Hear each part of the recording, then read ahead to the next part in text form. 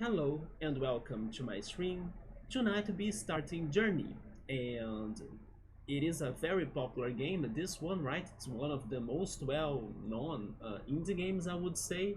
A very influential game, and I have been very curious about it for a long time. Especially now that a friend of mine has played it himself, but he kind of told me that he didn't understand what was the game about or what was the point of the game. And then I was like, you know what, maybe I should play it soon so I can try to understand its hidden messages or its metaphors or something, because I do think this is a deep game. Even though I still haven't played it, I'm expecting it to be that way. Maybe it will bring some thoughts of like solitude and loneliness, or maybe just, I don't know, something about emptiness as well. At least that's the impressions I get from, even for example, this game menu. Hi Piero, what's up, man? Also Nubble, thank you for the lurk. Uh, can you let me know if the audio is alright? I know the game is not making a lot of noises right now, but is it okay? Because I was struggling with some string problems and issues that I was in need to like do some testing before starting the stream, and it's been happening since Roller Coaster Tycoon on Wednesday, that I still think it could be related to the Windows update that I got, and then OBS. I'm waiting for a new update from OBS as well. I'm not sure, but today was the same thing. I was struggling when I was testing this out. Maybe as well part of it was my bad, because I was trying to make my controller, this controller, to like work with this game, but I think the game was not recognizing it or identifying it.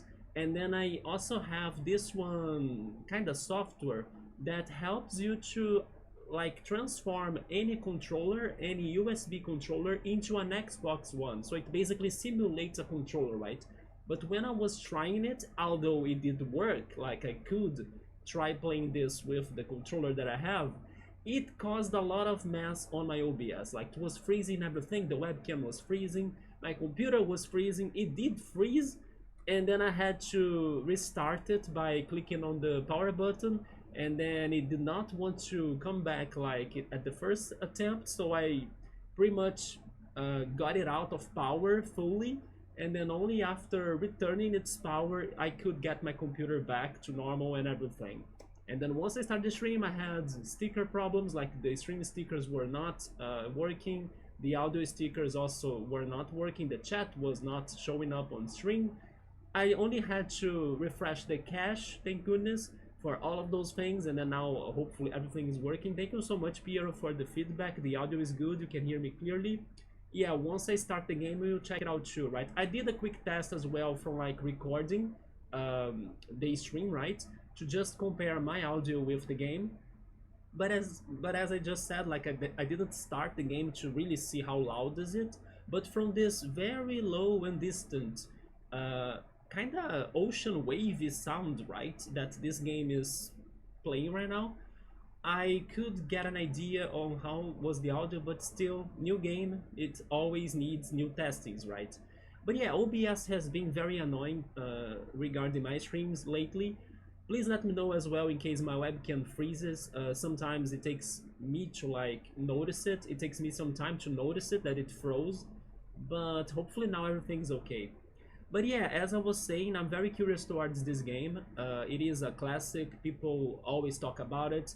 It is very influential. I actually do think that Sable, for example, the other open world like adventure game I have been playing, and I will be back to it, by the way. It's just that this week I couldn't, but if next week is more slow going to me, then maybe I can get one day, one of my rest days, to go back to Sable, right? Either on Monday, on Tuesday, or on Thursday, right? But this last week I really couldn't because I was super busy.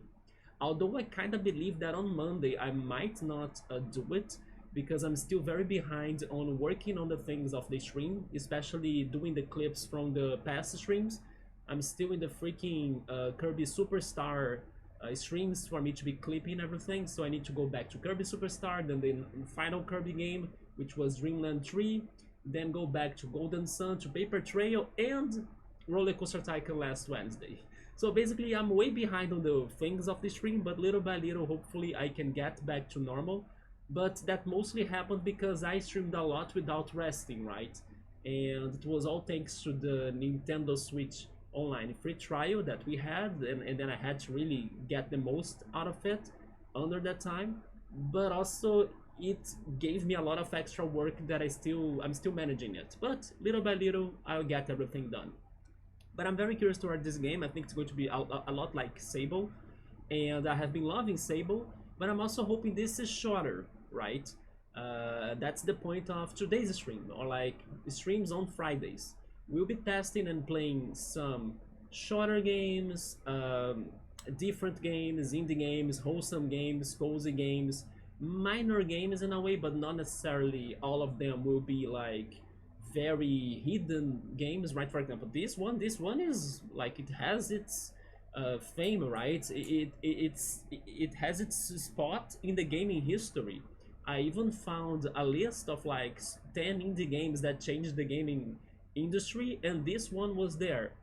So yeah, this game is big, but the idea from our Friday streams pretty much will be minor games that maybe I'll be able to finish them faster than usual. Not necessarily that fast because you guys know me. I still take a lot of time because I like to explore, I like to chat, I like to everything. But yeah, that's the idea. We are going to be testing some games that hopefully they can be enjoyable and surprising and different and also somewhat shorter than normal, right? So hope you're having a good day. My day was alright. I went out to play Pokemon Go. I bought some groceries in the bakery. Then yes, I'm feeling better today than yesterday. Yesterday I was very tired when I got home, and today was a good day. Today was also beautiful outside. Yeah, it was a beautiful sunny day. I paid attention to nature, and then I even realized how bigger some of the mountains were like today. I was like, wait, were you always this big? You know, when you sometimes just pay attention to something and then you realize it's looking different. Yeah, I was going downhill in the street, and then I look at the mountain. I was like, wait, why do you look bigger than normal? You know, but it's the same as always. Maybe it's just because the day was super pretty, super beautiful, and then I don't know, gave more attention to everything, right? I have never watched Journey, but I played through Sky Children of Light. I actually gave that game a try, right? As it is free to play on the Switch. I I was a little bit lost, to be honest. I wasn't sure exactly what was my goal in that game, so I didn't play it that much. And I thought the game was giving me a lot of maybe interruptions for me to maybe try the multiplayer, the online or something, some sort of missions that were happening in the online. I got a little bit lost when I tried playing it. Was it worth, like, was it very good for you to like maybe continue the plot of it or get to the end of it? Because I'm guessing you could get to the end of it. Because in case it is worth like progressing until the end, I could go back to it, and we could add it to our Saturday streams, right? We could be trying to finish it in our sweet Saturday streams. But when I tried it myself a little bit, I was very lost. Like, I wasn't very sure if I were, I don't know, even doing what I had to do in the game, because maybe the game was kind of pushing me to go online and play it multiplayer, you know. So I was like, wait, but isn't this an enjoyable experience on the single player as well? I was very lost about that.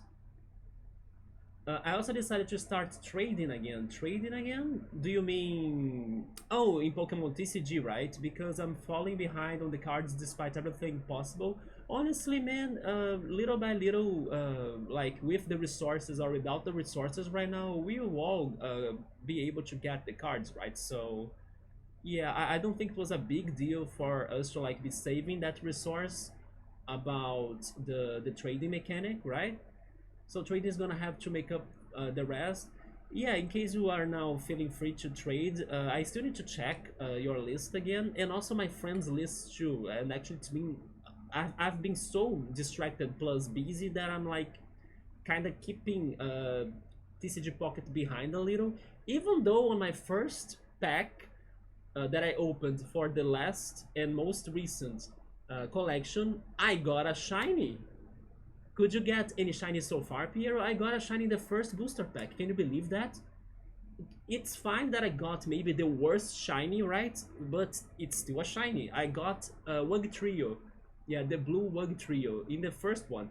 And then when I opened the 10 packs at once by using my hourglasses that I have been saving for quite some time, I got the normal Wug Trio, and then that was making me very happy because I was hoping that could happen. Like you could have the normal version of the Pokemon and the shiny version of the Pokemon, right? When they announced the collection, I was like, wait, it's just the shiny, but then won't they make it rarer?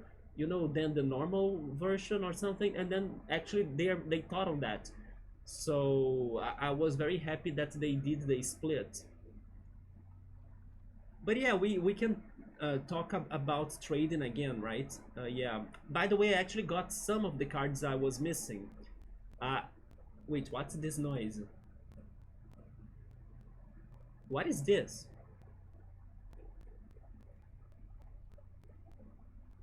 Okay, you guys can hear that too, right? Is my computer frying or something? What's going on? I'm scared. You see when I was saying that my stream has been all sorts of shenanigans? Did it stop? Okay, I think it stopped. What the hell was that noise? I'm very scared. I hope my computer is okay, right? I don't wanna mess with it, like, I don't wanna fix it, or I don't wanna have to fix it. So you did play Sky when it was more new and simpler. Okay, so maybe it was better and more straight to the point, right? Because right now it's a lot of messages, a lot of things they ask for you to be doing and checking. Although I was like, isn't this extra? But they make it sound like it's not extra. It's more like important. Yeah, they added a lot to Sky in the beginning, right? That, in my opinion, is too confusing. I felt that. Yes, I felt very confused, and then I kind of lost the desire to go through it. But again, as you were telling me that the game like is worth playing, and then maybe just skipping the bad parts of the beginning, we could give it a shot for sure.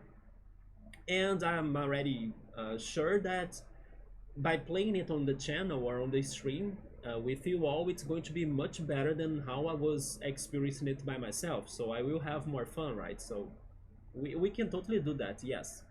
Especially because it sounds like a good game to be in an intermission, like between a very long game from the Switch, and then we can play it as like something shorter or lighter before we rest for the next big title, right? So it sounds like a good plan to go under those lines. Oh, I can add my updated list in Discord. All right, man. Although I gotta tell you that maybe we will only have time to check it next week, because this weekend I will also be busy as there is going to be a gaming event in the city. I'm heading there tomorrow and on Sunday. I'm not even sure if I'm streaming in the weekend. I will see how am I feeling when I'm back home, and also if I will be like with energy or not really getting too late. I will try. I won't give up even if it is like a short stream or something. But I'll be super busy, so probably I won't have time to do it this weekend. Yeah, and it starts in the morning, so it's probably going to be very rushed. But I did get some cards myself. For example, the Superior that I was missing, I got that. Also, I think I got the Poliwrath and another one too. I'm not sure. You are close to completing everything. There we go. So maybe I will need to see if I do have cards for you. But it was a lot of resources to make it happen. I'm actually opening the older packs before going to the resources, right? I'm trying to get a Venusaur from the first collection. Nobody seems to have that Venusaur, so I'm kind of opening the Mewtwo booster pack over and over, but still not happening. But now that we got the newest collection, I'm pausing that to go back to the new collection. And then after, I don't know, I get some more things in there, then I'm planning to go back to the Mewtwo booster pack. The good thing is that I got some EX cards that my friends were missing, and I couldn't trade with them because I didn't have enough, right?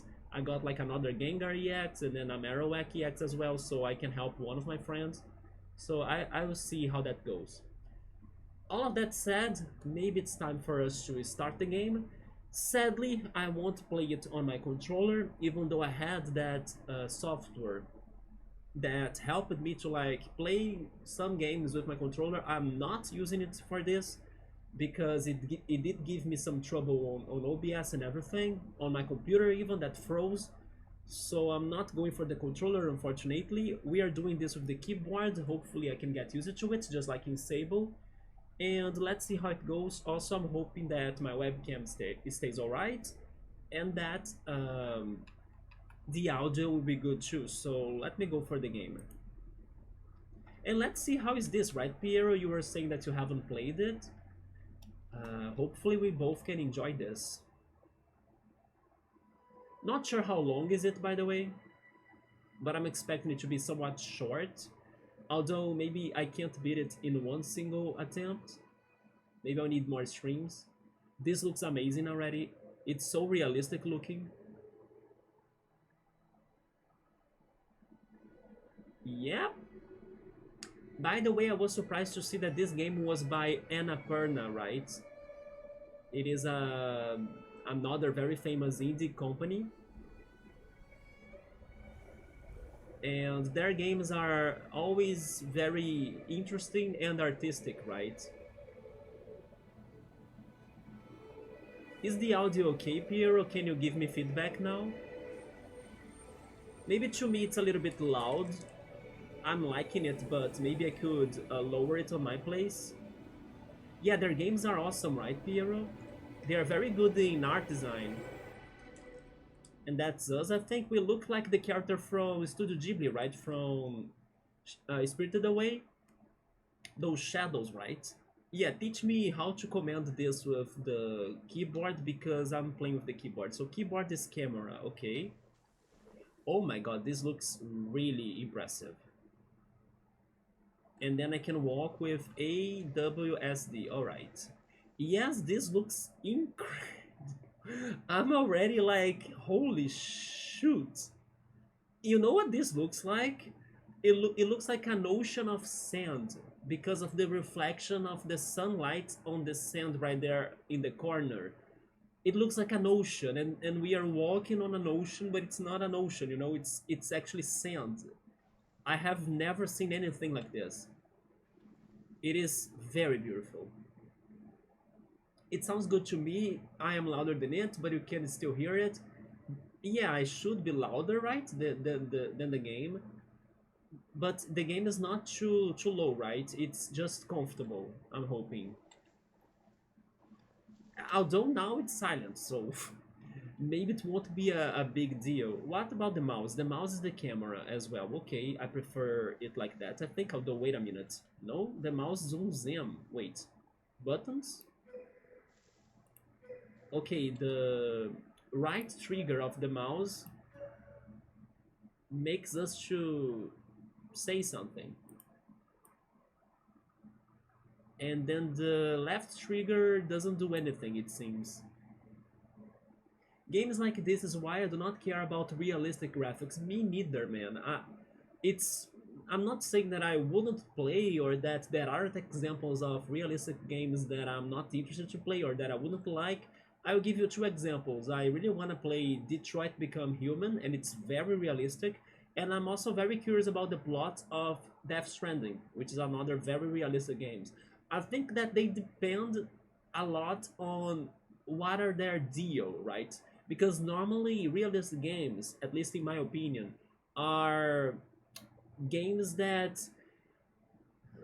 maybe I'm being too general, but for example, FPS games or war games, like games that will show you, you know, the army going to a war or something, or maybe they could be something like GTA that I'm also not a big fan of, or even some very heavy medieval games like The Witcher that doesn't really get to me that much either. I prefer things that are more dreamy, ethereal, atmospheric, or that have a very good plot. For example, Detroit Become Human, and then I'm also expecting Death Stranding to be that too. But in my opinion, the most games that are realistic, they are from genres that I'm not very attached to them, or like that I don't like them that much. Mostly of them FPS games, right? There are adventure games too. I'll give you another example. Maybe I could see myself trying and playing Horizon Zero Dawn. It's one of those games that are in the border of like, oh wait, this is a pause screen? Interesting. So they have an idle screen, right, too. Man, this game is like an art, right? A piece of art. Look at this. It is amazing. But yeah, I do have my personal blocks on some of the realistic games. But little by little, I hope I can still try them, even though sometimes I think they offer more realism than creativity, if that makes any sense to you, you know. And I prefer when games give me something creative, different, and not really, I don't know, super violent, super serious, super bloody. Like horror games also can be very realistic, and it's not really my thing. So yeah, I normally prefer something more fantasy going because it's more dreamy like that I really like a lot. Not sure if I could explain myself very well, but I do have a problem with some realistic games too. The style is more important. Yes. Yes. For example, we played Kirby Dreamland 3, right? What was that art style of Kirby's Dreamland 3? It was so beautiful. Even the one from the NES, the first one, Kirby Adventure. I mean, the first one for the NES, right? What a beautiful game that knew how to use the colors. Like, it was such a pleasure to my eyes to be looking at that game. And it's simple, like, it's not about crazy looking graphics. But if they can work with both things together, like in this game so far, although it's not super realistic, right? But it has some realism, like those dunes to me are very realistic looking, not really the character. It can work very well if they combine the art style plus the the graphics of the game. Also, hi Sabro, what's up, man? We are here starting Journey, and we are like amazed by how beautiful it is, right? Look at this. I think this sand is like an ocean, you know, because of that sunlight reflection on it. It's incredible. I hope it is as beautiful to you there watching me than how it is to me looking at this game on full screen on my new computer. Man, this is like, it's beautiful. I think the realistic games are usually still good games, true. Yeah, some of them are, but also some of them are not really my games, right? Like the shooters, the horror games, the war games. Um, Only a couple of them really get to what I normally like to play. Some adventure games. So when I'm playing something more either cartoonish looking or fantasy looking, I think I'm getting closer to something that fits my taste the most. Maybe the only thing that is important, um the art style, right? Yes, I think it is more important than the graphics for sure.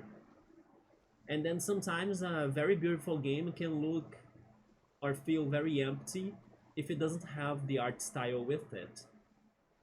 So what is this?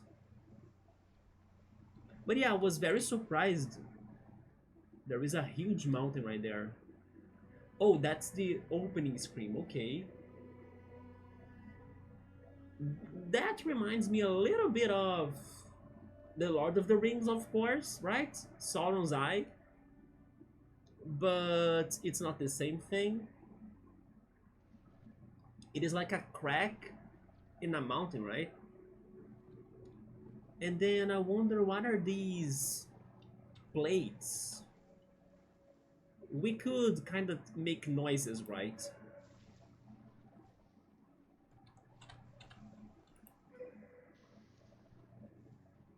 They don't react a lot to our noises.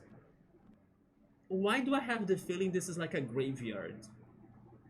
Not only because our protagonist is like some sort of shadow or soul, right? But this feels a lot like a graveyard, don't you think? Which is already giving me some vibes of this game is about passing. You know, like a, I don't know, a soul that's in between the real world and the afterlife or something. How far can I go, by the way? Subaru, have you ever seen this game before? Or are you just like me and Piero that we have never played this or checked this out? Yeah, this place looks like it's supposed to feel ominously empty. I was already expecting some sort of emptiness in this game from the trailers, from like the images of it.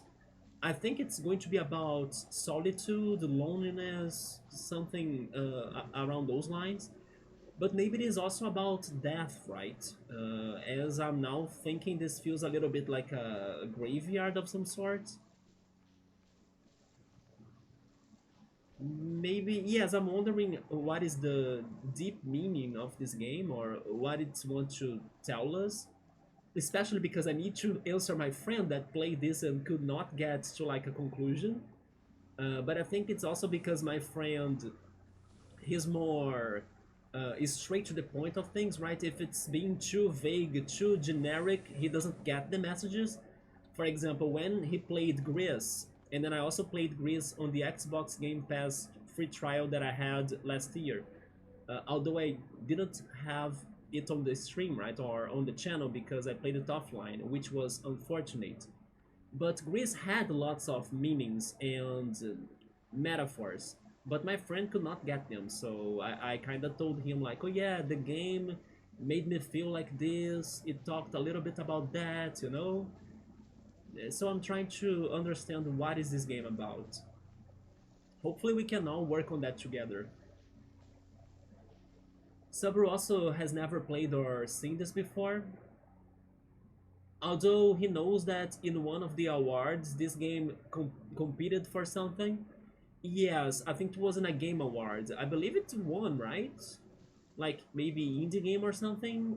I'm not sure, but I do think this game is a winner. Not really game of the year, but either indie game or maybe art direction. I do think. Oh wait, okay, so that's our limitation. Oh no, not the bots, right? Okay, give me a second. We need to go to the OBS. There we go. Okay, this was easier than Roller Coaster Tycoon, thank goodness. There we go. Now I'm back, right? Webcam is okay. It's all okay. Nice.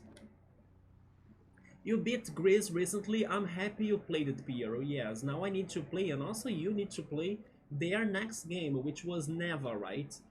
Yes, Grizz was amazing, wasn't it? I don't want to talk too much about it already because I don't want to spoil people here, but it did have like very deep meanings behind it. You know what I would recommend you doing, Piero, because I also did it myself after beating it.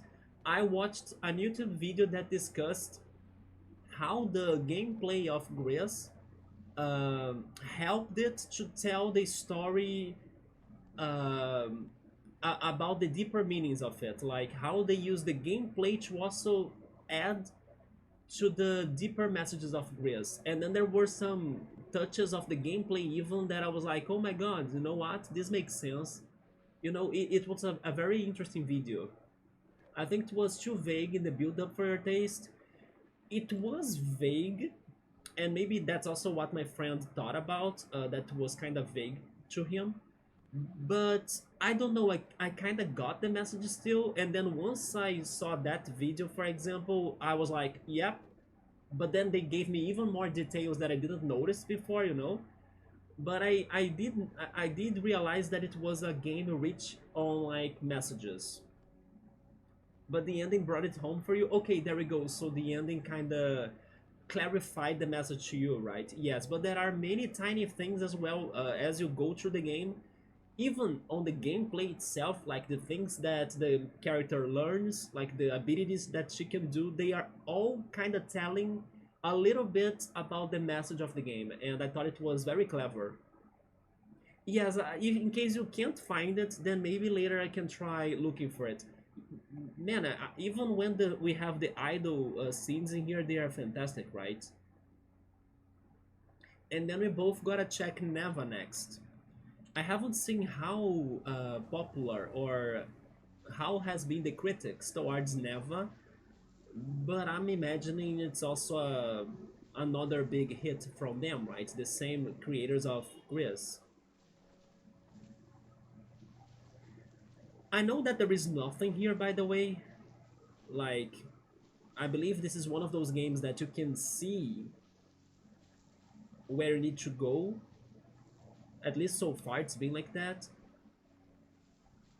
But you guys know me, right? I do wanna check everything still, so please hang in there with me. Another thing about this game is that before playing it, I played Cocoon.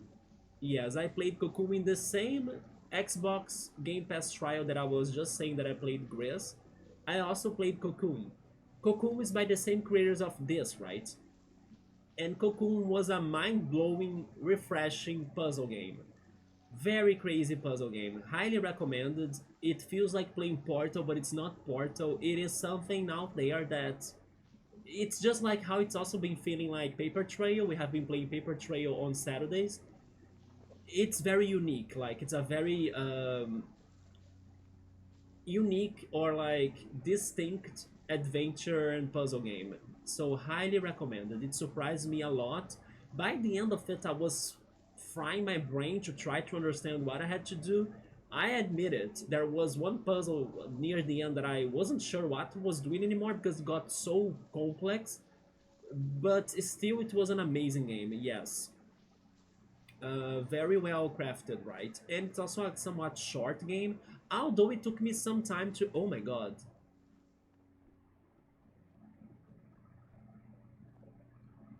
this is like just beautiful. So Subaru checked it out, and this game only won some BAFTAs. That's kind of great, but still sad, right? I could swear it was a winner of some of the Game Awards things because definitely deserved.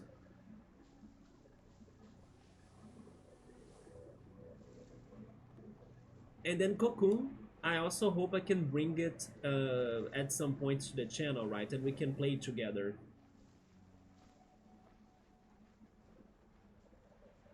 But I did take some days to finish it. Even though, of course, when you check it on like how long to beat and stuff, it says, oh, it's 4 hours long, it's 5 hours long. When you are stuck in a puzzle, it is not just that, right? So, as there were many puzzles that I got myself stuck at, I took some more days to beat it. And then maybe this game will also be longer than just today, right? I'm already expecting that. You know what? Maybe we can start maybe progressing to something we can see that's in here, not just emptiness. But I'm just amazed how beautiful the desert looks like. I maybe found it. I'll put it on Discord. If that's not the video, let me know. I'm not sure if I will remember, but I can try to remember.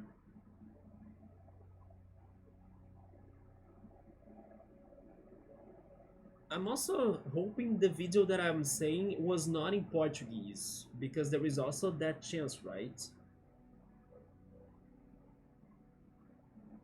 Yes, I'm not fully sure if that's the one, man, but definitely check it out. Because the one I watched really talked about the mechanics of the game too, right? So let me quickly check this out.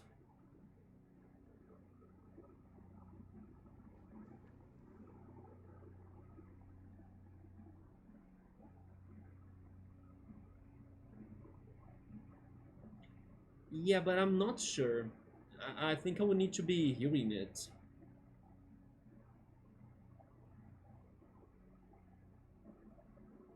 But they definitely will be talking about the abilities of the game that she can learn, and also the colors, right? The transition of the colors.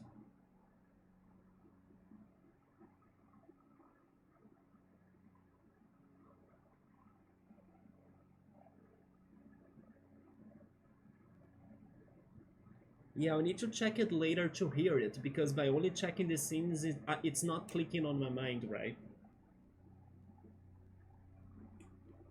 Subway is also saying that it won the VGX award and the Peabody award. I haven't heard of those though, right? I'm not sure about those two awards. How old is this game, by the way? Because you know what? Maybe it is kinda like an old game already. Even though to me, by playing it right now, it doesn't feel that old at all. First thing for us to notice in here is how in those two plates up there, they have the flying cloth, right? That I'm not sure what is that. But those two right there seem to be more important than the rest because they have that flying there. Not to mention that they are located at a higher spot, while the others are at the bottom level, right? Without the flying cloth. But there was something else too there that I don't know if you guys noticed, but I did notice it, and now I'm more curious about it. Can I jump, by the way? Oh, the space bar also does the sound. Okay, I can't jump. I'm testing the buttons in here, the keys. They are probably going to teach me later, right? Have you noticed that there is a third one? Look at that. What about this third one? I noticed this. I believe that's our first mystery about this game. There is a third one next to the bigger and supposedly more important two plates, but it's a regular one, right? What is this about then? Let's keep that in our minds. And then we have plenty of those plates. This is also reminding me of the Gerudo Valley of Ocarina of Time that you need to be following. What were we following again in that desert? But there is the maze of the desert so you can get to the spirit temple, right? And you had to follow something. I think there were flying cloths as well, like tree trunks or posts that had the flying cloth too, right? And then you had to spot them and keep on going under that track by using the lens of truth. Yes, I think now I remember how that was like. And this area feels a lot like it. This is a 2012 game. Man, it's been more than 10 years. It's been 13 years, right? Yeah, this has aged very well for a 13 years old game. I was expecting to be old, but not that old. I was maybe expecting to be, I don't know, from 2016, 2017, you know?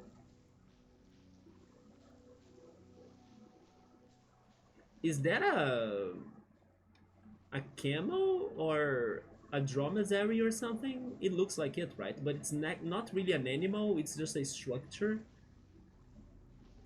But the first structure we have found is this one. That was even in the idle, not really idle animation, but like the idle. Uh, no, it was an animation, right? The idle pause scene. Let's see if we can get back to it. Yeah, they showed that to us. That has a shiny mark right there on the top of it. Some sort of magic, I think.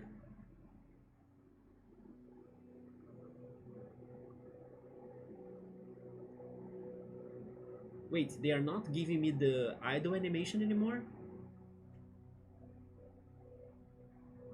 Okay, never mind, but you guys probably noticed that, right? That this area was there. So, what is happening in here?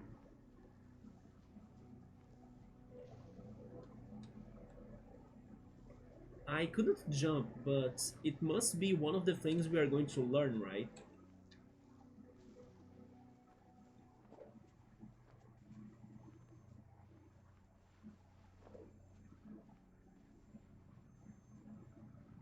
And then what is this?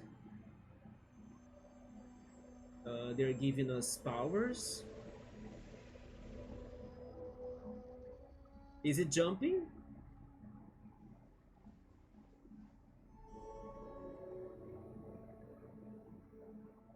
Control to jump?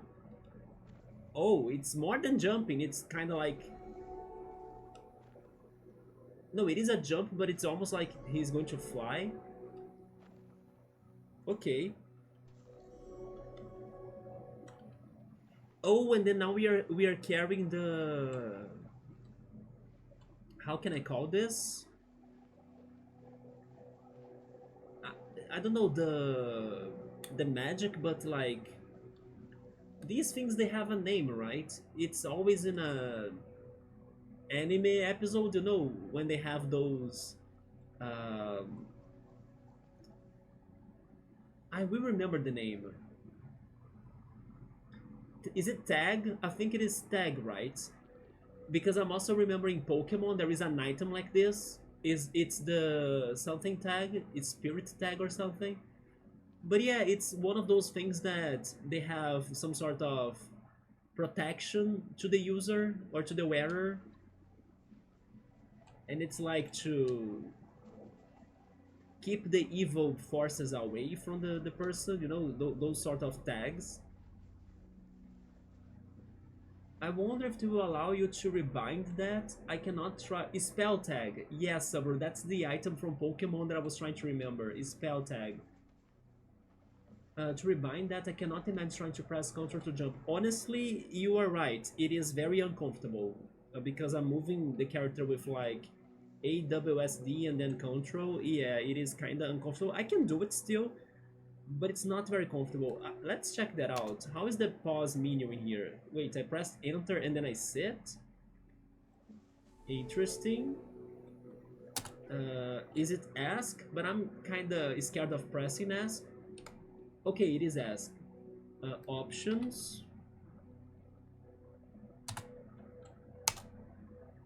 Controls.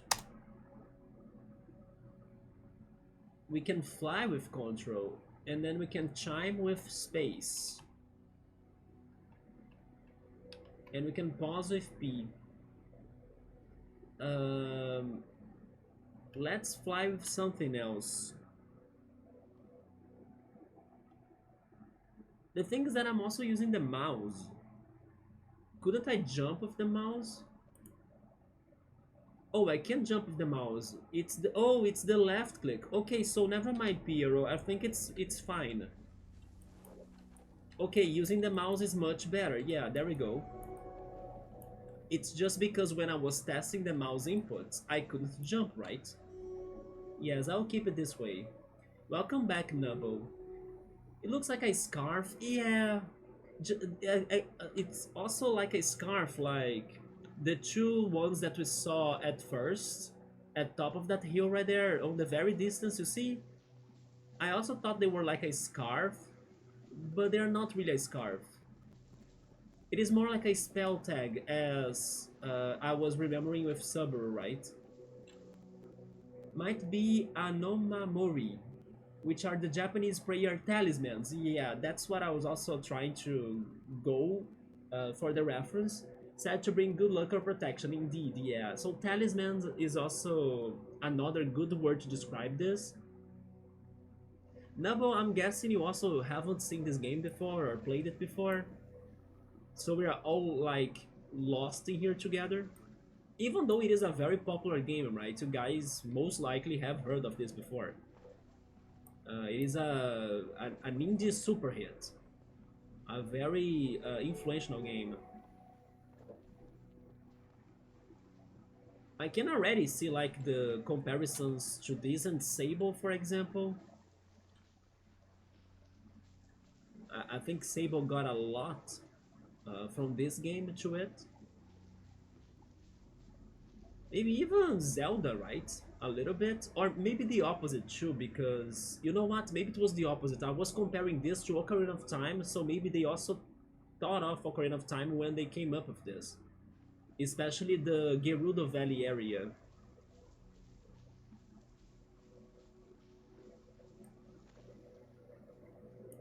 Yeah, so pretty much I can't see any reasons to like really side quest per se or like go off track. It seems like the game won't give us any rewards for from doing it. I do it because I'm curious or because I like to find secrets and stuff. But it looks like this game won't be one of those games, right? It's going to be a little bit more direct.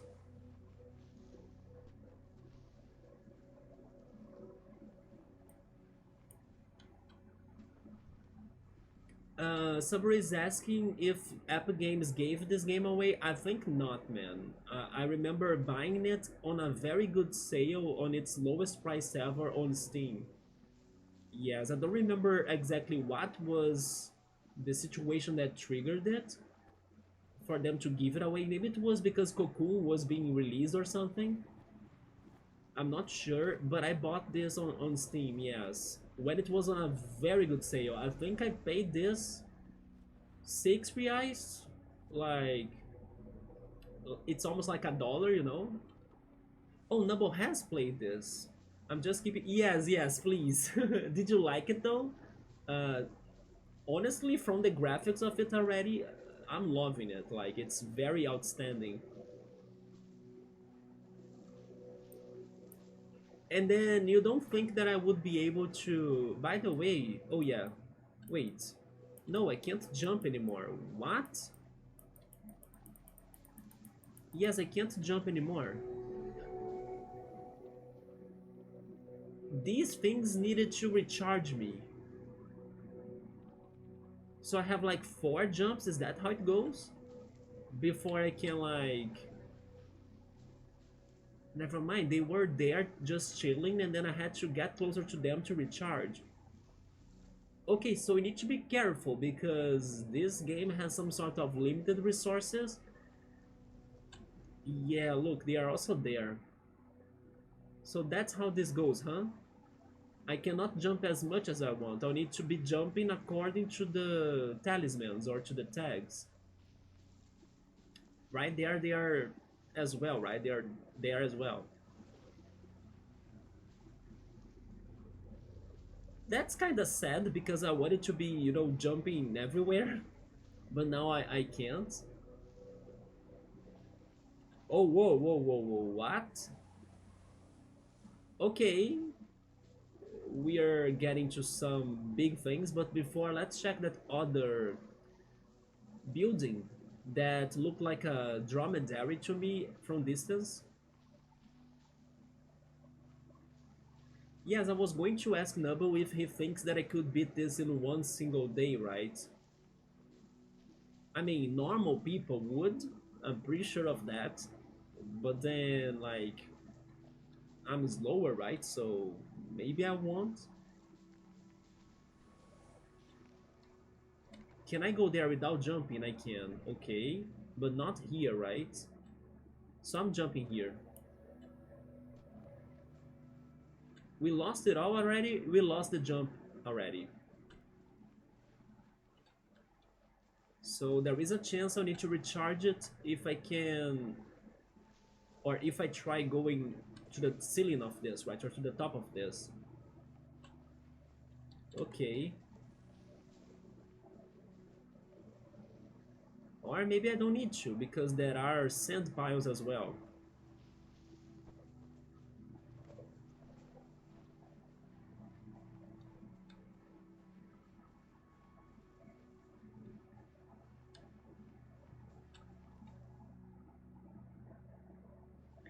But yeah, Subaru, I don't even know if this game is on Epic.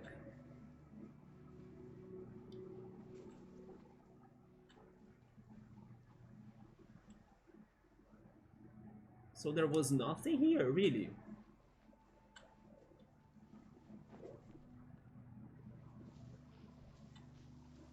I'm kind of missing some sort of achievements, right? But I'm not sure if Steam is give. Oh, there is something in here. I'm not sure if Steam is giving me them.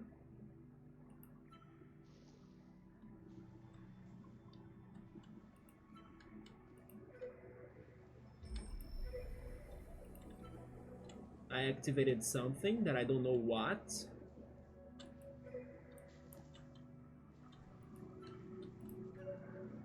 Some other messages that I'm getting from this is like tradition, heritage, culture.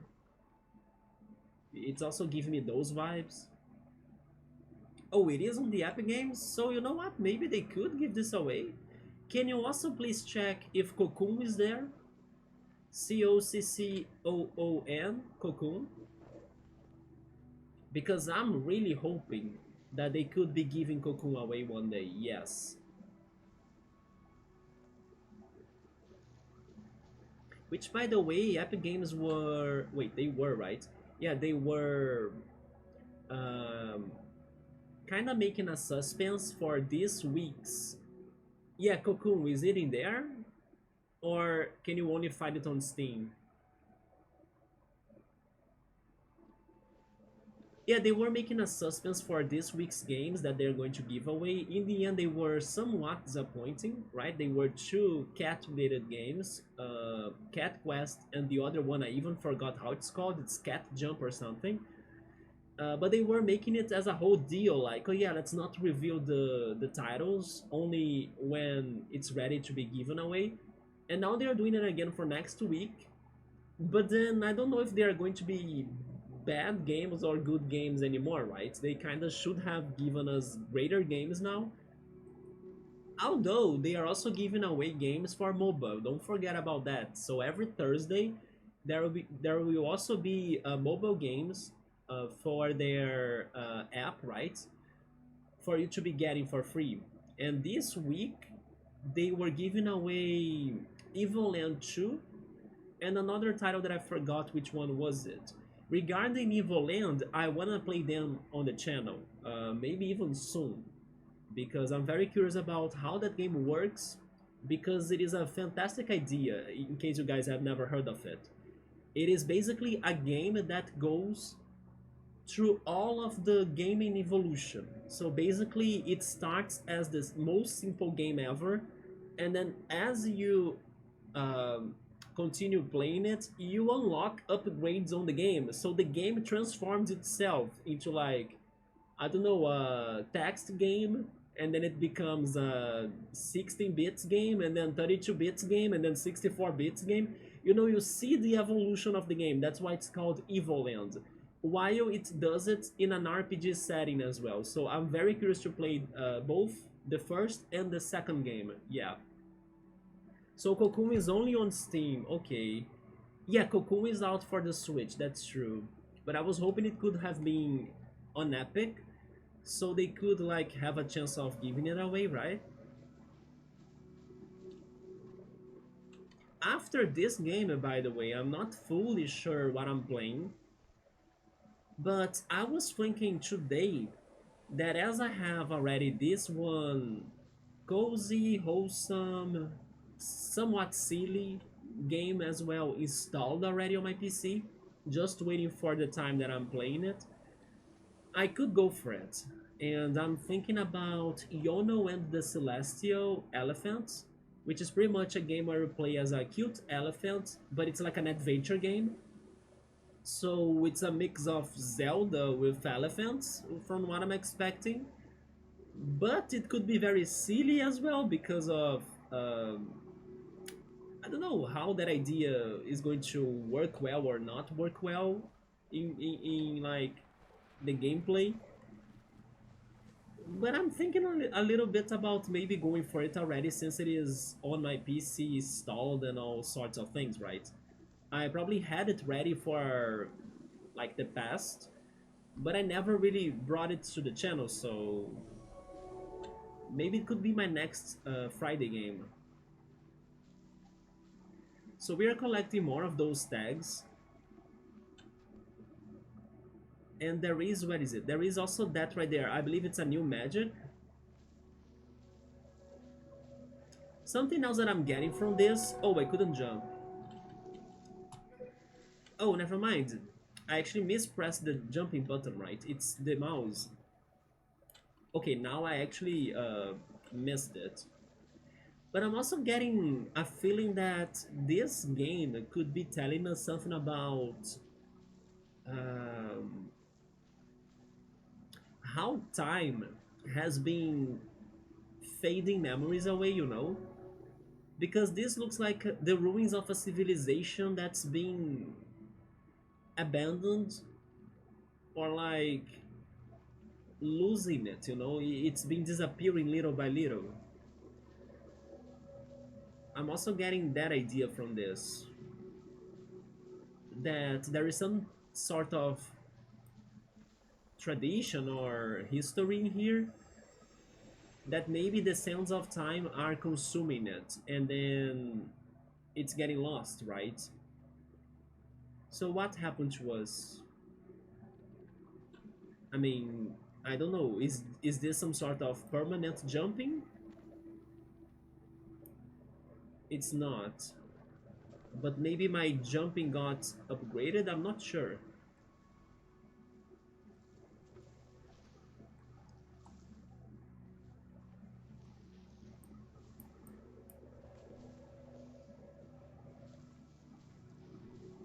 It is hard to get to these tags, right?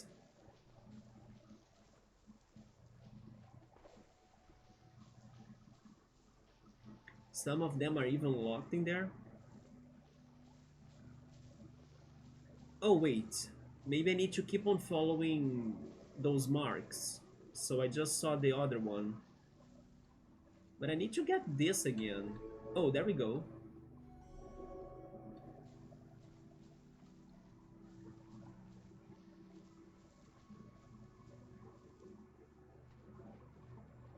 Saber, what have you been playing now? After you finished Koromon and Digimon. I mean, never mind, you said that you were playing the devil thing, right? The other part of Digimon. And then Nubba was playing... Um, oh, Hacker Memory, yeah. Nubba was playing, was it Call of Duty, I think? When he was lurking. Let me confirm that. Maybe I'm getting the wrong game.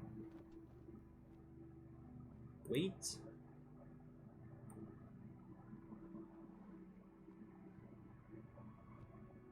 Yeah, Call of Duty, I remember it right. What about you, Piero? Have you been playing something? Oh, that was a mistake. But I'm now shining, right? Why am I shining? Let's get them again. There we go.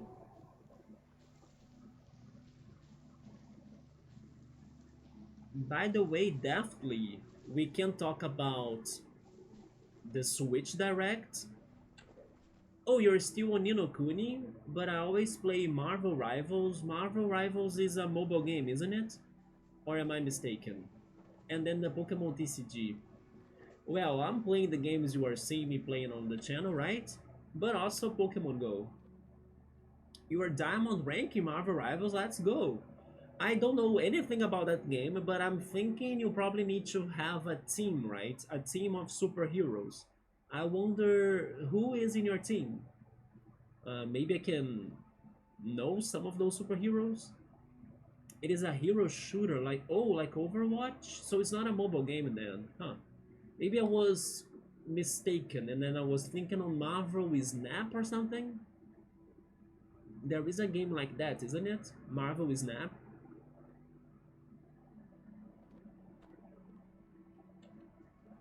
Let's try jumping to the top, but can I? Maybe I can make this jump as a simple jump. Yes.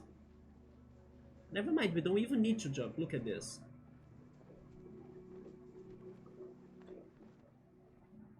This looks like an abandoned shrine. Hello?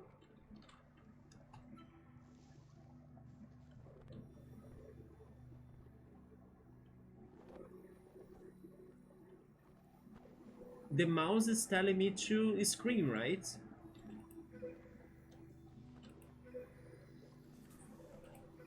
Yes. It's like we are giving voice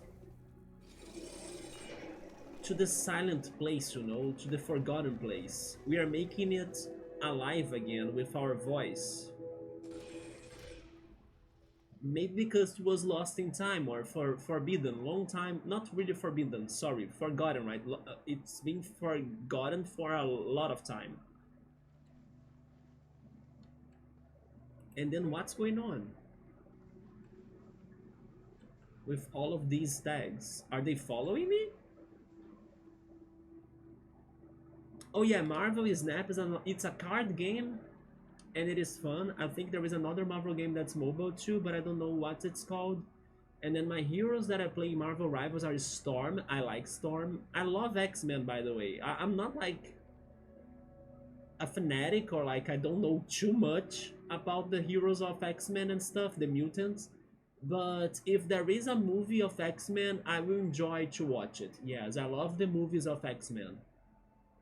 The Scarlet Witch, Namor, Magneto, and some more. Okay, that sounds like a fun team. But I love Storm, yes. She's very iconic. And Magneto is a very crazy character too, right? Which, by the way, now I miss watching X-Men movies. It's been some time since the last one was out.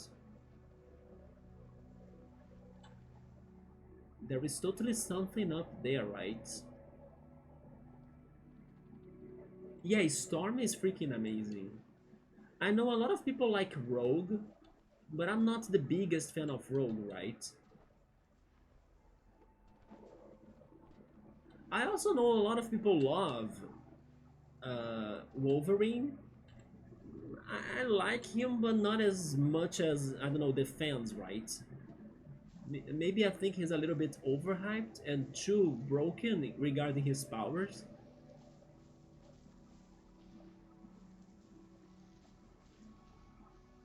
I also used to like the, I don't remember his name, but the guy that can freeze, right? In X-Men, the, I don't know, the ice guy or something. I don't know his name. I just thought that he was literally a cool character, right? We cannot jump there unless I use my jump. I will use my jump, why not? Wait, it's like this. There we go. I'm still forgetting that. Is this a puzzle? It is worth checking. I'm not a big fan of Marvel. I kind of prefer Marvel over DC, right? Not that I'm a big hero fan. I'm not. But I normally prefer Marvel movies than DC movies. I never read a comic. Me neither. I also were not too into the cartoons back in the day. I just watched some of the movies, and I think the Spider-Man and also the X-Men movies are my favorites regarding those superhero movies, right? But I really like competitive shooting games. But even not knowing the lore, some characters are cool. Yeah, sometimes their designs or their powers are interesting enough for them to be remarkable, right?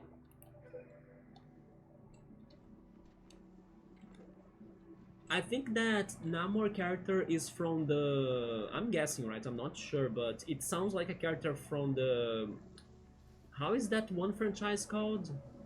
The Explorers of Galaxy one or something, isn't it?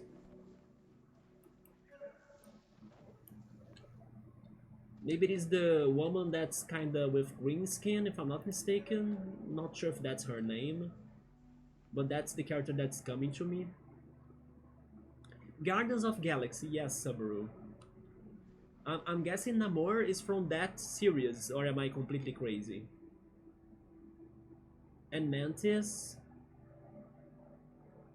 DC has some problems to create the DCU, the DC universe, right? You think that Marvel did it right? I know everybody loves the Avengers franchise, right? So maybe they did. Oh, you don't think Namor is from that? I don't know where he's from though. He's quite like Aquaman or something. Okay, so I thought of the wrong character. So I really have no idea who Namor is. Let me check on my phone. I need to put my phone to recharge, by the way. It is at 21% of batteries only. Namor. Oh yeah, he's the submarine or submariner actually, prince.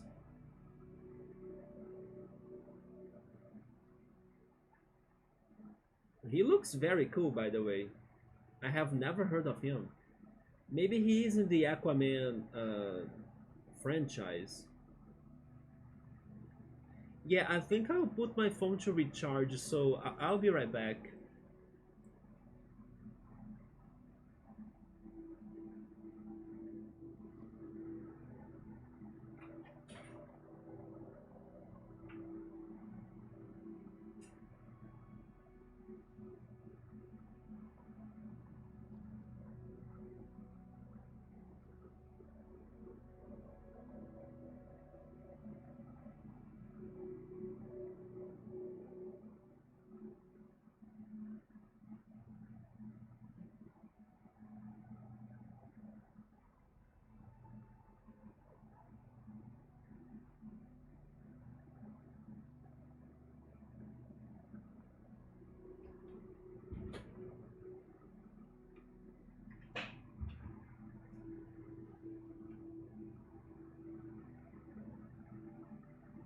Okay, I'm back, and then I got my other phone that's fully recharged, right? So there we go. I just did some swapping. Oh, there we go. The pause idle animations are back. Wait, Aquaman is from DC? So I don't know from which franchise Namor was from. Have you seen the next Avenger cast? There is going to be another one? They are going to give us more Avenger movies? I like playing Namor because in the game you can place the Octo turrets on the level so he can surprise the enemy or lock down areas. That sounds a little bit like some tower defense strategies, you know?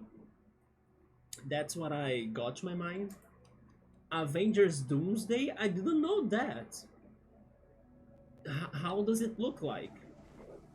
Because don't you think it's kind of risky for them to give it more movies after it's already a successful thing? Maybe they could ruin it, you know? Sometimes they should stop when they are on a high point, right? And then that's what I think they should be doing. Yes, Avengers Doomsday. I didn't know that, or if I knew that, I forgot, I guess, or it didn't get to me.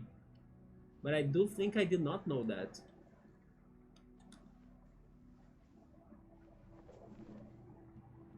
Oh, thankfully the wind brought me to this platform.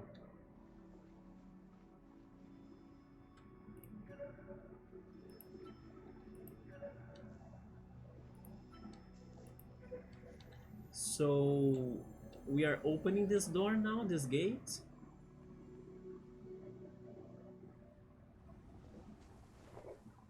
Oh shit. Flashbacks. Now this is like Avatar.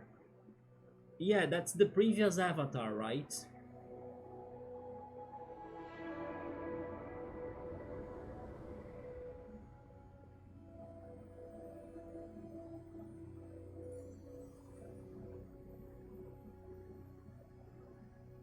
The universe? I love their very unique language, you know. It's like we don't understand it, but it's communicating to us still. It's kind of interesting.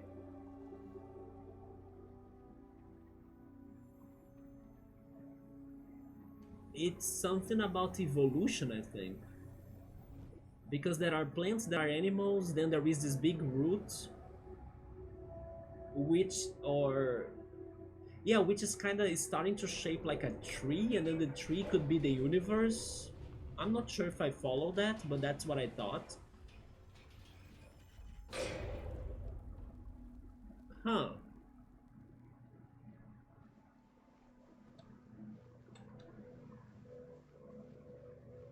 Okay.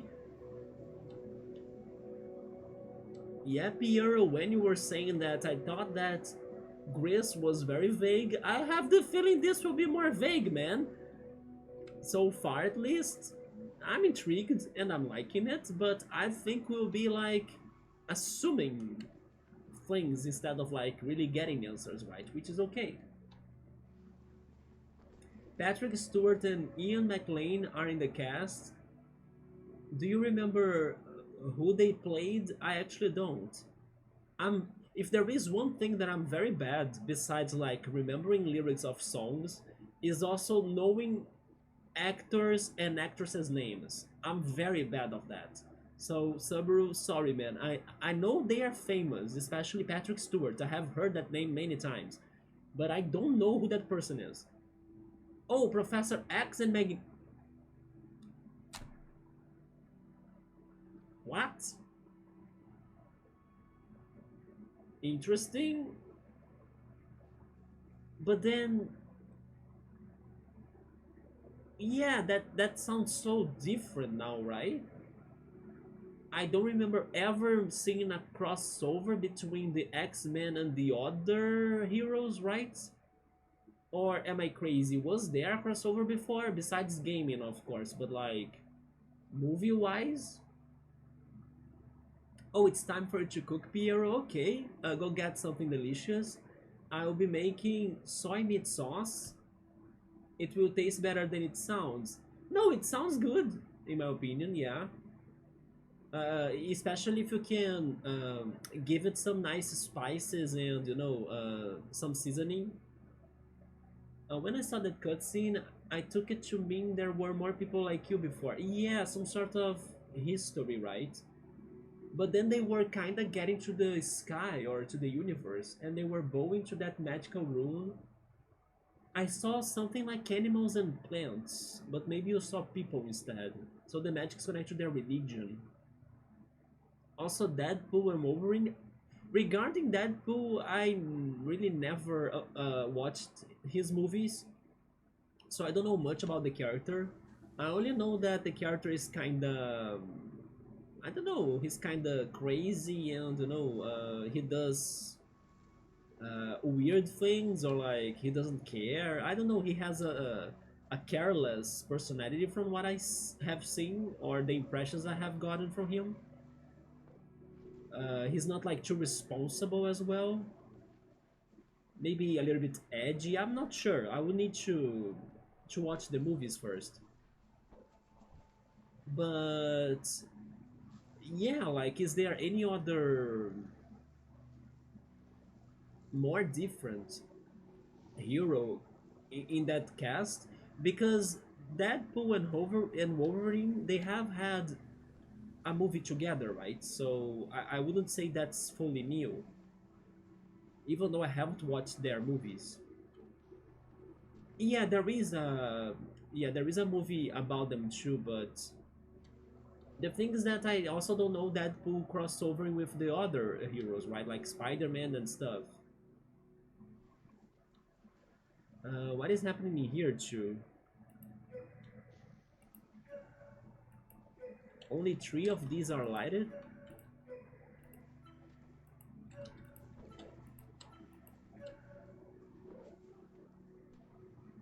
They have already done the multiverse in the MCU. No, regarding that, sure, but they are not really continuing from the universe they showed us before, right? They are maybe showing us something in a different universe with the X-Men characters now. Is that what's happening?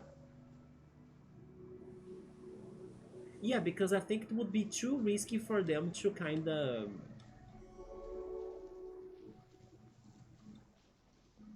uh, mess with the first. I don't remember enough. It was really a trilogy, but I think it was a trilogy, right, of movies for the Avengers.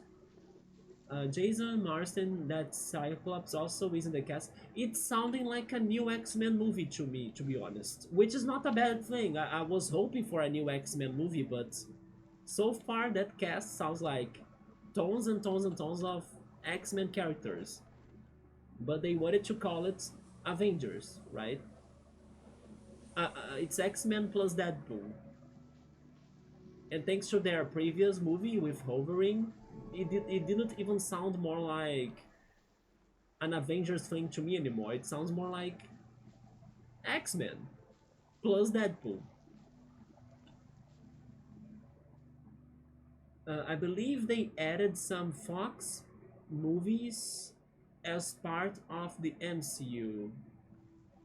Interesting. And do you think they make sense to the timelines and stuff? Or do you think I don't know, they can have their flaws right in the plot because of that decision? It is a multiverse, I know, but in each universe, does it make sense? Oh, that's their excuse. I see. As long as it doesn't get as crazy as what I have heard that Kingdom Hearts does, then sure. Because people tell me that Kingdom Hearts plot makes no sense, even though it's a good game for some people, although Subaru doesn't like it. Not sure if I'm done in here, by the way, but I think that we had to look at that cutscene and stuff. We can still go around, but let's do it from the top so we can have better sight of things.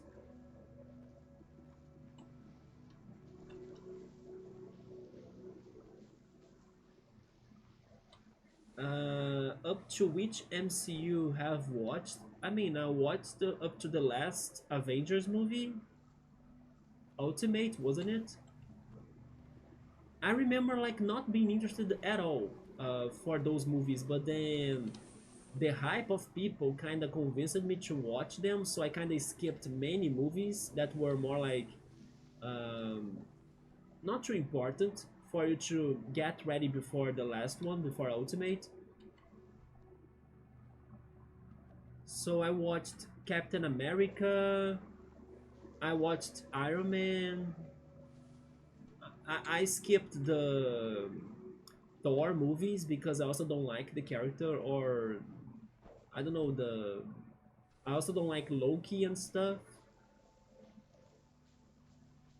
Yes, I pretty much focused on Iron Man movies and Captain America.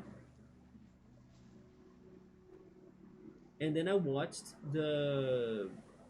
I think I watched the three Ultimate movies if I'm not mistaken. Hulk as well, I skipped that.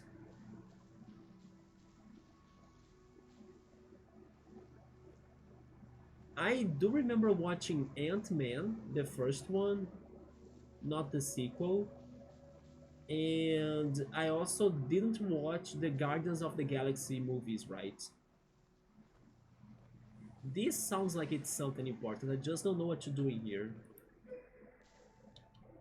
Because for the first time, it is not reacting to our chanting, right?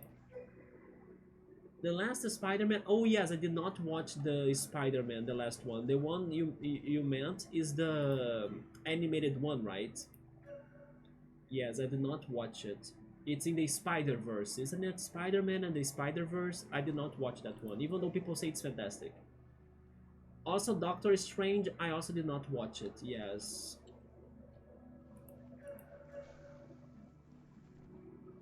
I watched the Spider-Man with how is it called? I forgot his name. I watched the non-animated Spider-Man. There we go. But I forgot the actor's name. Tom something, I think. Zendaya's boyfriend, pretty much. But I forgot his name. I think it's Tom something. And then before him there was Andrew Garfield, and then Tobey Maguire, right? Back in the day. Yeah, I just forgot the most recent Spider-Man person now. No Way Home. I think I watched that one. Isn't it the one with... Yeah, it is the one with the guy that I'm trying to remember his name. And then he kind of gets the help of the Iron Man, right? To upgrade his suit, if I'm not mistaken. Or am I actually mistaken? I'm thinking on the older Spider-Man when this No Way Home is a more recent one. But I think that's the one I watched.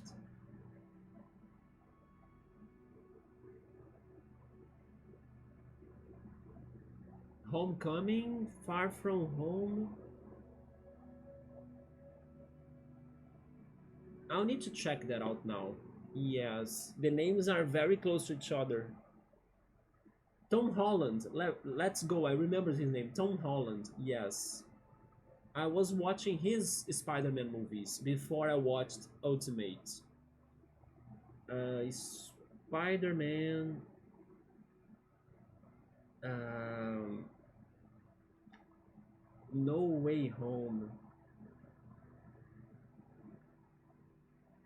It is from 2021.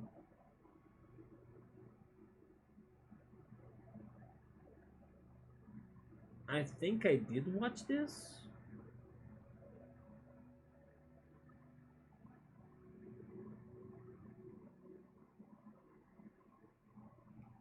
Or maybe not. I actually don't remember this movie that much.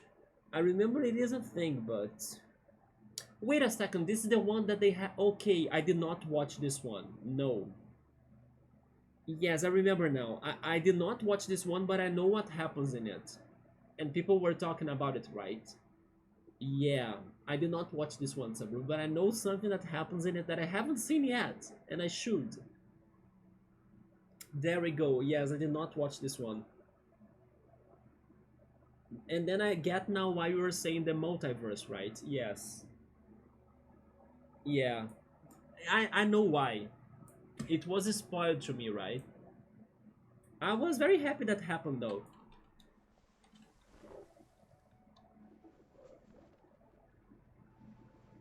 I have the feeling that... Wait, they opened the gate, so never mind. Maybe that's where we need to go. I was going to say that we maybe were missing something in here because I wasn't sure where they wanted us to be going. But we opened that gate, so it's probably that. You also haven't watched it, but you were happy. Yeah, me too. Yeah, me too.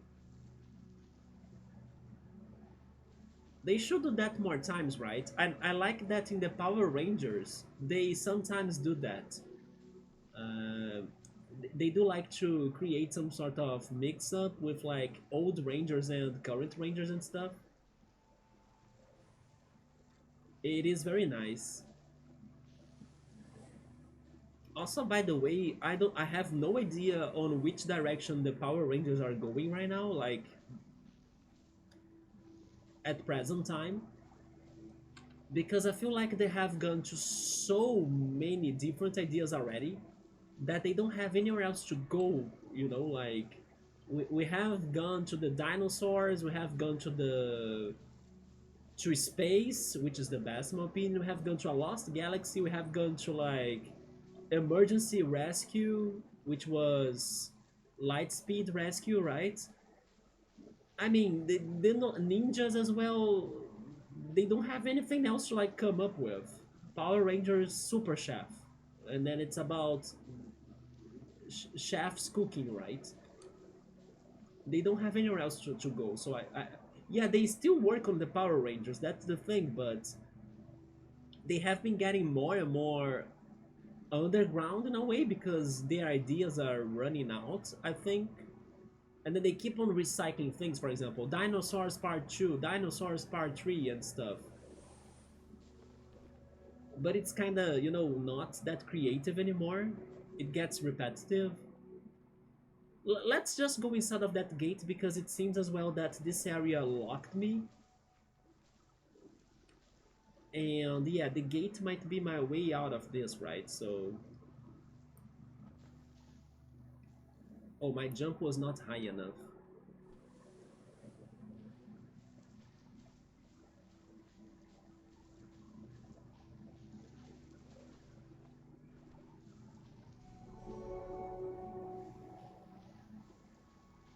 Another show that I also have no idea... Why do they have that flash right there? I have the feeling that maybe I need to jump when they are showing that flash. But another franchise that maybe could like give me more information regarding this, but that I also have no idea on which direction they are going for right now is Yu-Gi-Oh! I only have watched the Yugi-Moto um, arc, right, and not even the end of it because I felt it got very weird or boring, so I kind of gave up when I was trying it. But yes, I know there are many other seasons of Yu-Gi-Oh! I have no idea on which direction they are going for right now, right? So the most recent Power Rangers season is Cosmic Fury. They had Ninja Fury before. Is it about ninjas again? And it was released on Netflix in September 29th of 2023. Cosmic Fury, I don't know about that one season, right? I'm guessing it's ninjas again. At least for the Fury part of it.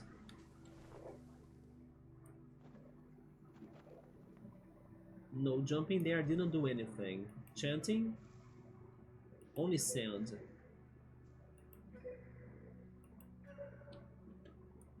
I don't know. Power Rangers Cosmic Fury is the... You see? It is the 30th season and the third Power Rangers season of Dino Furies. You see, so the Fury was connected to the dinosaurs. Yes, it's again the dinosaurs. It is a direct follow-up to the Power Rangers Dino Fury, and it has the same cast of actors and actresses. It sounds boring to me, you know, because I was not a big fan of the dinosaurs or the ninja season, so it's more of the same, I would say. But yeah, they still keep on going with Power Rangers, but they are not with new ideas anymore. They even had a season that they were like wizards. It was like a Harry Potter kind of season. It was called Mystic Force. But you know what? Maybe one day, I'm not sure when I'll feel like watching Power Rangers again, but I haven't watched the one that people say it's one of the best. Although I have spoiled myself on it a lot, I kind of forgot the spoilers, but I know it's full of like dark moments. RPD. Yeah, people say that RPD is one of those Power Ranger seasons that it kind of goes darker and crazier than the rest. They don't have like many filters, you know, and it's very surprising and the plot's very amazing as well. So RPD. I know your favorite is the Time Force one, right? Cosmic must be a copy of Galaxy and Dino. Yeah, we had Dino again. They keep, yeah, they have been keeping alternating between dinosaurs and space, but also ninjas. There are plenty of Power Rangers Ninja Storm or something. They should go back to the Time Force or do something different like that. Or maybe even, I don't know, Power Rangers Aliens, you know, because there are alien rangers as well. I remember that in Power Rangers in Space, they had an episode that there were some alien rangers that helped them out. against a monster that used to drain water from animals and planets. And it was like super dangerous because water was necessary for life, right? So that monster was like a big threat. Maybe I can jump from here. Yes, I think I can do it like this, right? I jump from here and then we float to the next platform. But yeah, man, they don't have new ideas anymore for the Power Rangers, even though it's still going. I wonder if the kids are still watching it though.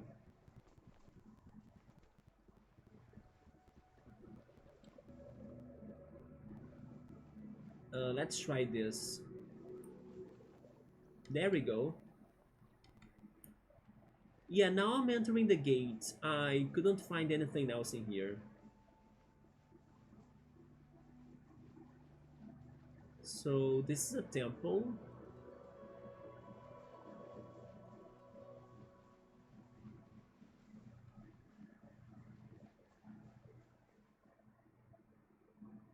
Hello?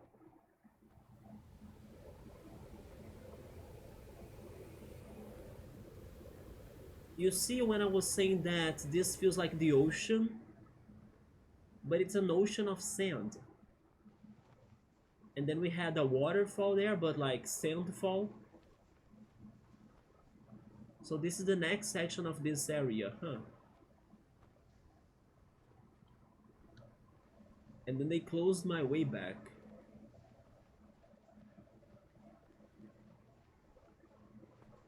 Hmm. Maybe each one of these sections will have a new power-up or a new spell tag. Sabri is saying that for them to keep on making the Power Ranger seasons, they probably have some audiences going on. Um because Netflix would stop doing them if they are not being profitable.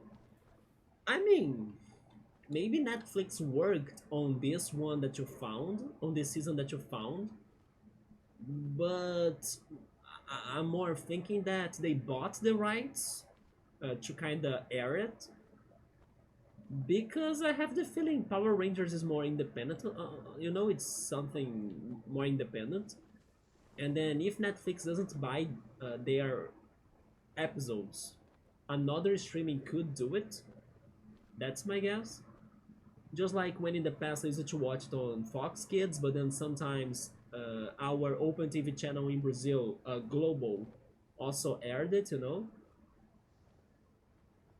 I just think that Netflix bought the rights, but not necessarily bought the show, right? So what do we have in here? We have those broken bridges right there. There is totally a path, but I'll need to jump very high, I think.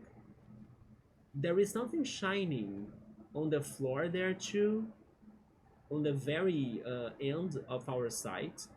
And there was that down there too. Let's check that one first. That's the closest. What's in here?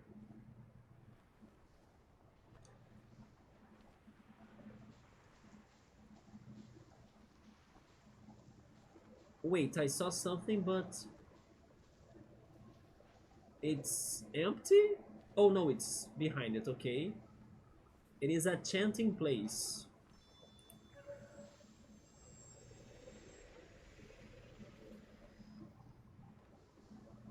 It gave us these stars again. I'm thinking those are collectibles. Maybe by collecting them all we get an achievement or something, I'm not sure. Never mind. Am I crazy or our spell tag is getting longer? It is longer, isn't it? Does that mean I can jump higher? That's what I think it's happening.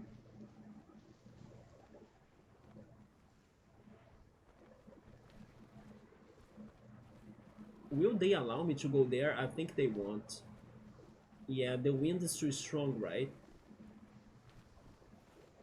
Yeah, we can't go there. Let's try getting the other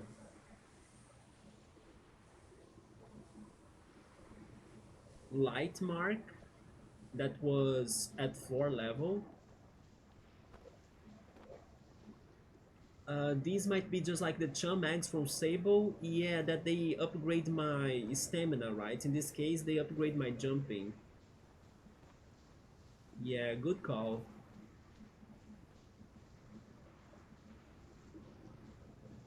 That's like a huge rock wall, or actually, never mind, it's the sand fall. It's the waterfall of sand. Well, that's another one. Let's see if we can notice if it is increasing the size of our jumping.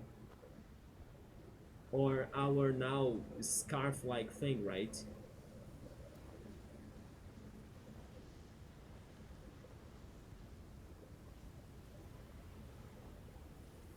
But I believe it is. It is. Look at that.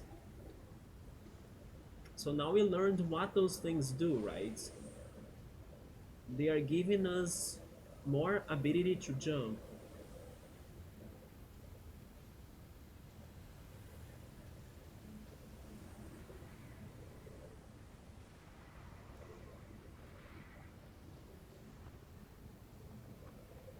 I was hoping to talk about the Nintendo Direct with more people, but maybe I can bring that up later again.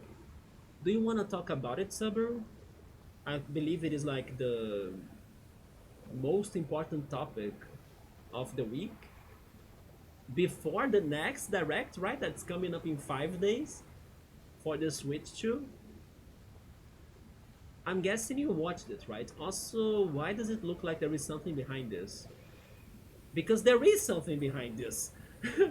It's the secret behind the waterfall of this game. Nice. Yeah, it is like a kingdom, an ancient civilization, and maybe these portraits are also another uh, achievement. I'm hoping for achievements, but not sure if they are achievements. Yeah, you're not the Nintendo guy, but you watched it. What did you think about it, though? Yeah, what's your opinion as not being a Nintendo guy?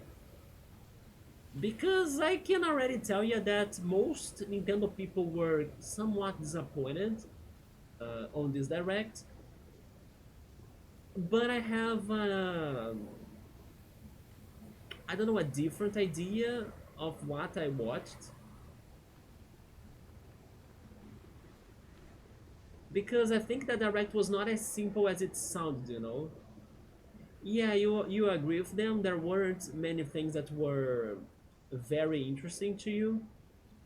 But here's the thing: there were many surprising things in there that, even though they were, let's say, not major announcements, they were, I don't know, they were still quite surprising in a way. It's hard to explain, but let me tell you this way then. Um, First of all, let's start at the beginning then. It was not as a bad direct as it sounds, right? At least not in my opinion. At first I was also kind of, it was just okay.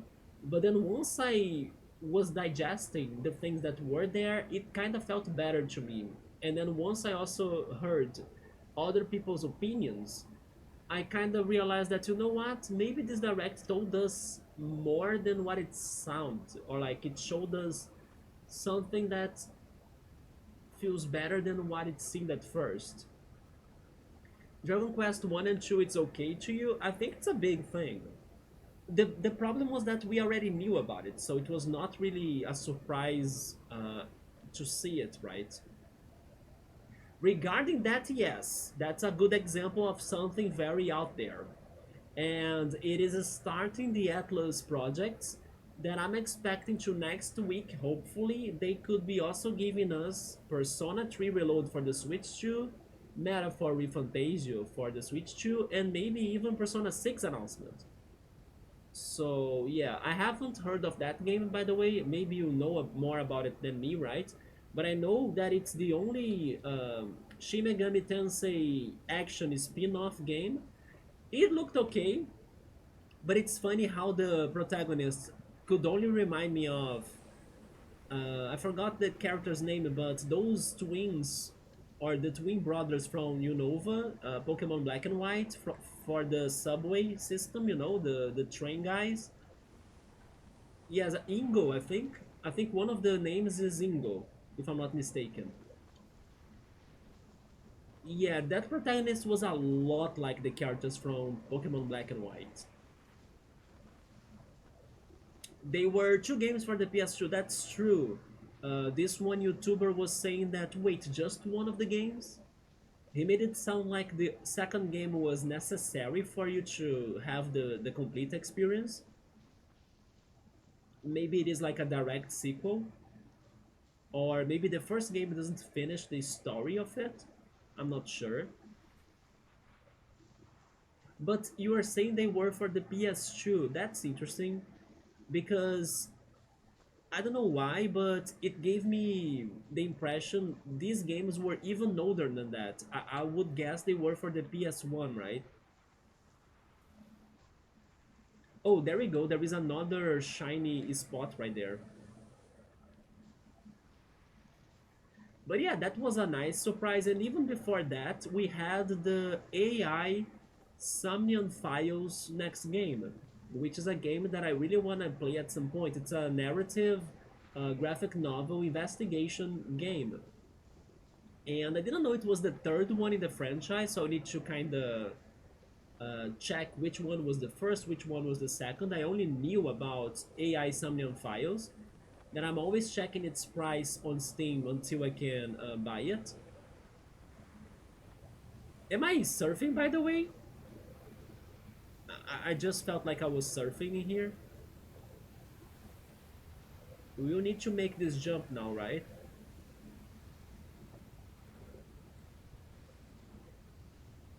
Oh, it's just under that. So above it we had an upgrade too.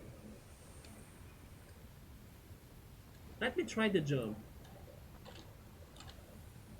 No, it's not high enough. Maybe I need to jump from here. I will recharge first. But yeah, that was also a very good announcement, and I am indeed surfing a little bit.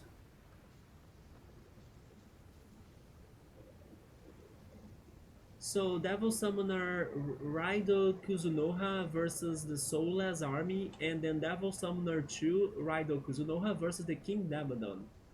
Abaddon is a persona, or like a demon, right? I know who Abaddon is. He's like a big slime, a green ugly slime, right? With a big mouth as well. Oh, by using the chanting ability, I was able to kind of call for the power up. Interesting. Hi Yoda, welcome, what's up? We are talking about the direct. What did you think about the direct?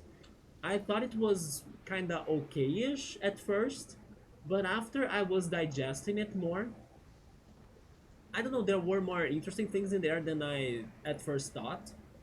For example, those devil survival games, but also the AI Summoning Files sequel. It was very unexpected to me. Chronologically, the third AI took place right after the ending of the first game, so you don't need to play the second game. Interesting? Huh. But then the third one is the one that we are seeing right now, right? In the direct. That's the third one. Somnium File is which one? Is it the second or is it the first? Because it was the only one I knew before. And also, I didn't know, or at least I didn't remember anymore, that the person behind these games is the same person behind Virtue's Last Reward and 999, right? 9 persons, nine doors, and 9 hours. Or 9 hours, 9 persons, 9 doors, or the other order, right? I never remember the right order. Very traumatizing game, by the way. Yes, I got to a bad ending when I tried playing that. That was like maybe one of the worst bad endings ever because it was very dark, very very dark. But I didn't know they were from that guy, so they are very good narrative investigation puzzle games. I still think I cannot make that jump, but I was saying that I could jump from here, right?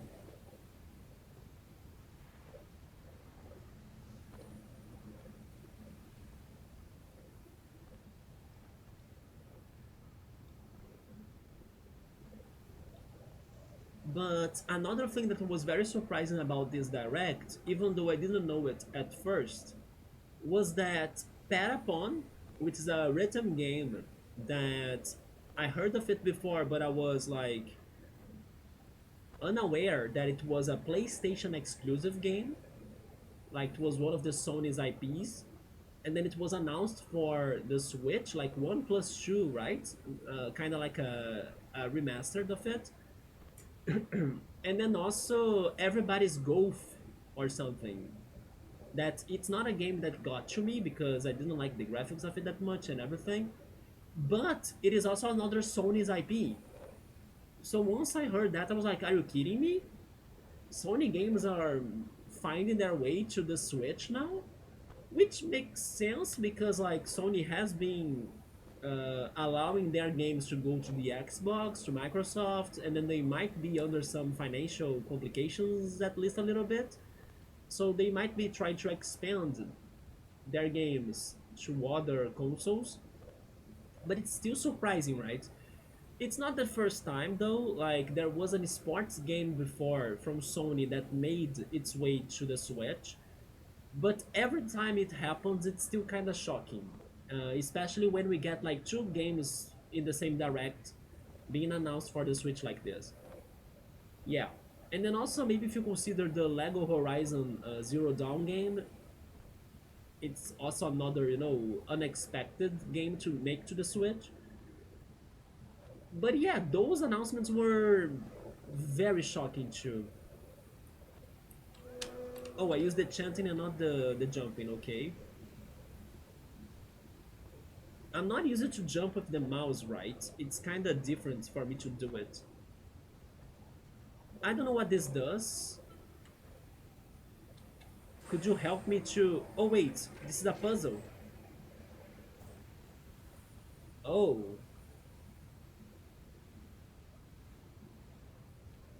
okay, it gives me more jumping tags from closer to that.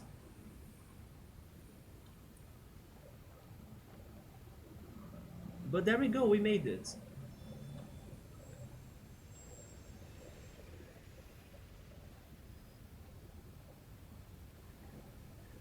Can we find any other one?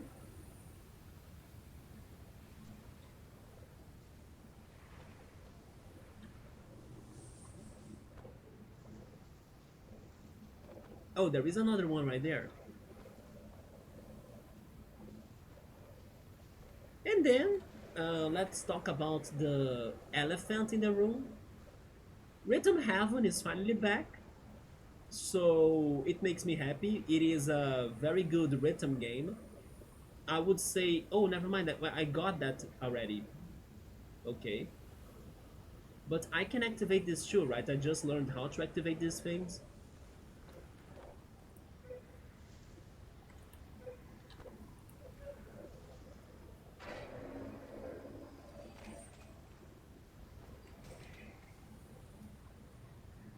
It is one of those Nintendo games that, when it's not...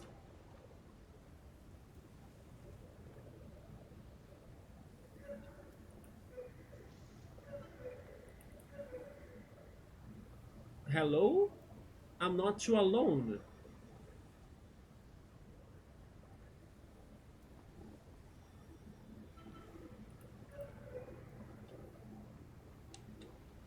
What? This is different. Oh, it's showing us the... Wait, what?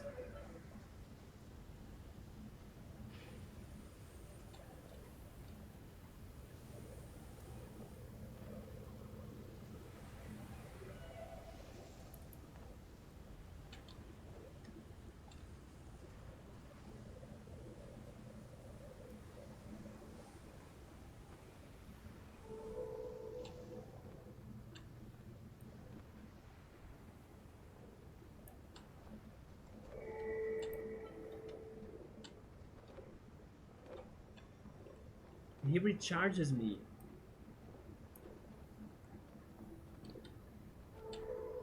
So I need his help to like activate these two big things.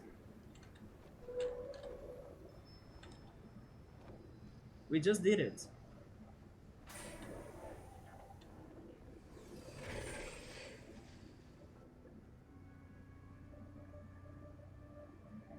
Never mind, I was thinking this game was about loneliness, but we are not alone. Oh, that's how that bridge connects then, okay.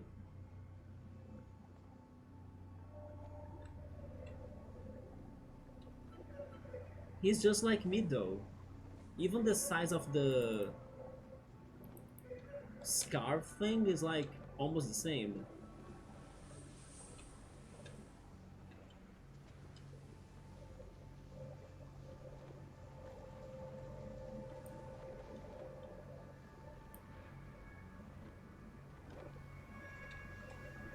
Yeah, he's helping me to activate all of them. And then his super chanting helps us to recharge.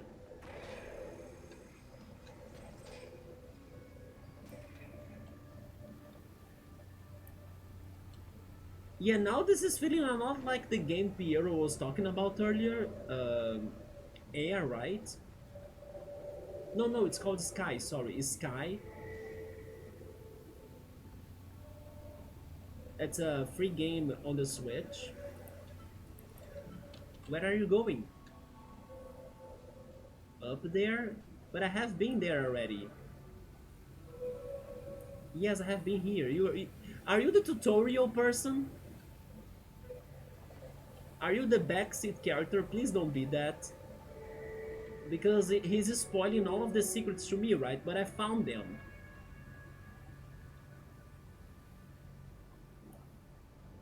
But I'll keep on going because you are actually helping us. But I'm hoping that he's not doing this because he was like, oh my god, this guy is taking so many hours to like progress. So he's stuck, let me give him a help, right? I'm the helping character in here, I'm the Nabbit of this game. I'm the Navi. Hey, listen! No, I'm thinking he's necessary for this. But then, yeah, we are pretty much building the bridge.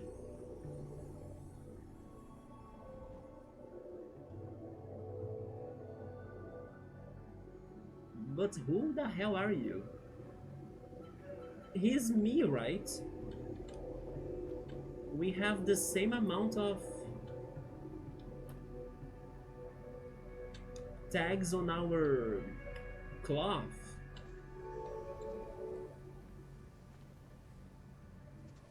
Yeah, I know there is more. Yeah, there is this one. There is the next one too. Can I go ahead? Because you are coming too, right?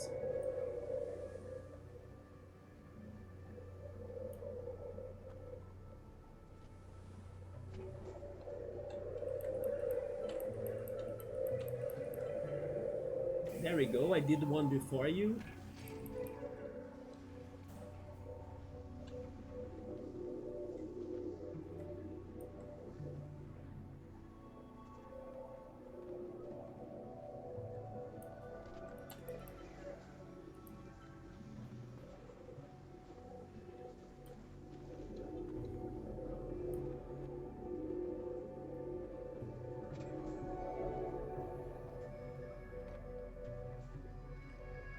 He's not going to be following us until the end of the game, right?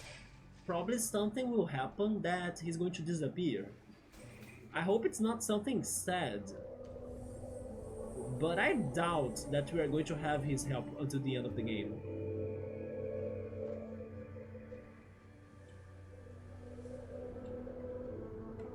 He just disappeared already, right?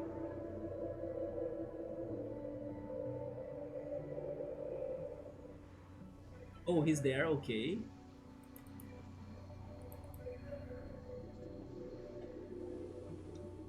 And it's time for us to cross it. I hope I got everything.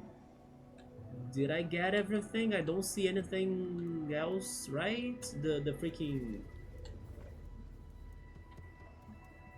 bright marks. Wait. No, I see something there, but I think I got it already, right? It is on the waterfall, yeah. It is a repeated one, okay.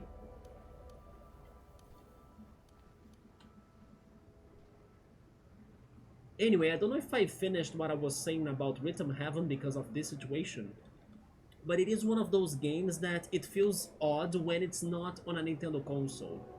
So it made me happy, you know. Of course, I also like the franchise, so it helps for me to like it. But it's one of those patterns that you like to see repeating from console to console. You know, oh yeah, every console will have an Animal Crossing, every console will have a Pokemon game. It was missing the Rhythm Heaven one, you know. So yeah, it makes me happy because now it gives me the idea that the Switch is more complete. It's not like missing a spot that was the emptiness of not having a Rhythm Heaven, even though it's a very niche game. Same goes for the Tomodachi Life announcement. It is totally a weird game, maybe one of the most bizarre games that Nintendo has made. Let's check this out first though. Yeah, something is going on in here. Our friend is impatient. Although I could pause. Okay, I'm pausing it so I can finish this. Um, yeah, Tomodachi game. It was one game that is not for everybody. It is very unique. It's very weird. It has a very distinct random humor to it, right?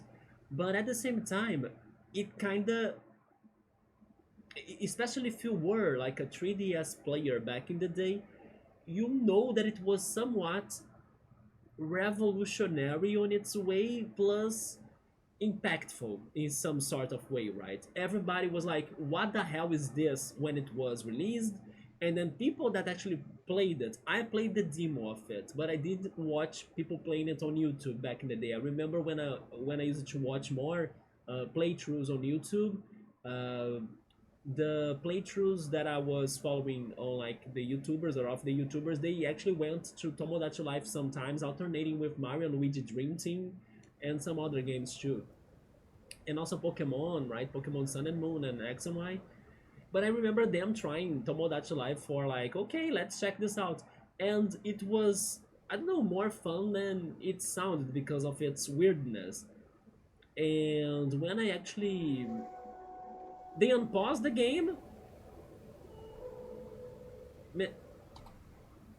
can you please leave this for a little bit? Thank you. And yeah, like it is a very specific game for like some people, it's not for everyone. But again, it makes me happy that Nintendo is not forgetting their old titles, you know. They are not leaving some fans behind, even if they are niche fans of like games they have been waiting forever to see again, because for some reason they were important to them. When I was checking the reactions on YouTube of people realizing that Tomodachi Life was returning, most of them were very happy reacts of like, I cannot believe this is happening, or like it's finally time, right? And also there was even this one girl that she had like a freaking um, panel that she made of her character, her me, on like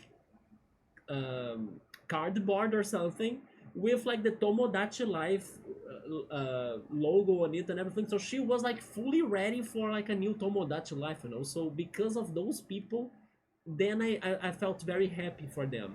Even again, if it is not for the masses, if it is not for me, even I was very happy for those people that were expecting a return of this game.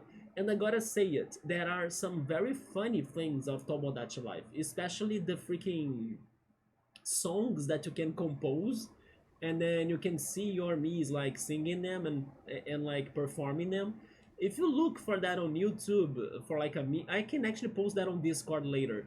It is actually very funny. I was remembering that, and then I watched that video again after so long.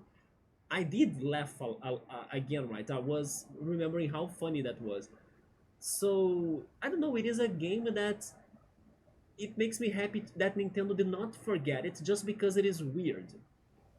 I, anyway, it's hard to explain, but nobody thought it would be returning after so long, you know. And I like that Nintendo is not only not letting those fans disappointed, but also not forgetting completely about their own franchises, the things they have created.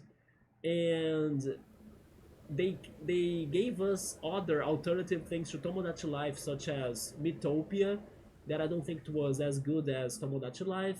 So the Tomodachi Life fans were not that happy with Mythopia, for example. They were expecting another Tomodachi Life instead, and then Nintendo is doing it now. So you know, those people that did not give up on it, they got what they wanted, and some of those people even were kind of hoping for it still during the direct, like, oh yeah, is it Tomodachi Life? And then it ended up being Tomodachi Life, especially as like a final announcement, which was also very shocking. Most people probably were expecting Metroid uh, Prime 4 to be the last game to be, you know, showing us more scenes of it or more parts of it, and then it kind of got us at the middle of the direct. And I gotta say this, I was very surprised that many people that are very big Metroid fans, when I was watching their reactions, they were not identifying Metroid Prime from the graphics. As soon as it started, I was like, Metroid Prime. But the hardcore fans were like, oh, what is this? Is this Xenoblade? You know, I was like, are you kidding me? This is freaking Metroid. Shouldn't you know that?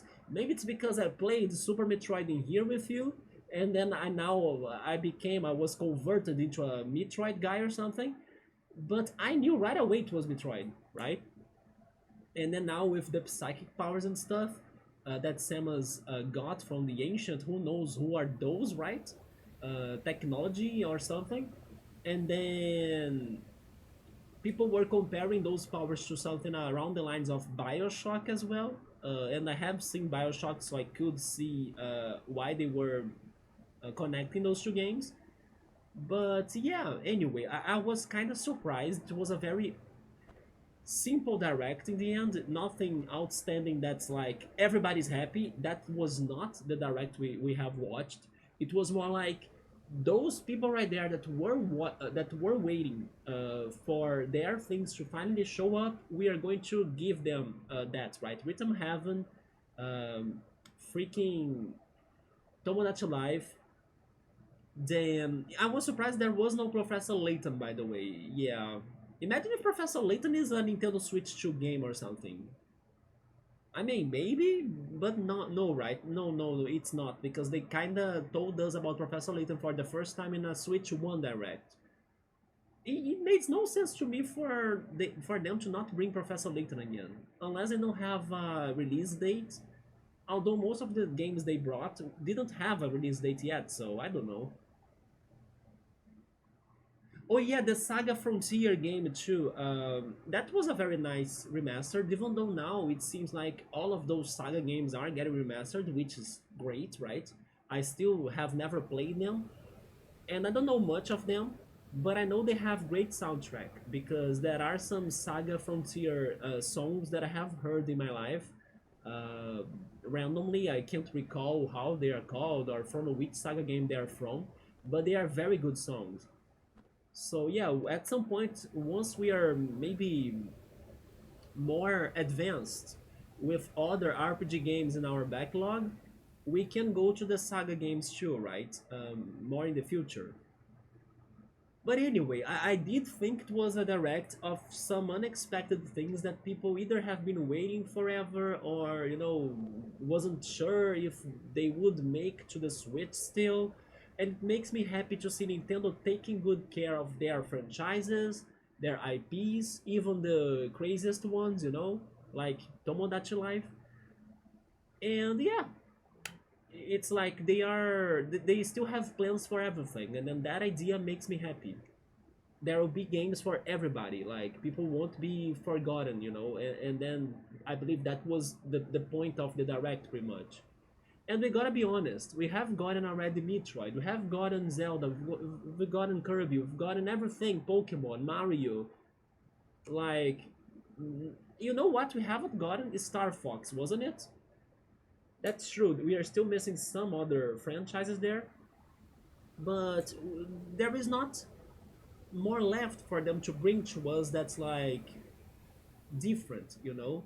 Otherwise, they'll be repeating the same games over and over, so it's good to see them going to the other franchises they haven't gone yet, even if they are minor franchises to some people.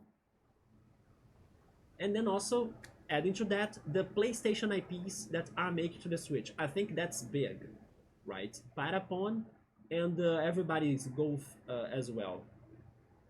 Who knows, maybe in the Switch too, Horizon Zero Dawn. Who knows?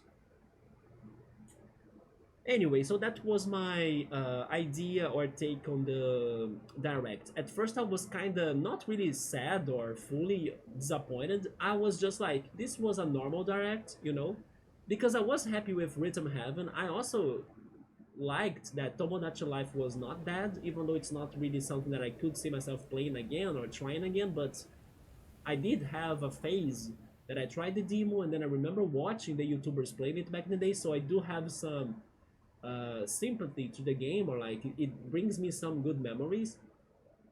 And I knew also as well that the fans were kind of hoping and asking for Nintendo to like, don't forget Tomodachi Life. You know, they were trying to have their voices heard, even though it's a minor game in comparison to the other ones. So I was happy to see people getting what they wanted, even if it's like niched group. Wait, niched groups, right? Smaller groups. Somebody is asking if the game is supposed to be quiet. In general, yes. I believe this game is supposed to be very quiet. But you can hear the... It sounds like ocean to me. The ocean sounds right. Like, I won't say anything. You can hear it well, right?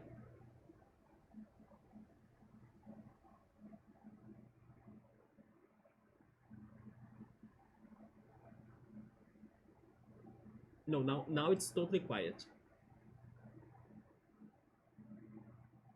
The game is trolling me. No? I give up. Now. It's pretty much the wind, I think. Reviving forgotten titles like that lane game. I was very disturbed by that. And what do you mean by forgotten titles? Like, there was no lane game before that, was there? Maybe you meant like forgotten series, right? Like lane? But I'm guessing that was the first lane game, isn't it? But I was very disturbed by that, by the way. Another big surprising announcement that we are getting a serial experimental lane game. I hope I won't play it, but I don't know if I would change my mind at some point and play it, right? Oh yeah, right now we can only hear the sand cascades.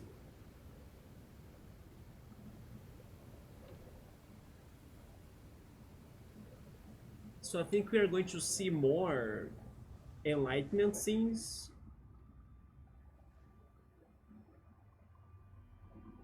Oh,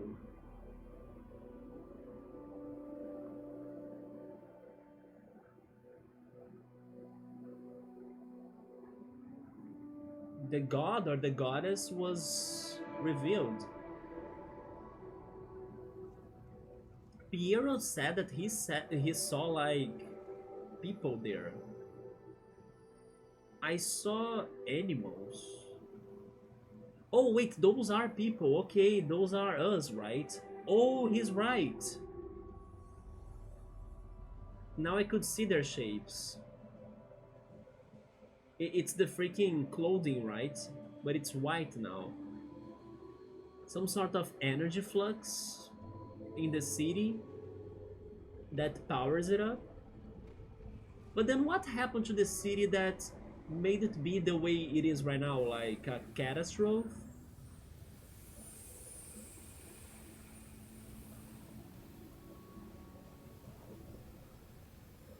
Why is it just ruins with like us and also the other friend that helped us in here?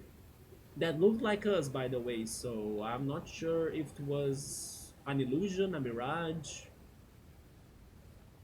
But there we go, section 2. Oh, there he is. He is not an illusion. But section 2 completed.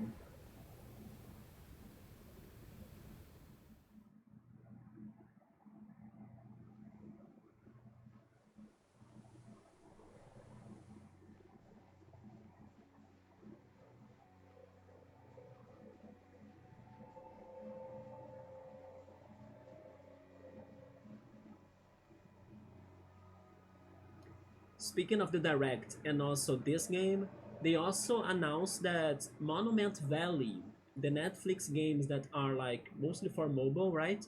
They are also coming for the Switch. I played the first one and they were very wholesome, cozy, short puzzle games. Also, what's happening there? There is a comet. But yeah, Monument Valley, the trilogy, I think it was also a good announcement. They are very beautiful artistic games. Wait a minute in there, friend. I wanted to appreciate the view from this. But you know what, guys? I'm starting to think that we might finish this game today, as we are kind of getting closer and closer to the big mountain right there.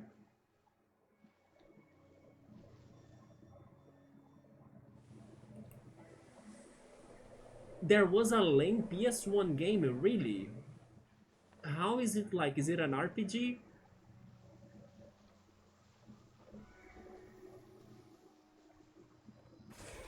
This game that they are making, I read it was going to be a puzzle game, right? That you need to like puzzle investigation game kind of. That should be interact with the characters of the anime, and then you need to figure out what happened to them. That's why it sounds disturbing to me, to be honest. I don't know if I wanna know what happened to them.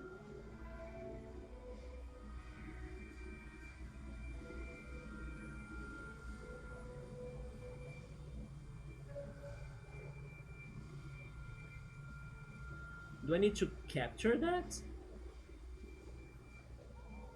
I wish I could run, right?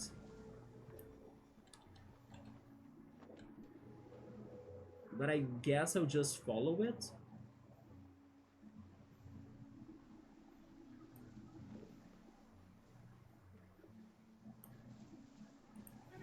Oh,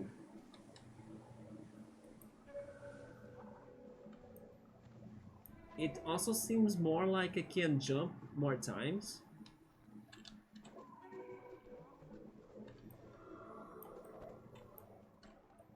I got confused on who I was and who was our friend. I really got lost now. Wait, that's a face? This is a face right here.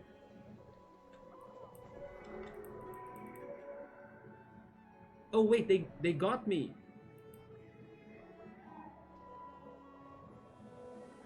This actually remind me of like a Pokemon idea I was having. I kinda was thinking that we could have a ghost Pokemon type that's like a magic carpet, either ghost or psychic, right? I think it could be a good idea, right? Like a magic carpet.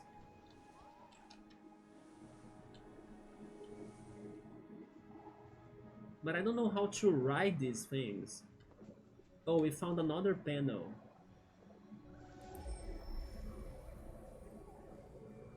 Yeah, it's showing the population.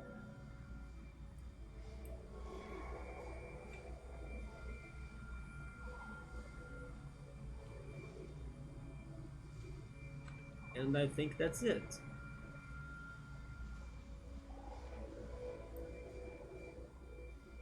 Now this is kind of getting more like a walking simulator vibe, you know, because we are just following our friend right here pretty much. Not the direction that I was expecting this game to go for, but it's definitely a beautiful game. Like, I can already say those are the most beautiful sands I have been in games before. And maybe the most beautiful water that I have seen in games, I think I would give that to Sea of Thieves. I haven't played that, it's not my game, but when I saw people playing Sea of Thieves, I did think the water in there was absolutely beautiful. And then the comet thing is in here.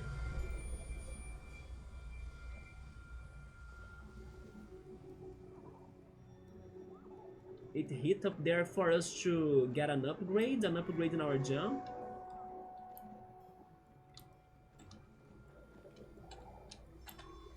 Yeah, there we go. So the upgrades, they come from the comets that are sent from the shattered rock right there, right? The illuminated rock.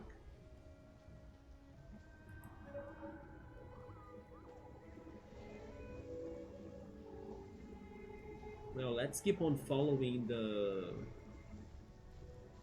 I don't even know how to call them. The flying cloths? The jelly cloths. The jellyfish cloths?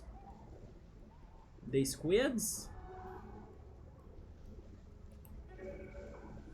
Oh my god, now we got more ruins.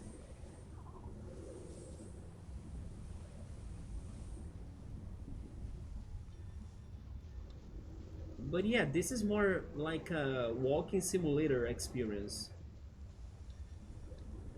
As they're pretty much cutting my exploration part. Is that a sandstorm?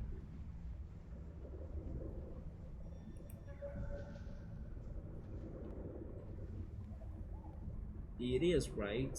What are you waiting for? Are you not coming? I'm going.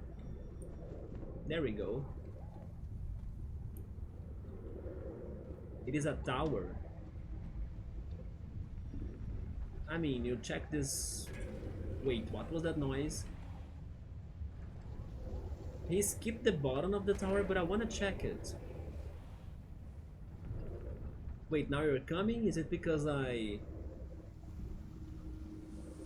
also went this wait, I also went on this direction? I wanted to be sure that we're not missing anything down here. Is everything okay? It is, thank goodness. The webcam, yeah.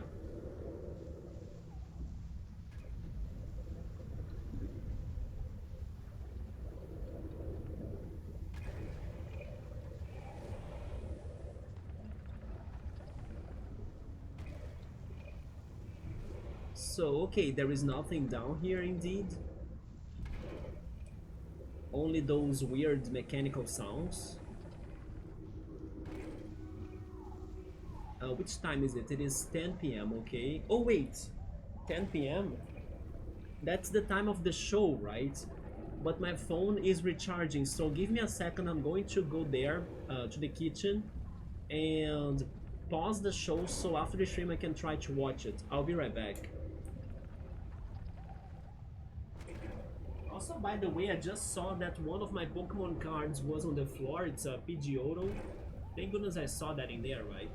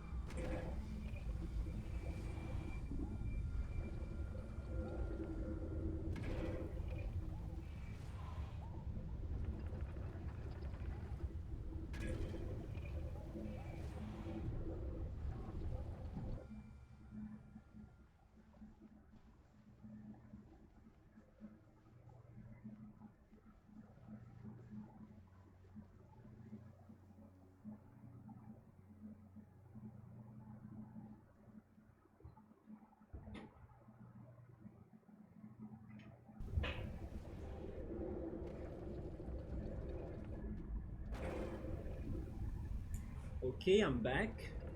I was trying to remember which other trailers and announcements we had on the Direct, and I remember that they also announced a Gradius collection, right?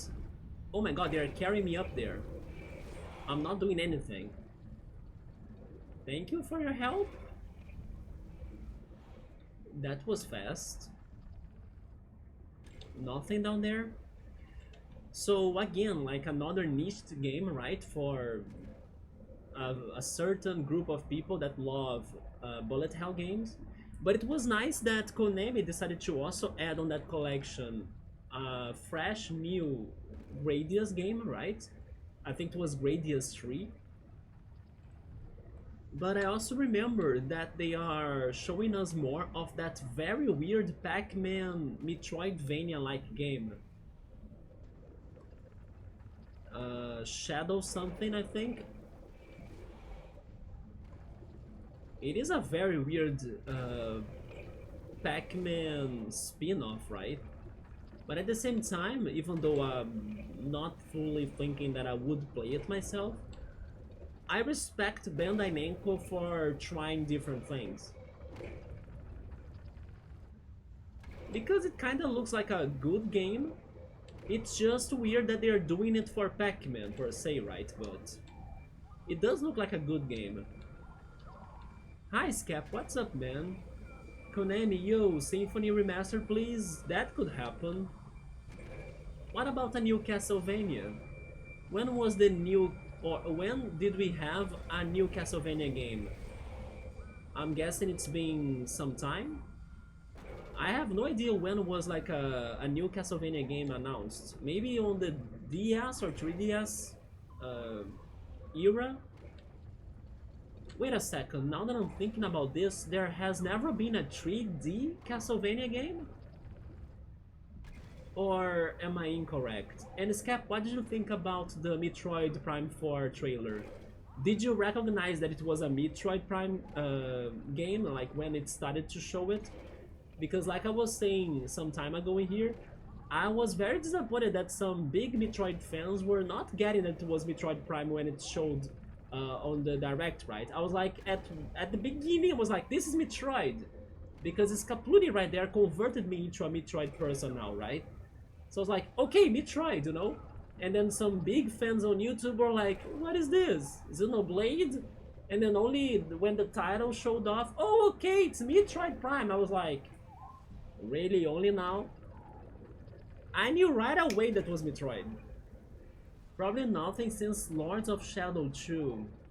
When was Lords of Shadow 2, by the way? When was it released? But I'm guessing that's not a 3D Castlevania, right? Because I'm now realizing I have never heard of a 3D Castlevania style game. You got it off the bat, me too, right? Because the scenery, the looks of it were just like the first trailer looks. But for some people, some of the Metroid fans is lacking off. And I was like, are you kidding me? Because I was checking the reaction to the Direct. I was very upset they did not get their favorite game right off the bat, right? Come on. Exactly, the first teaser had the same scenery. There is a Castlevania fighting game that's kinda 3D. Do you mean a specific Castlevania fighting game or like a crossover that they had Castlevania characters in it? Like a Castlevania fighting spin-off? I mean, Smash Brothers. You know what? That's right. I remember now that when they announced Simon and also Richter to Smash Brothers, people were talking about, oh my god, I don't know if Simon would look great in 3D models and stuff because they never have done that right. Yeah, so maybe I have a point. There was never a 3D Castlevania game before. Yeah, for the Smash Brothers, I remember people talking about that. Like, I don't think they're going to look well. I hope they make them to look nice or something. I'm still excited for it. It's called Castlevania Judgment? Really? Let me Google that. I'm actually curious about Metroid Prime 4. I think it's looking alright. I can't say much because I haven't seen the other Metroid Prime games to compare it to this one. But from the reactions I watched, people were saying that, oh yeah, it's Metroid Prime, you know, it feels like they are doing the right thing. Maybe not going too beyond, or like, even though it's called Beyond, isn't it? But I mean, they are not going with like many new ideas or something very, very different, you know? But people seem to be feeling alright about the game so far. Some even were saying like, this runs on the Switch. Like some people were even impressed by the graphics of it. So it is a fighter spin-off, and then it's a 3D game. Castlevania Judgment. It's for the Wii. It is a 3D game. Interesting. Who the hell is this character?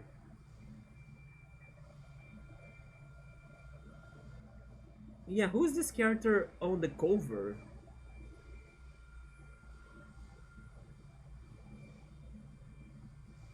Wait, that's Simon? Wait, but Simon, wasn't he blonde? Why does he have like blood red hair in this game?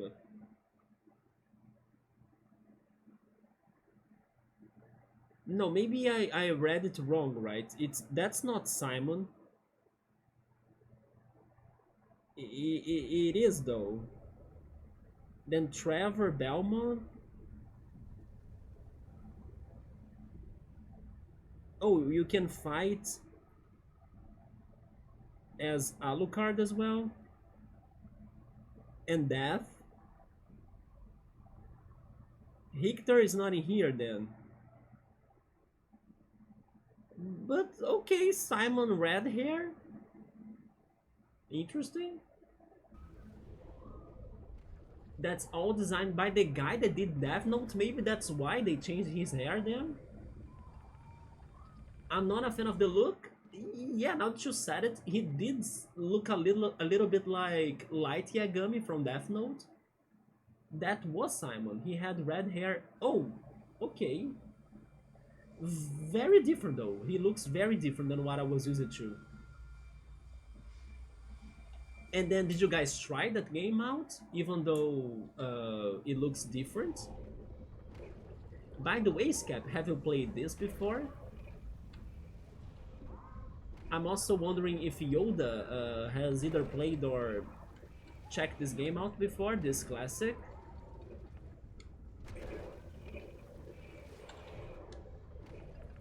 I'm not sure how far are we in the game, but I believe that the sandstorm points out that we are probably close to a critical moment. Like it's getting serious, you know, it's not as oh there we go. It is not as calm as in the beginning. Now things are kinda getting strange.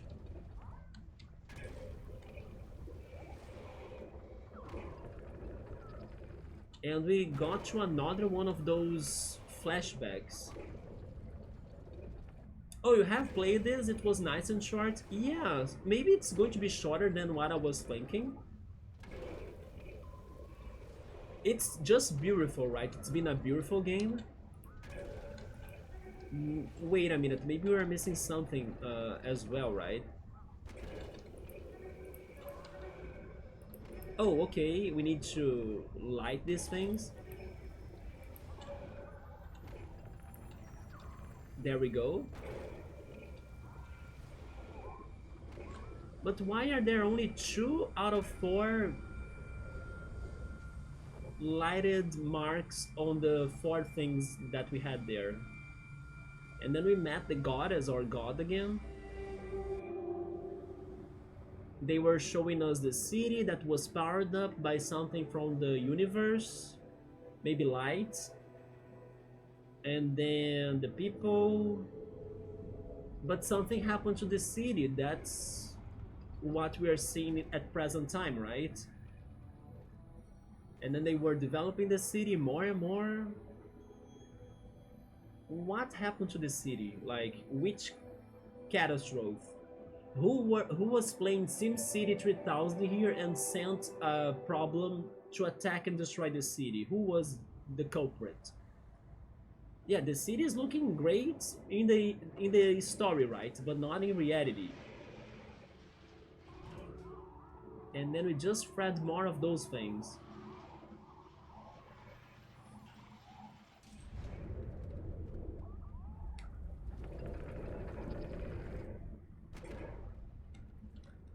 Okay. But then where is our friend now?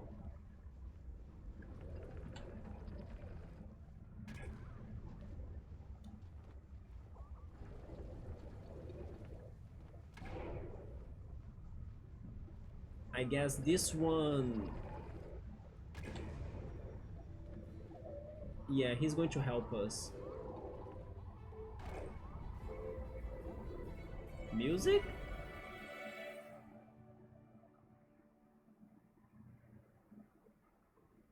Oh my god, look at this.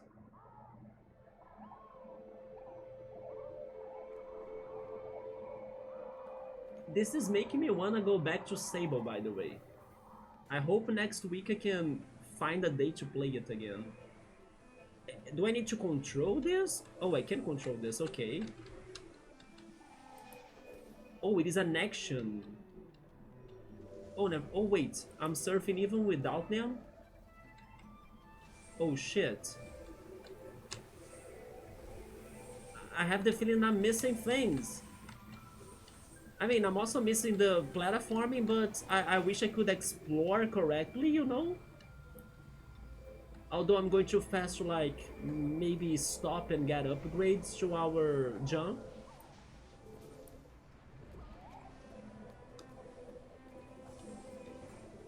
Yeah, they will not have secrets when I'm going this fast, right? There is no way.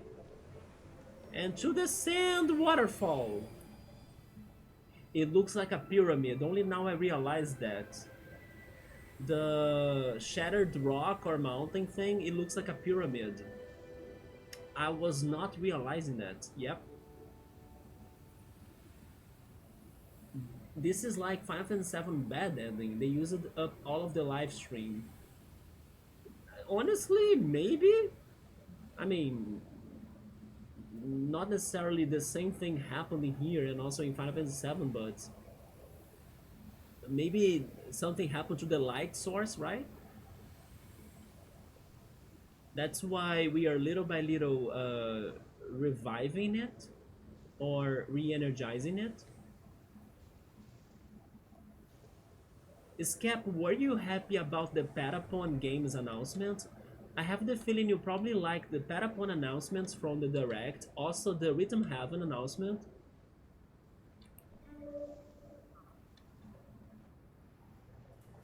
Patapon does look fun, and it's funny that when they were revealing it, people were, in the reactions I watched, first thinking it was the indie spiritual successor of it, Rata something. I forgot how it's actually called, but it's Rata something. Oh, our friend is back? Okay, hello again. But no, it was actually the PlayStation IP. But yeah, even though I was happy for the other fans of like Rhythm Games and also Tomodachi Life fans, and the Metroid Prime fans as well, I was missing Professor Layton, I was missing like Rayman, you know. At least we got Legend ZA. I forgot about talking about Legend ZA. What are you guys thinking about Legend ZA? I know that some people are also not convinced that the game is going to be very good or something. They are not too excited for it yet. For example, my friend is not convinced to buy the game or something.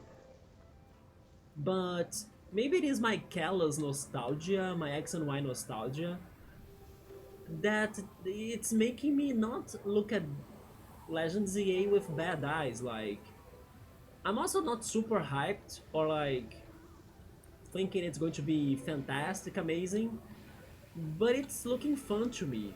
Even with the even with the new thing they revealed, of like during the night, Kalos becomes like a battle royale area or something.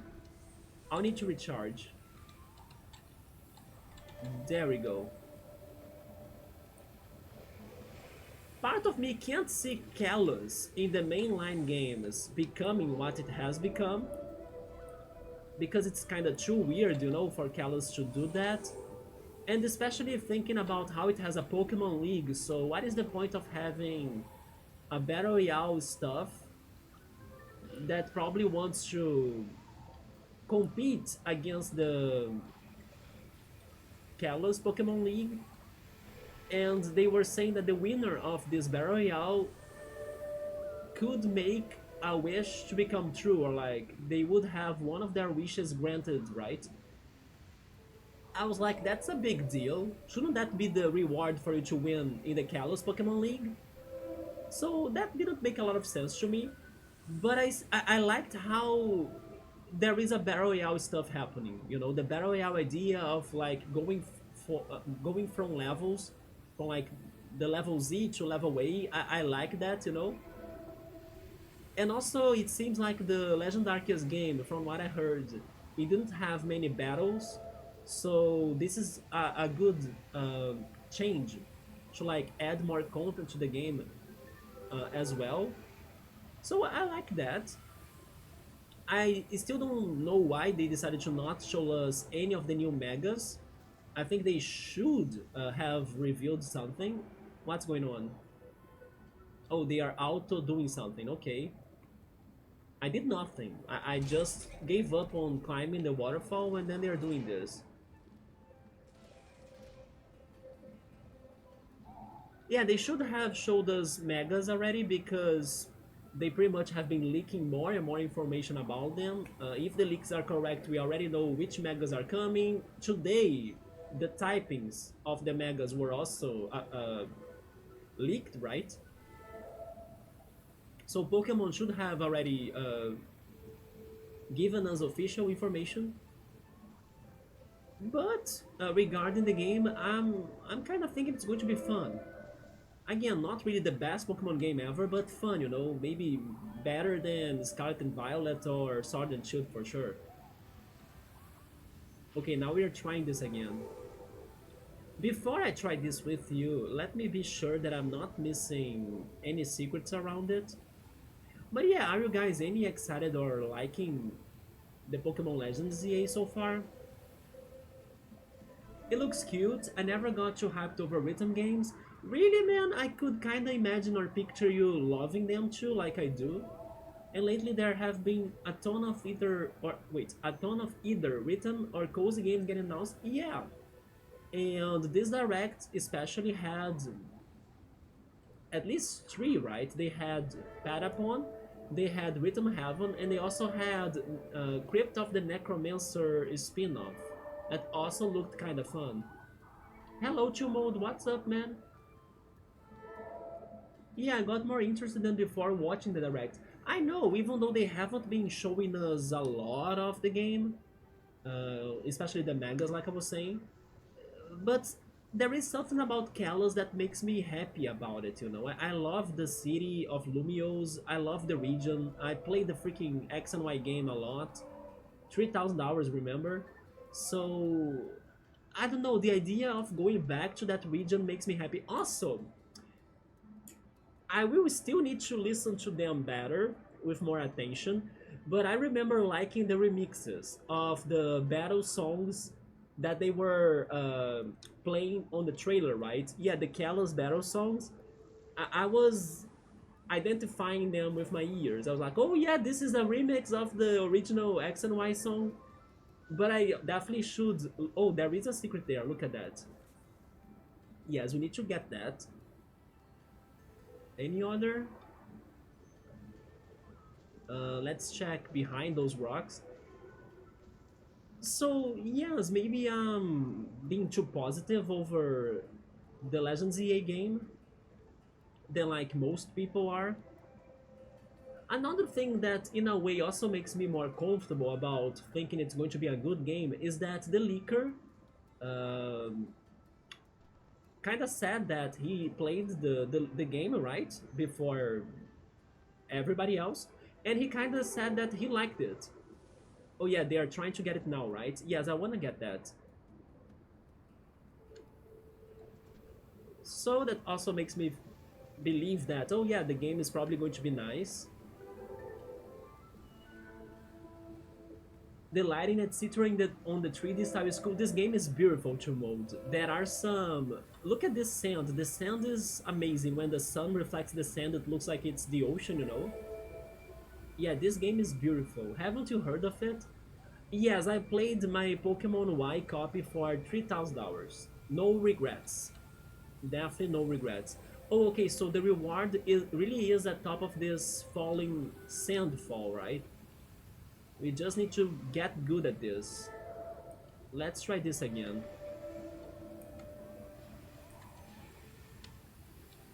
But I can't jump high enough. I need my friend to recharge me. Where is he going now? Can I call him? Also, is that a door, by the way? It looks like a door. Clean haircut. Oh, I always shave my hair, right? When I think my hair is too big. To be honest though, I was liking my hair before I cut it. I was kind of liking it for some days, but as it was already big or grown, I decided to shave myself, right? Instead of like waiting for longer. I wish I could do short hair. You can rock it clean. You think so though? This time I was thinking I shaved it too much.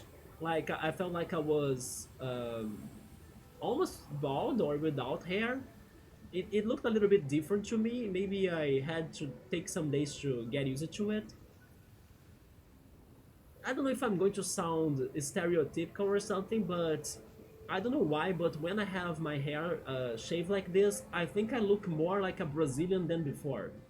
I also thought on that when I was looking at me. I feel like, oh yeah, I look a lot like a Brazilian, right?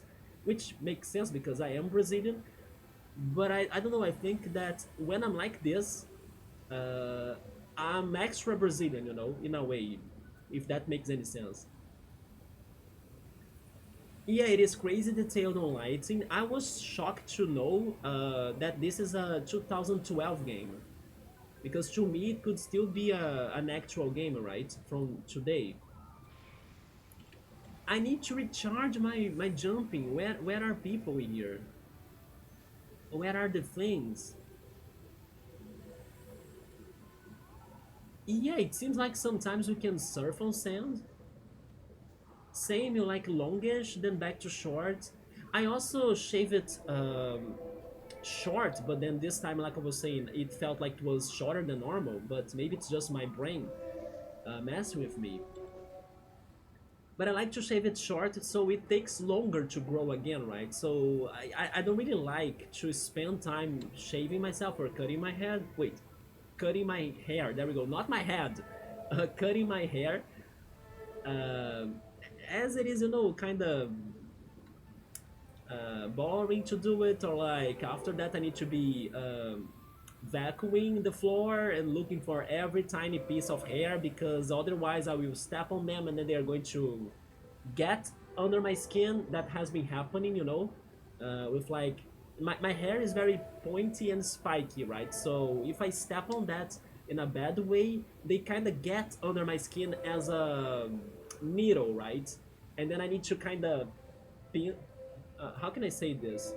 I need to use like a tiny plier to remove them from my skin, you know, it's so bad when it happens. So it's a lot of work to like shave myself and then clean the bathroom floor and everything. Hi, cool, what's up, man? How's it going? You look like an MMA fighter Brazilian, I'm scared. Don't be scared because I cannot fight, right, chill mode?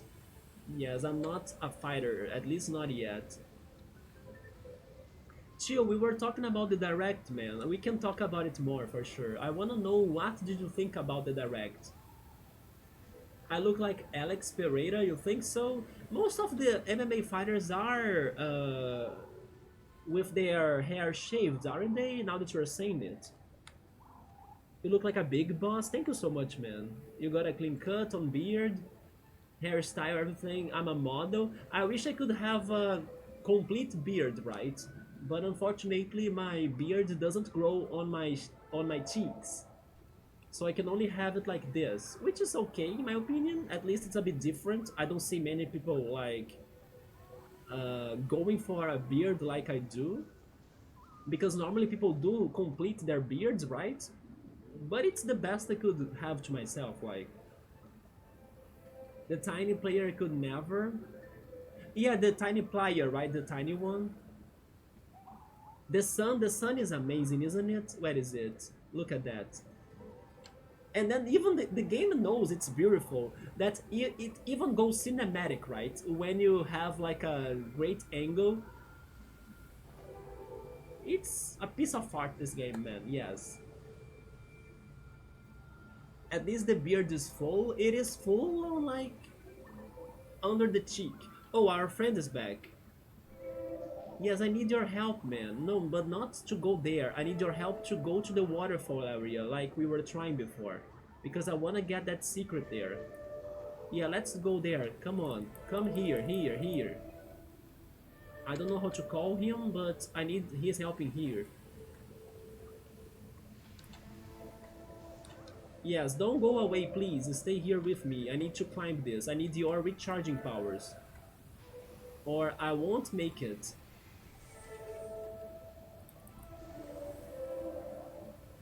Maybe if I stay here and wait, he comes and then helps us, because that's what he did before. Yeah, he's right here. There we go.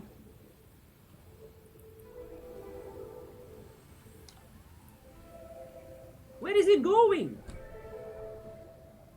You know what? I'm following him. But if he goes too far, then I will return so I can get that secret right there.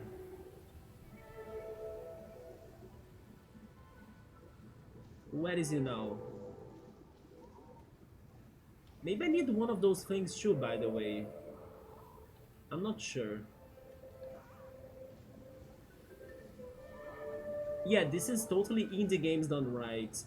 This game changed the industry a lot. Remember Sable 2 mode? We are probably going to play it again maybe next week, I don't know. But Sable got a lot of inspiration from this for sure. But then I was saying that this, in my opinion, got inspiration from Gerudo Valley of Ocarina of Time. I don't understand our friend now. He's going all sorts of places.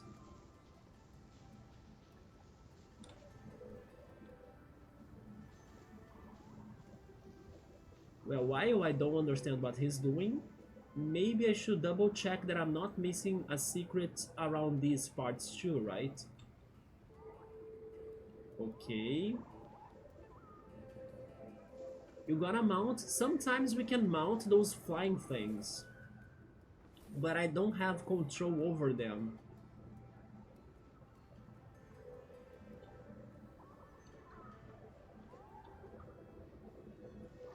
Uh, Maybe we can climb this, but at the same time, we will need to recharge afterwards. But I will do it, or try it. There we go.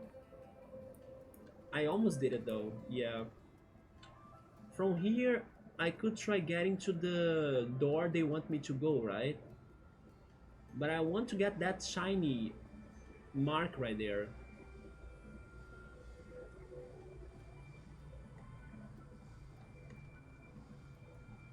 Mm, I need his help, otherwise I don't know what to do.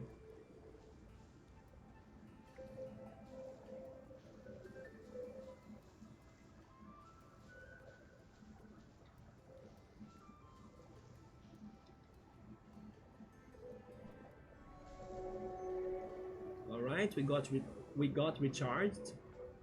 This is a trippy game. A little bit. It's more like a cozy adventure, right? But I think there are trippier games than this for sure, yeah. It is just kinda abstract, but not. I wouldn't say it's trippy. but it's a little abstract, yeah.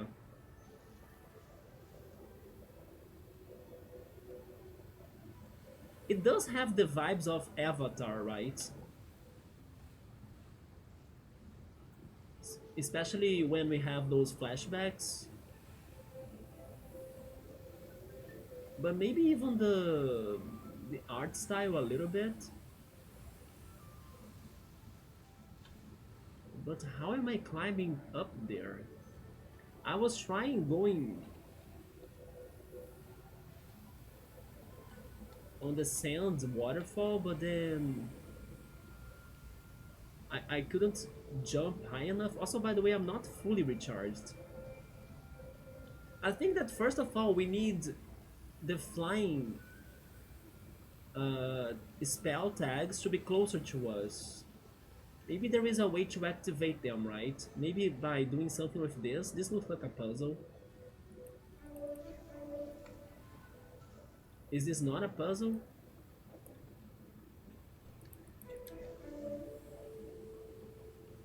Mm, let's investigate. What about this? No?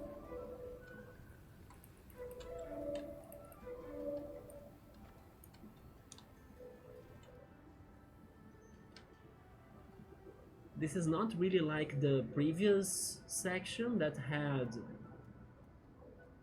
more of those flying spell tags to help us out.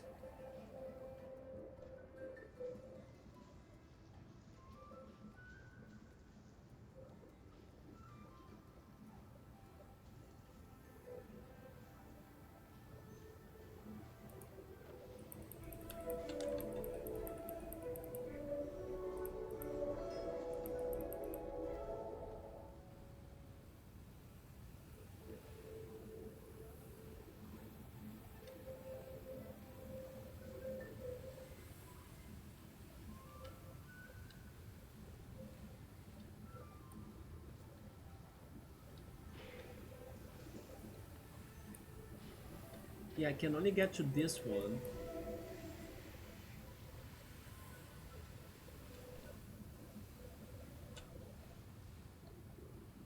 Let's just stay, right? Let's just stand still and stay there to see if the friend is going to help us again.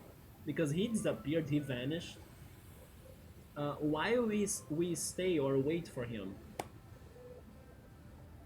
I'm going to eat some cheese bread because I'm starting to get hungry.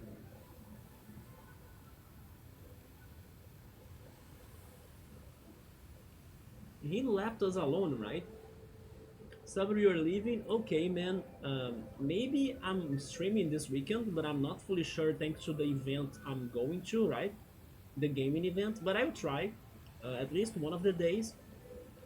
Or depending on how the event goes, maybe I won't stay there for too long. But yeah, I hope then um, we talk more in the next stream, but maybe this weekend still, yeah. But get some good rest, take care, and I see you then.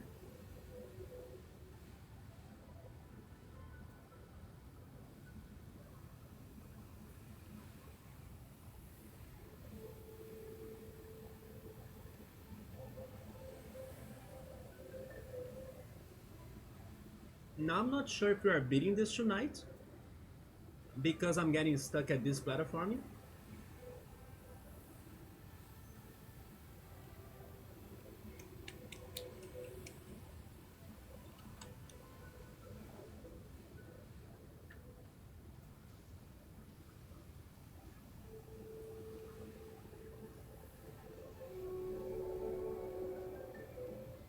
But sure, let's see what else can I do. Our friend left us, right? He pointed out that we have the puzzle right there, but I don't have enough stamina to climb it. Maybe the best that I can do is trying to get to the door then. But I kind of feel bad because I believe it's going to force us to progress, and then I won't be able to go back and collect that one stamina upgrade. But at the same time, I cannot do this without him because I can't jump super high, right? Not multiple times. I can get up there maybe, but then I need another crazy jump to... Wait a second. Wait a minute. Maybe I have an idea. I think I do have an idea. Oh, there he is. Can you help me, please? To the waterfall again? I was looking for you. I don't know why you disappeared. Hello?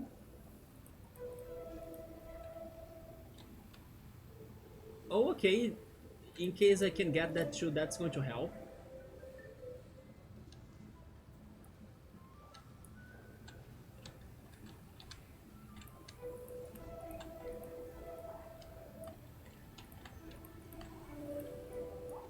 But I don't know how to use it, right?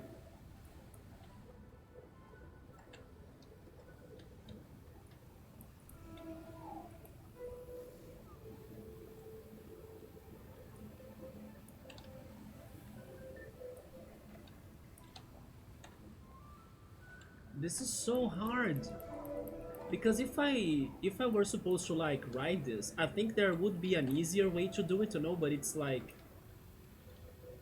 not working easily. But sometimes I can do the crazy uh, field effect chanting ability that the other friend could do, but now I can do it too. But I believe the way for us to get there is actually by using these things. Like, they are going to be on the air, right? So maybe I can be recharging by using them.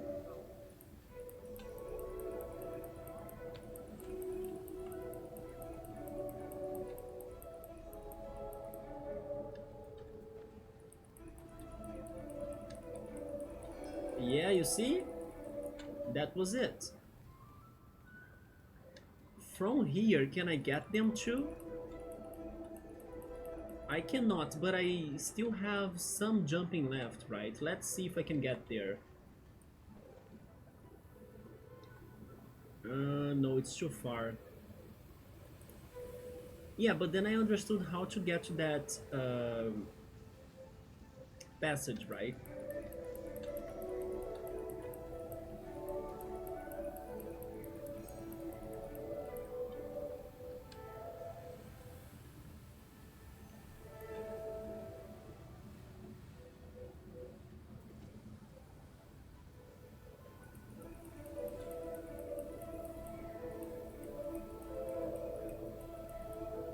Yeah, he's showing me how to do that. I did it, but then I'll need your help to go there. He's up there already. He really wants to progress. I have the feeling I need to use the magic carpet. Wait, the magic carpet, but I don't know how to do that. How can I ride you? You know what? Pause. Options. Controls.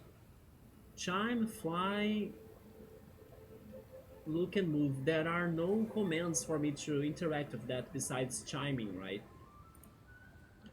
So never mind.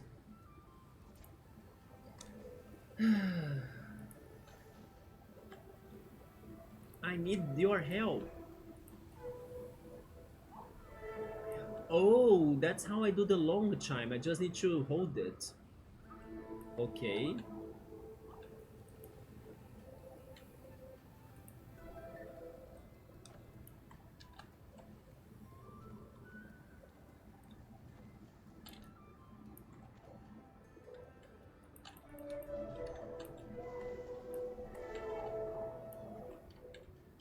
Yeah, I cannot ride it. There is no way. Although they are getting closer and closer to us as like they are flying near the ground.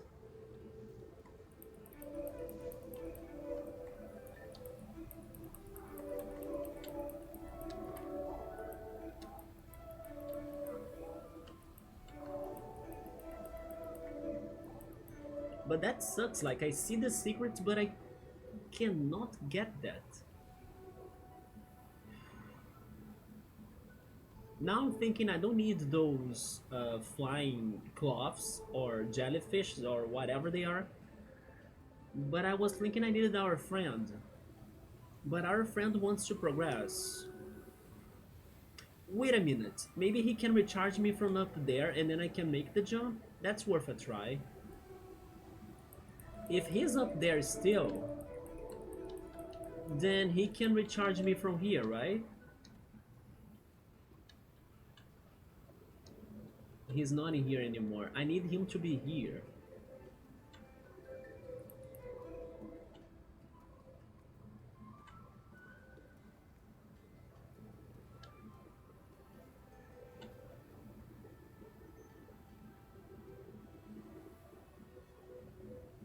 What if I had like a specific moment of the game to be able to get that, and then because I failed, now I cannot get it anymore? Maybe a little bit like a frog coin of Super Mario RPG, one of the earliest frog coins actually, that you need to follow a toad, but if you miss the toad, then you cannot get that frog coin anymore in the original game. The remake you can get it still.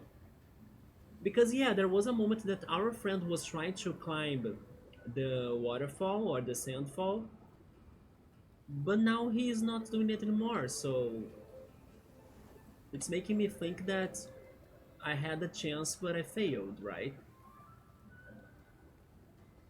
And then I also could not bring or find more of those flying spell tags to make them to get closer to the waterfall, and I don't know how to ride those things either. But you know what? Crossing this gate did not make us to super progress. So there, never mind, I cannot go back. Yeah, we are missing that. I tried. Yeah. I will keep on going by thinking that I had a chance to get it, but I failed, right? And the game is not allowing me to get it anymore, so that's fine. So now we have another surfing on sand section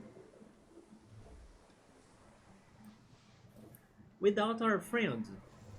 Maybe our friend got too tired of waiting for us and then he made it already, right? To the end.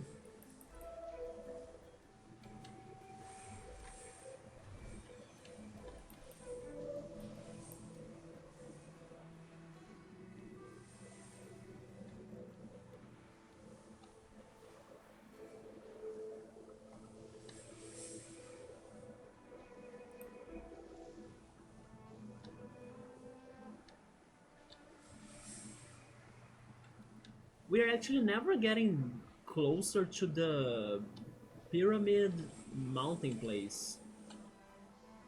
I'm curious who's gonna voice Zelda or Ganon in the live action. I don't even have like guesses, right? Do you have any guesses at least?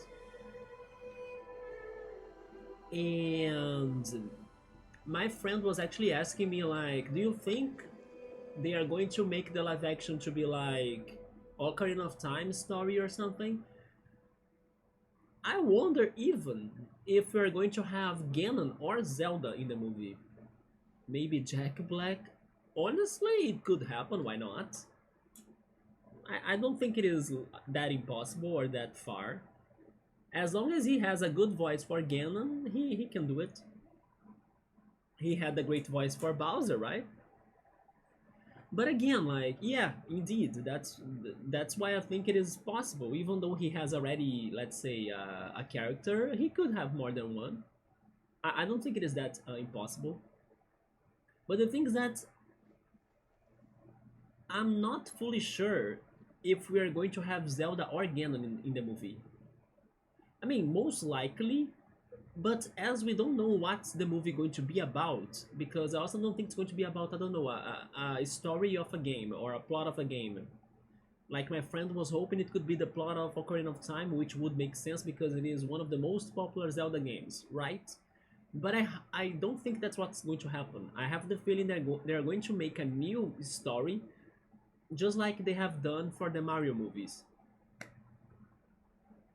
I wouldn't. Yeah, you see, and for example, if they go for Majora's Mask's plot, they wouldn't need somebody to. I don't know, maybe just a little bit, but like Zelda wouldn't be a major character, or even Ganon. That's why I'm saying that I'm not even sure if they would be in the movie, right? But because it is a Zelda movie and the first one, maybe there will be important for them to introduce who's Zelda, you know, uh, in the timeline of like, or in the, like, people need to know who's Zelda, right? Like, let's say that a casual person is going to the movies, they never played a Zelda game, so they will need to introduce who's Zelda, because otherwise they're going to think that Link is Zelda, just like the confusion of some players in video games. Yeah, so there is going to be something Zelda in there, but I don't think that necessarily she's going to be a major role in the movie, right? We need to see. Or something based on Zelda 1 or Zelda 2. Zelda 1, I don't remember Zelda in Zelda 1. Was there a Zelda moment in Zelda 1? I don't remember that. It's been some time, right? Zelda 2, I still haven't played it, so I don't know anything about Zelda 2. I really don't remember Zelda in Zelda 1. Maybe she was there somewhere, but I cannot remember anything. What game do I hope for the movie? I mean, I'm actually thinking it's not going to be based on a game story. For two reasons. First, the Mario movies, totally independent story, right? That was more suited for the big screen, let's say it like that. And second, I have a feeling that Nintendo has some sort of, I don't know, personal preference of theirs, or maybe personal safety of theirs, of like not copying their own plots from previous things. For example, if they want to bring Ocarina of Time again, they are going to make a remake of that. I don't think they would make, I don't know, an anime of that or a movie of that. You know, I have the feeling Nintendo gives me this idea that they don't mess with things that were already done by them unless it is a remaster or port or remake. And then when they want to do something new, they go for something new, like they go for a entire new story, right? The only exception to this maybe would be there is like a comics slash manga like books, right, that tell you the story of some games. Actually, many of the Zelda games, I know about them. But when it comes to like animations, I still cannot see Nintendo doing the same things as they were doing for their games, because Nintendo has this sort of philosophy that, I don't know, their games are unique in a way. Hence why they always charge us for a lot of money, because they also think that their games never age. Like, this game has always been fun, so it deserves to be priced quite high still, right? Still today, because it is still fun. So I think they follow a certain idea that if they're going to make something new, it's something new, you know. And then when they wanna give us something old that they have done before, they just re-release it. They don't mess too much with it, right? Does that make sense to you? I think they always go on that direction, and then that's why their game prices is still are kind of high, even though their games are super old, are 30 years old, right? I cut out, I missed what was not in Zelda 1. Zelda. I don't remember seeing Zelda in Zelda 1. Was she there? I don't remember that. I really don't remember. Maybe she was there, right? Like I was saying, they need to introduce the character somehow. But I really don't remember a scene with Zelda. Maybe she was at the end in the credits. I don't remember. Maybe, yeah, maybe I should revisit Zelda 1 again. Okay, so she was there at the very end. Was she rescued? Is that how she shows up? Is that how it goes? Maybe I'm starting to remember a little bit. You know, a game that could have been very fun for them to actually adapt into a movie A Link to the Past. Oh, okay, so it's just like the Princess Peach idea as well, right? Okay, so that's how it went for Zelda 1. I forgot about that. I felt like you only collected the Triforce maybe and then that's it. I really couldn't remember the ending of Zelda 1 anymore. But I actually think A Link to the Past could have been a good adaptation. In a crazy way, right? It would be a very weird movie, but still, I think it would be very adventurous. And then Majora's Mask, I would love it, but then I doubt it. Yeah, Majora's Mask would be too creepy for them to adapt. I don't think they would go for that one. But then a good thing to think is like, would they be going for young Link or adult Link? At first I was assuming they would go for adult Link, but honestly now I'm not sure anymore. In case they go for like multiple movies, just like what's happening with Mario, maybe it would have been the best for them to go for young Link. So like in another movie in the future, you can now see him older, right? And then it kind of follows a timeline. A Link to the Past was your answer from earlier. I also doubt it, but I actually think it would be kind of good if they went for that idea. Yeah, I also think they will do something newer. Exactly, because of Mario movies being newer, and also because I don't think they like to readapt, change a lot, their old stories from their older games. They just prefer to port it again, remaster it again, or remake it again. They don't change their older things that much unless they go for like a very one by one adaptation for a movie of their games. But at the same time, I think it's not possible, right?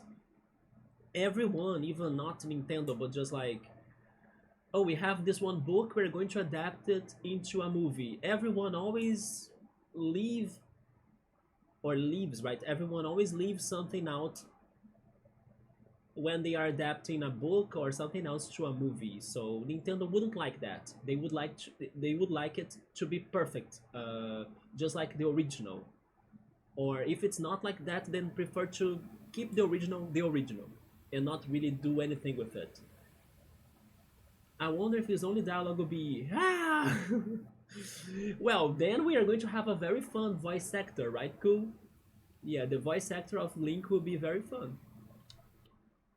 Uh, that's going to be challenging, right? Not even Mario. Mario had to have his lines even, so they're probably going to give Link his lines as well, right? Would it be too crazy for me to say? Because I'm just going for random ideas that's coming to my mind, right? Would it be too crazy for me to say that what if Link is not the protagonist? Bum, bum, bum. What if they create a new protagonist for this movie? So that's how they escape from like messing with Link, right? Honestly, I see that as a possibility, very risky possibility. I think everyone would be very upset on them, but I don't think it is impossible for them to come up with a new protagonist. I don't know why, but as an example, when they had one of those Hyrule Warriors games, they came up with that Linko, right? Which was like a woman version of Link or something. They could come with something like that, or at least a new Link. Yeah, a new Link makes more sense. A different Link than the ones we know. Just like every game we have a different Link, yeah, a new Link as well. Yeah, I think it would be too risky for them to go for like a Zelda movie without Link, right? It is still doable in my opinion. Like the universe of Zelda is massive. They could give us other characters as protagonists, I think. Is this a big hole? What's going on in here? Do I need to fall? I'm so confused. No, we are just racing again. Okay.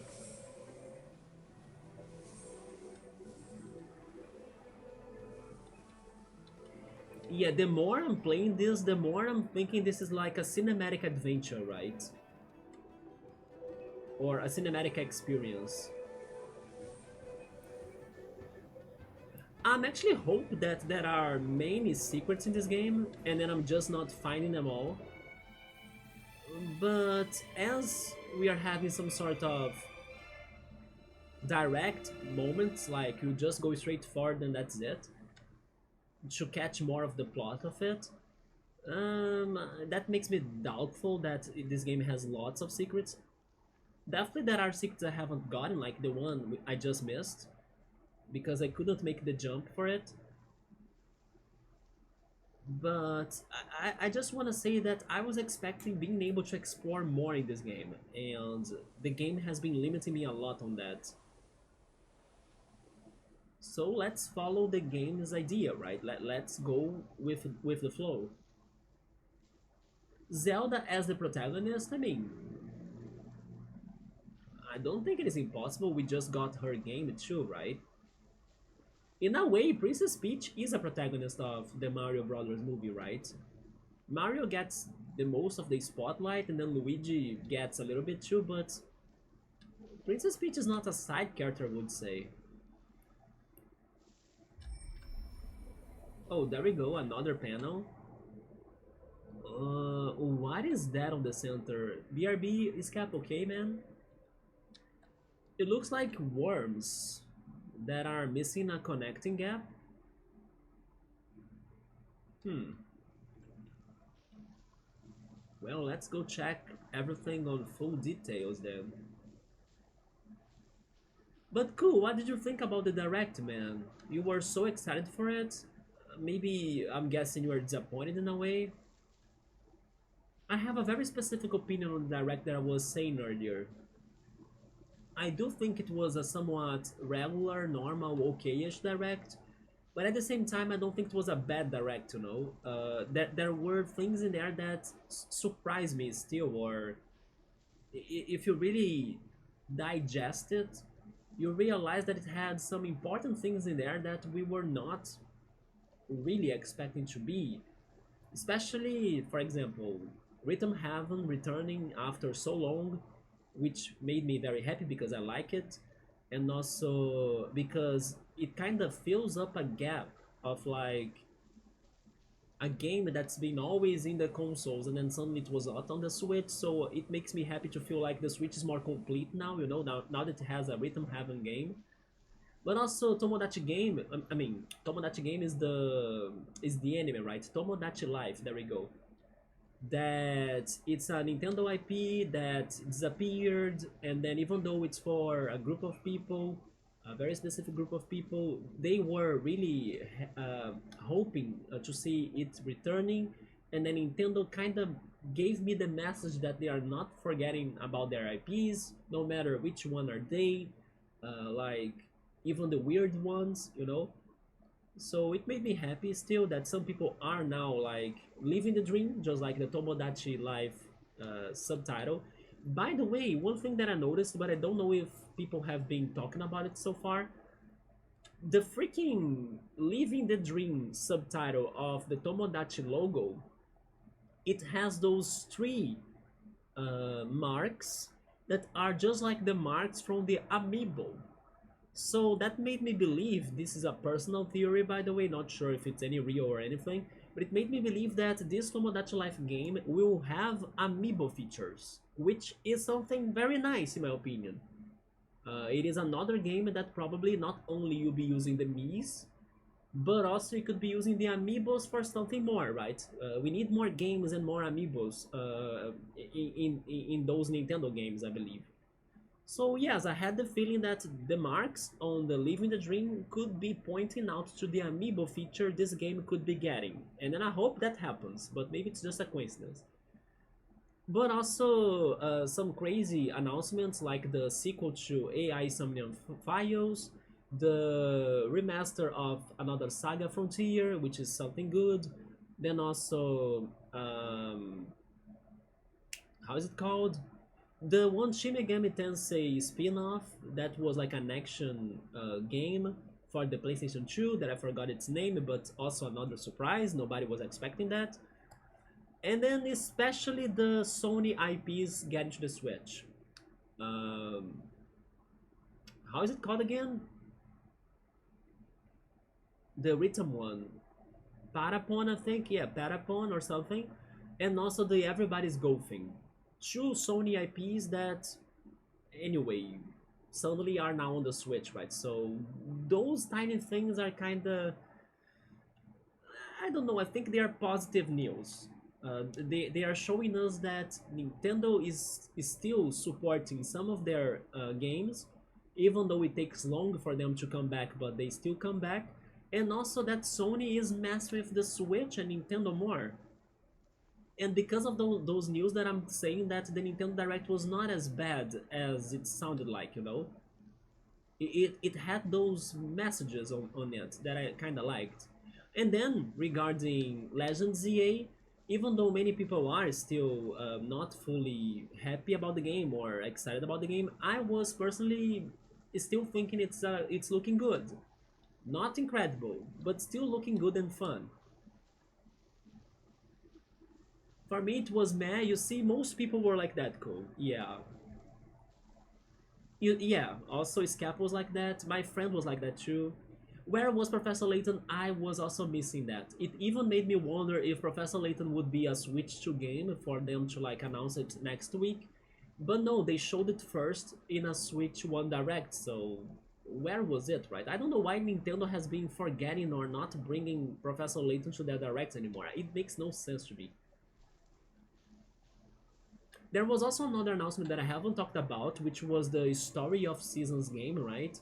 When it was revealed, I actually thought it was another game by Level 5, which was the Fantasy Life one, that it has been actually very problematic. They have been struggling a lot to even work on that game or complete it. But I was thinking, oh yeah, there we go, that's the Fantasy Life next game, right? But it was not, it was a Story of Seasons game. So it's another farming game, right? But a farming game from a popular franchise. I hope Nintendo makes an amiibo with Prime Force Red Samus suit. Any theories over that already? I love how one person compared it to like a car, right? There we go, Samus looks like a freaking Porsche or something, you know, a Ferrari. And I was like, you know what, you have a point. She does look like a Ferrari like this. But Scap, I think it's happening, to be honest. Um, because the three Prime games were not, or maybe were they? Were they for the Wii U? No, right? They finished for the Wii, I'm thinking.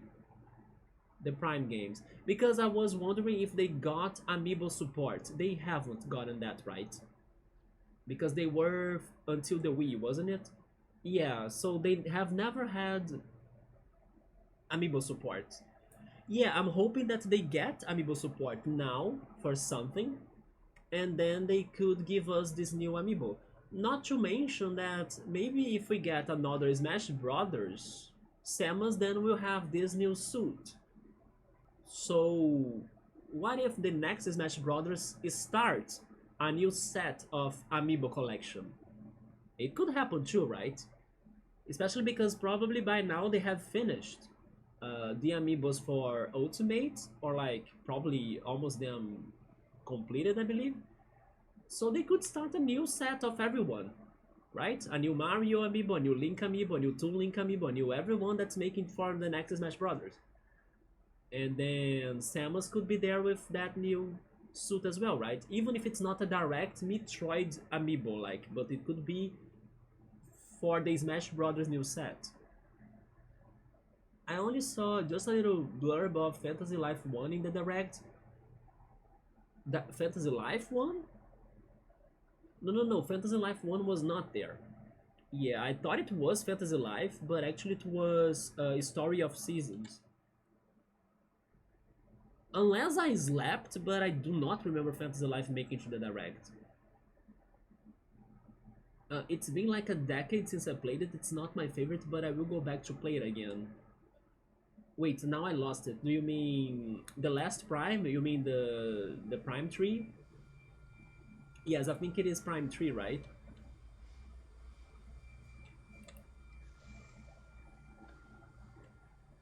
Okay, Prime 3. Is the first one the best one?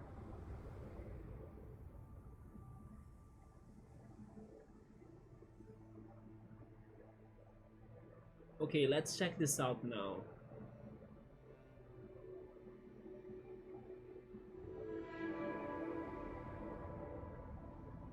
Yeah, they were showing the city growing in technology and in sizes, but something happened and now the energy is being lost. Some connection was lost, right? The thing that, yeah, some bonds were destroyed. Some bonds between the people.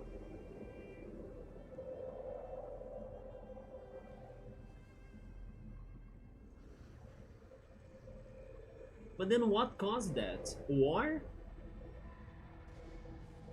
Discord?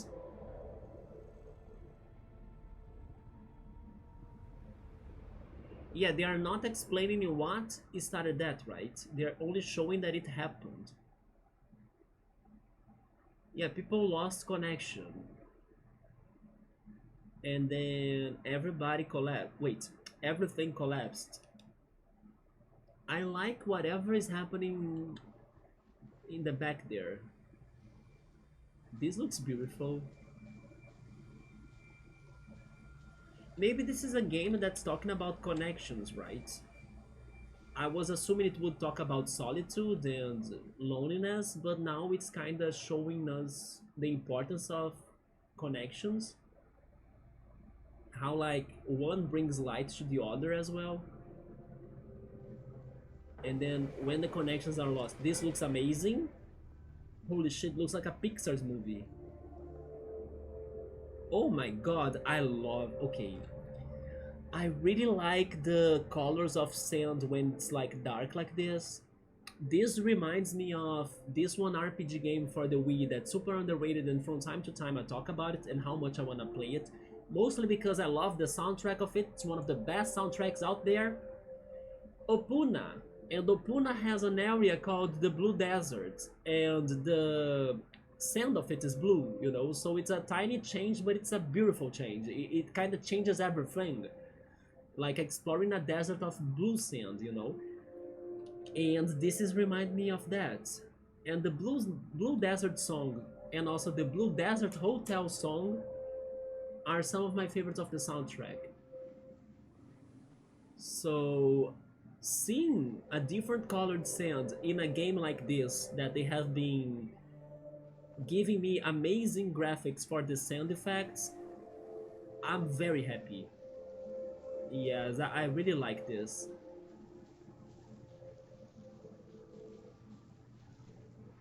So they lost the connection, and then what is happening here? What do they want me to see? The light?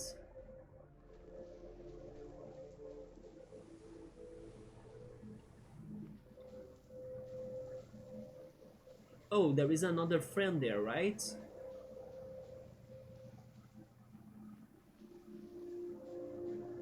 Oh, the first one, the first Metroid Prime is Scap's favorite. It's the more ethereal one with the different elements. Forest, fire, snow.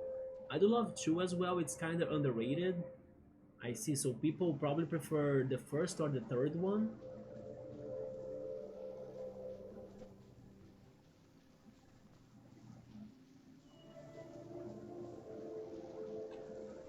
This one we are getting, Metroid Prime 4, so far to me, it feels more like it's an island exploration, right? So I don't know if you are going to have all of those different environments, like snow, fire, and everything.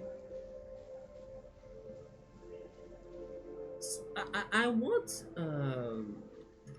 I will say this, but I don't wanna like details in case there are answers for what I'm saying.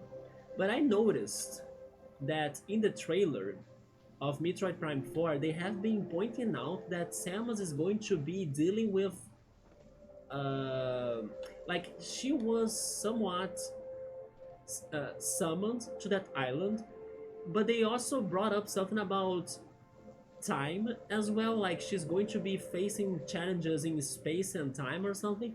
There was something about time mechanics, according to the trailer and to the narrator, right?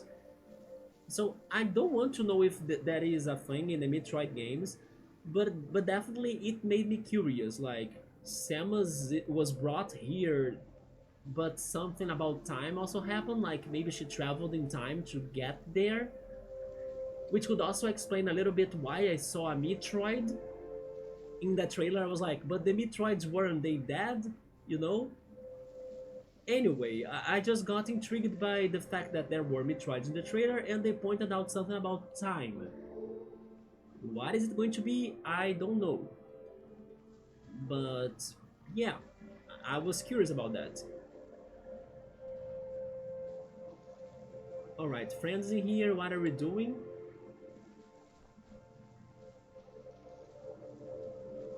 And he's really just a copy of me, right? The same size of the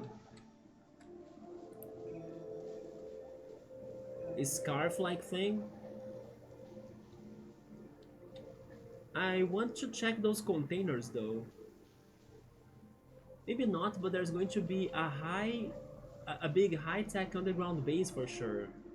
Interesting. It's funny how you say it needs to be underground. Couldn't it be, I don't know, floating in the sky? This looks like the bottom of the ocean now. Oh my god, that's a very cool effect, isn't it? The... Those are called the stripes, aren't they? Or actually, I'm trying to remember other possible English words for them. But I think stripes is the word. They look like algae. The... Yeah, its stripes is the best I could think of. There's been that in Metroid too. Okay, so maybe I have a point. I saw the upgrade right there. Let me get that. Right there. I wanna get there, please. Almost. Yes, we almost did it.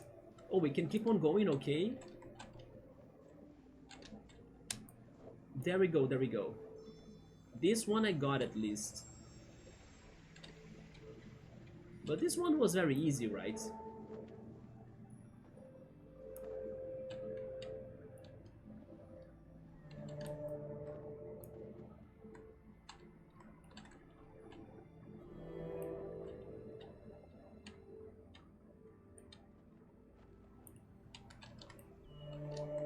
Another thing about the Direct that surprised me was that both Rhythm Heaven and also Tomodachi Life, they were games for next year?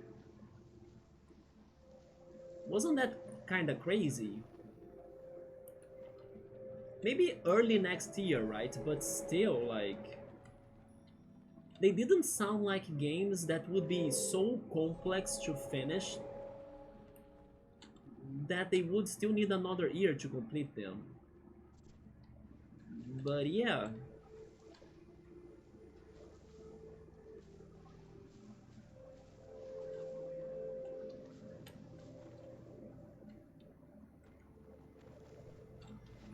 And then after watching that direct, I also thought that maybe possible new games that we might be getting for the Switch 2 are a new Splatoon, because maybe Splatoon 3 has already been some time, right, since it was out, and also a new Luigi's Mansion, because the last one we got was a port, or maybe like a remastered or something, right? But a new one could also make to the Switch 2 in maybe the early years. Today as well I was watching a video about how many copies. Some of the games of the Switch one they sold, and surprisingly, Luigi's Mansion, I think it was the third one, if I'm not mistaken. It sold very well. Like not, it's not like the top of the list, but it sold more than I don't know other games that I was thinking they could sell better, you know. And Zelda, the last one, Echoes of Wisdom, sold less than what I expected. Yes, unfortunately, Echoes of Wisdom didn't get as many sales as what I was hoping it could get. And then Mario RPG unfortunately also sold kinda not as much.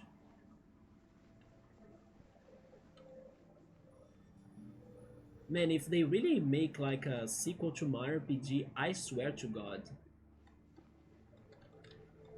that would be the best dream ever.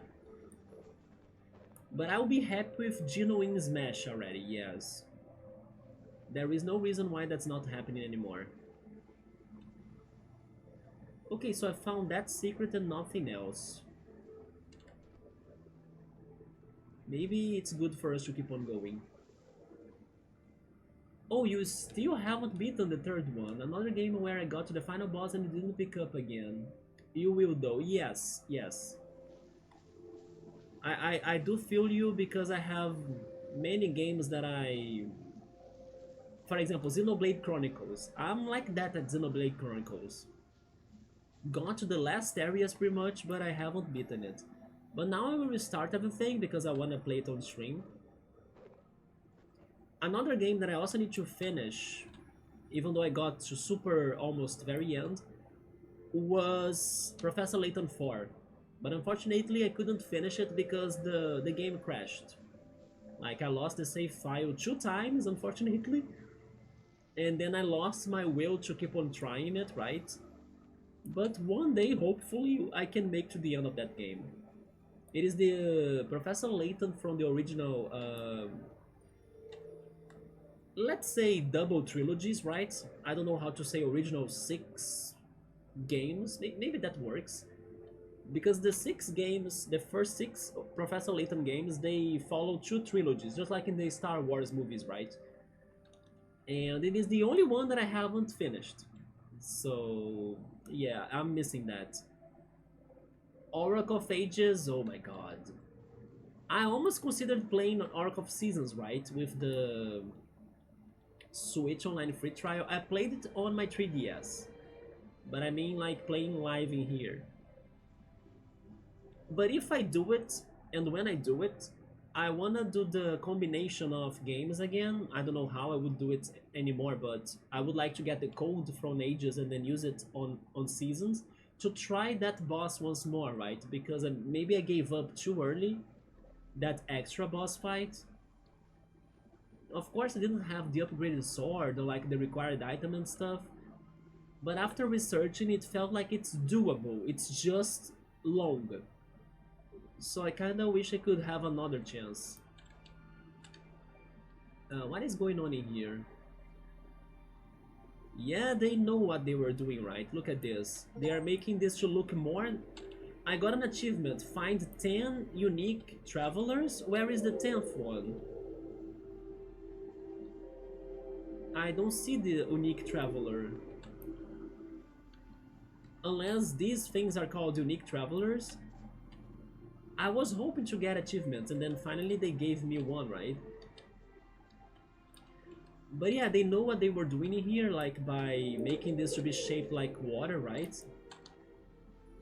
Oh, upgrade please. I wonder if I'll be able to go back to specific chapters in this game. I hope I can. Because if I can do it, then I will go back to that one upgrade that we missed. But maybe they won't allow me to do it, right? I don't know.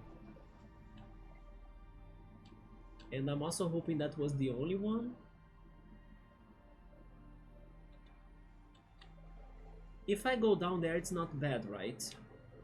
I can easily climb back by using the stripes.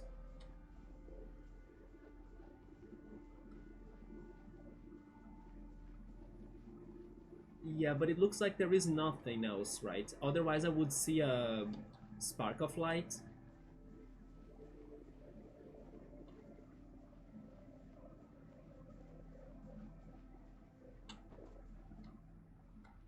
But they really go deep in here.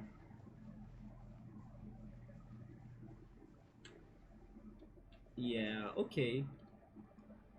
I'm now thinking that's the only one. These upgrades, they haven't been too hidden, right? It's just that one from before that was hard to platform to it. So sure, let's keep on going. But yeah, I got this achievement, I did not understand why. Find 10 unique travelers, I did not find the 10th traveler because I did not see him. But thank you Steam for the achievement.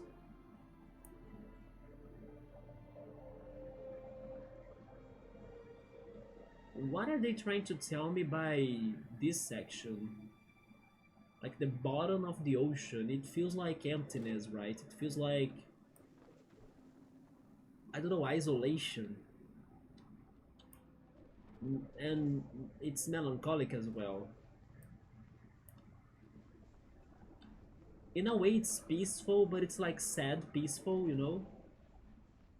I don't have the jumping ability anymore. Hi Bookmark, how's it going? We are here playing Journey. Have you tried it before? Have you played it? It's a beautiful game.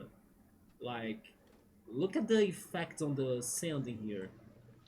Believe me, it's sand. We are not at the bottom of the ocean, by the way. Oh, there is this whole passage in here. Yeah, this game goes to my list of like most beautiful games I played. But hopefully you're doing alright. Did you check the direct? We were talking about the direct a little bit. We have power going on here. Hello?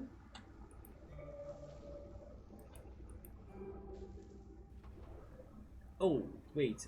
Did that activate? Looks lovely. It is amazing. You missed when we were outside in the desert with like the stunning sun shining on us. Hopefully we go back there, but now we got to a creepier part, right? That it's getting um, I don't know, it's getting more tragic now. I can't even say much because I'm also trying to understand the story that they are trying to tell us. But it's about a city, an ancient city that had prosperity and then it was developed and everything, and then suddenly something happened that I don't know what, that the city collapsed, and now we are checking its ruins, and we are getting flashbacks of how it used to be in the past, and how it used to also have this sort of power supply to make it to work, or like I don't know, to be a successful city in a way. That I think it's light, it's the power of light, I'm guessing. But now everything seems like abandoned, ruined. Something happened. I'm trying to understand what was that. I I haven't, but I heard about a Metroid game though. It is the Metroid Prime 4. Yeah, they showed us more on the Metroid Prime 4. They gave us more of the planet that Samus will be exploring on. Also a little bit of the combat, the power-ups, and even a new suit as well. Oh, these things are back in here. Oh my god! Okay! That scared me. Is it too loud to you as it is to me? Because man, that was loud. We have a boss fight? Are you kidding me? I was not ready for that. Wait, is that... That's not a boss then, right? I'm safe. You know what? I'm lowering my volume because this game has been all sorts of silent. That was amazing, right, Bookmark? It's just because you came. You brought the action to this game. Because this game was chill, cozy, wholesome so far. But you got in here and then the game was like, let me surprise everyone, you know? This was not the game I was playing Man, what the hell was that? The freaking ancient Chica technology was born? Okay, crazy comparison though. I think you guys will not get there with me because my mind is going crazy, but I will say it still because in here that's how it is. If it gets to my brain, no matter what it is, no matter how weird, crazy, and it makes no sense, like ideas, I'm sharing, right? So here's what I'm going to say. You are seeing this, right? You know what this image reminds me of? Believe it or not, but Final Fantasy VII. It reminds me of the room that there is Sephiroth, Tifa, and Cloud. And there are many chambers in that room. And I believe it's a room where Tifa punches Sephiroth, if I'm not mistaken. Something around those lines. And then I can't say much because I don't want to spoil it, right? But I remember that room. It is like a mechanical kind of room with chambers. It's a tiny room as well. And then I remember Cloud and Tifa, and they are kind of like confronting Sephiroth for like what he's doing and everything. And there is a punch, I believe. I think it's Tifa punching Sephiroth, and then it's the moment where like Tifa is badass, you know? It's something like that. Do you guys know what I'm talking about? I'm not sure, but this reminds me of the chambers of that room. And also this color is very Final Fantasy VII like, isn't it? Anyway, that was my random comparison moment. Maybe I'm the only one that got to that memory right now. The Mako reactor, isn't the Mako reactor very early? But it could be the Mako reactor maybe. And then he activates something in that room, maybe, right? I remember, is it that? Maybe it is. I remember the chambers. I was thinking the chambers though. I cannot say it because it is heavy spoiler. But you might know what's in the chambers, right? Yes, yes, yes. I think that's the room, yeah. But I didn't remember it was in a reactor, okay. Okay, you guys got it. Yes, I'm remembering that scene. Crazy, right? But that's where this brought me to. Okay, thank goodness I was able to describe it then, because I wasn't sure if I would be able to do it. But I cannot jump right now, I need to recharge my jump. I wish I could explore whatever is up there. Even if it's nothing, but... What do they want me to do now? Maybe this, right? What is in here? Do they want me to activate those things? Like, can I do it by using the chanting?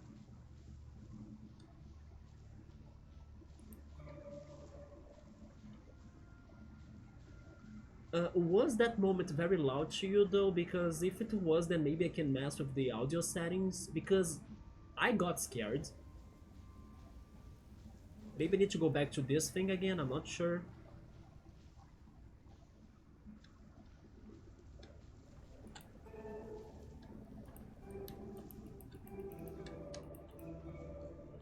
Why does that sound now? Wait, this sound a lot like Mikau's guitar in Majora's Mask? No, never mind, but the melody I was doing was a lot like the bossa nova, right? But not anymore. I'm going crazy, guys. Don't mind me. I don't know what's going on. Maybe I'm not really tired, but my brain is like weird right now. I'm hearing things and seeing things that are not in the game, so I'm sorry for the weird comparisons that make no sense. But for some reason, the sounds remind me of the bossa nova of freaking Majora's Mask now. But oh wait, is that a friend? It is. Friend, what was that? Give me answers. Well, he gave me energy at least. Where should we go?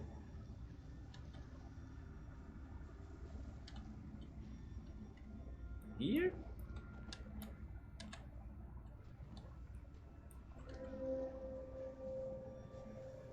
Oh, just go straight ahead, okay. Is that the one living thing?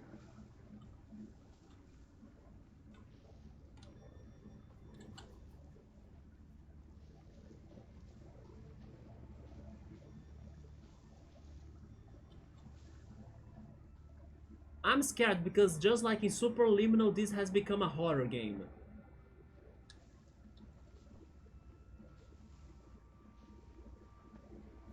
Can we activate this? Something happened.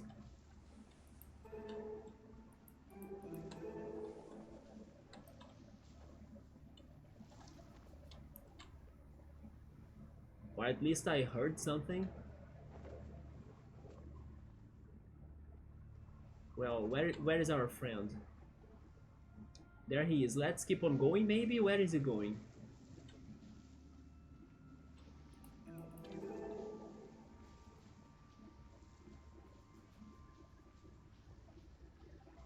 This looks like Nibelheim Mako reactor. Okay, so Chumode also got the reference. Aren't we returning though? Isn't this where we were before? Yeah, we are doubling up because I don't know what to do. Yeah, we are returning here, right? Why? Do you want me to check the things again?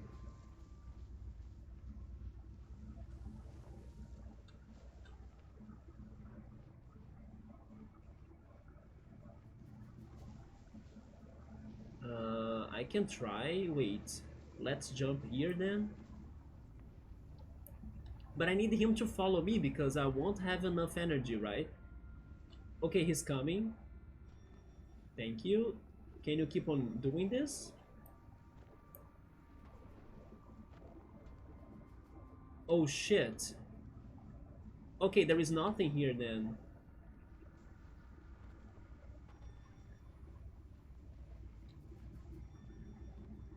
Can you play this game with two people, by the way? Because this extra character kind of feels like a second player, you know? Oh, wait a second. Why does that look like a toilet? I'm sorry, but there is like a green toilet sanctuary in front of us right now, right? Why is that like a toilet? Don't make me jump on the toilet, okay? He's actually...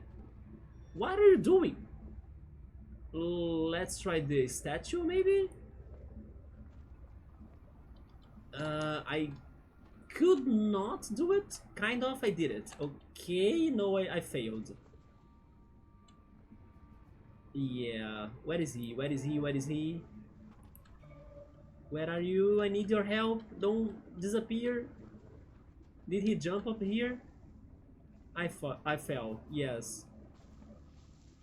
Okay, I don't know where he is. This is not good. We need his help, I think. Oh, there he is. Come back here, please.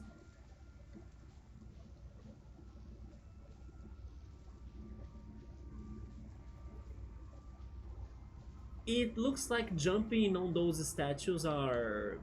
Or it is too hard, or like... It seems like... It might not be it. Where was that passage again? Is it that? I think it's that, right? Let's go there again. I'm ready. We are doing well in our ability to recover from ailments physically. Oh yeah, bookmark. Hopefully you are recovering well, right? How about you? Also, Scap, are you feeling better? I remember last time you were feeling your throat, right? I hope you're also feeling better. Okay, what's in here? Progress, there we go. I just had to go straight forward. It's there. It's long. What is that even? Th that's probably what... That's probably what brought destruction to our city, right? Yeah, some dark energy corrupted their technology and then it destroyed the city. Now it wants to destroy us too, I think.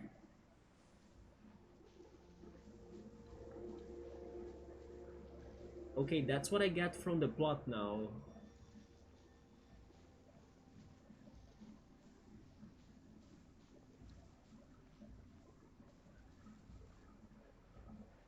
You got this? Body's fake region? Yes, right, just use region.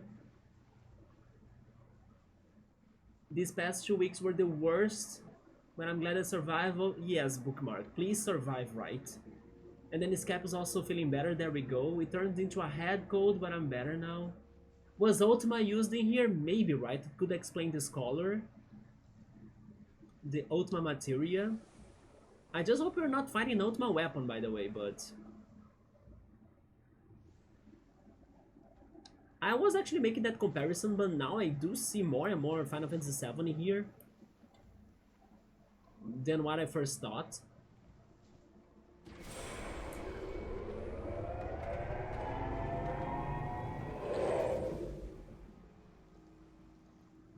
Okay, I don't mind if you leave us, right? Go do your business, leave us in peace. Not in pieces, right? But in peace. I guess I should just avoid the white light it reflects on the floor. Never mind, that white light is from the sun, maybe. Or that surface, okay.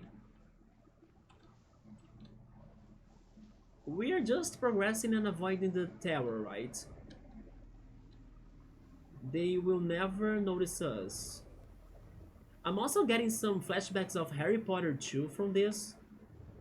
The Chamber of Secrets. This is just like the Chamber of Secrets. The colors, the basilisk. Yeah, everything is the Chamber of Secrets. I used to be so scared of it though. There are more than one? Oh my god.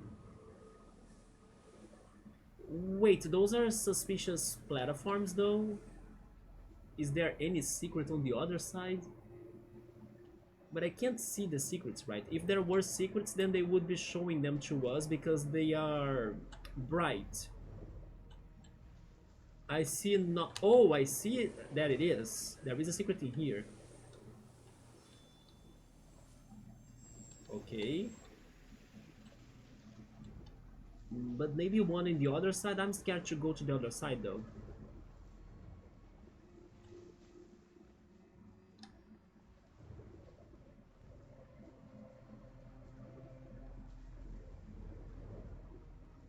Yeah, regenerate.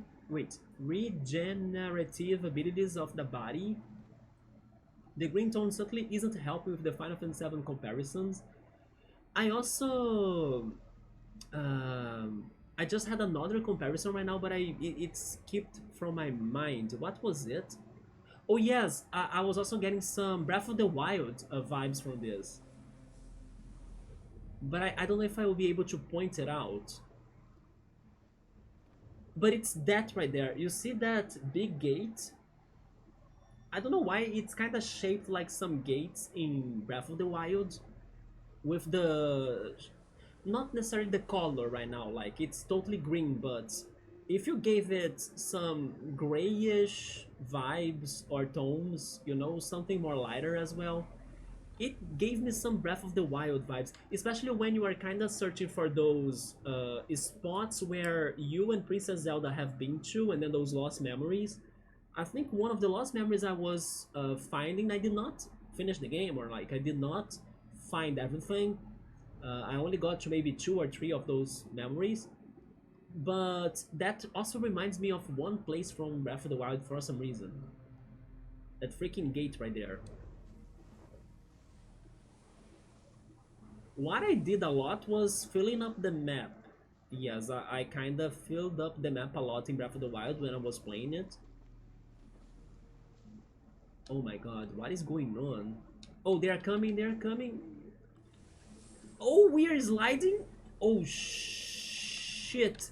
No! No, don't laser me, don't laser, don't laser, don't jump! Oh shit! We are saved.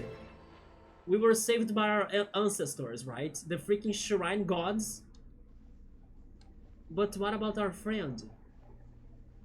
And is that what happened to everyone else? Like the freaking plates? Oh my god. Okay, I think we are reaching the end game probably. It is shaped like a bird now that I'm paying attention to that. Can you see the bird? Yeah, it is like a bird, isn't it? Like the wing as well. Man, the freaking lighting of this game is so perfect. Yeah, it is like a bird. This goddess is like a bird.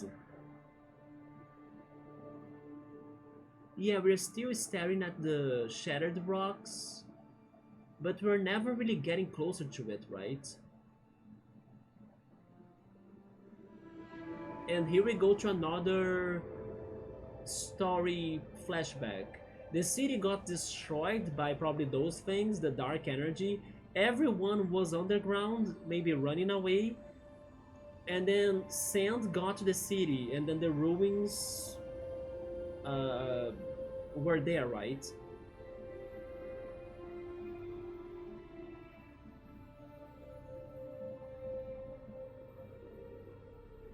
But then there is this one spot right there.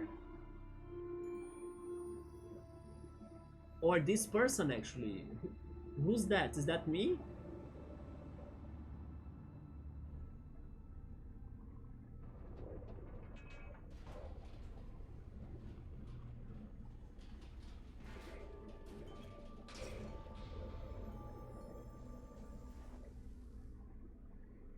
I really felt the feeling of ancestrality from this, like everything happened to get you, you know?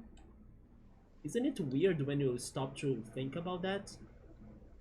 Like Big Bangs, eras, meteors, planets, ice ages, dinosaurs, revolutions, evolutions, and everything to get to the point where we are right now. When you stop to think about that, to like stare at your own existence, it's kind of wild, you know. But that's what this game is telling us right now. Like everything happened, but you were here, you know. What is this? Oh, it's nothing, maybe? Okay. Now we have some gold sand. This is the live stream. It's kind of like the live stream. We cannot escape from the Final Fantasy VII comparisons, right? The Shrine Gods, they saved us. I wonder if there is a way for it to kind of surf and not be caught by the freaking things, right?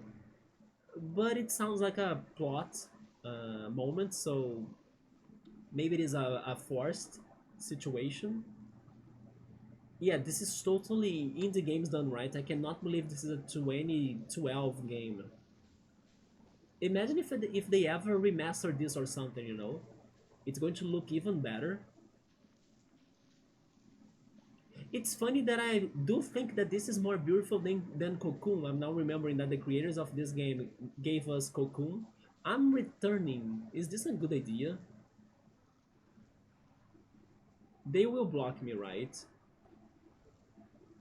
They are not blocking me from returning? Because they killed the monsters.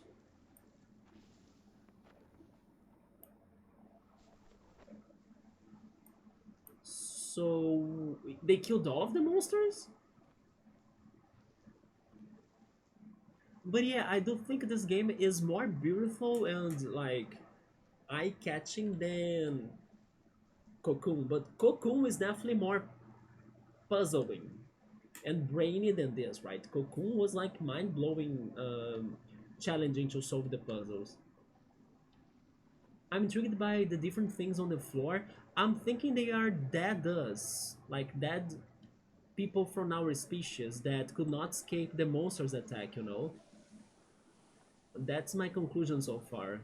The freaking metal plates, as there were many of them in here, I think they were trying to find salvation, but they couldn't make it past. Yeah, those things right there. There they are. I believe they are like us, especially because the game starts showing us two of those things, those plates that had scarf like stripes like we have right now. So it's pretty much telling us that these plates are connected to the people, and I believe they were ancestors, right, or people that tried to get to the shrine but they couldn't. Yeah, the colors, the depth. Maybe now I understand a little bit why this game is somewhat not too open for us to explore. It's because rendering this probably is demanding, right? So I take it they went for something more artistic than giving us like a lot of freedom to explore and stuff. But I would love if they made another game like this with more freedom to explore and more details and everything. But sure, we check this out. And then let's check the next section. Just being sure that I'm not missing secrets. Maybe I am, you know what? Second look in here. Like behind this pillar, maybe? Anything in here? Not really, okay. Let's go back.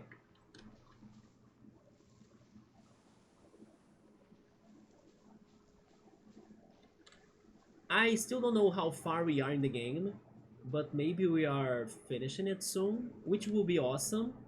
Which means that next time, next Friday, we'll be able to start something new. Like I was saying earlier, I'm maybe starting the Elephant Zelda-like game that I was saying. Yono and the Elephant, how is it called? Yono and the Celestic Elephant or something? Just because I have already installed on my PC and then I tried bringing it once to the channel, but I ended up playing something else. But I'm not sure. Maybe I can also think of something even more different.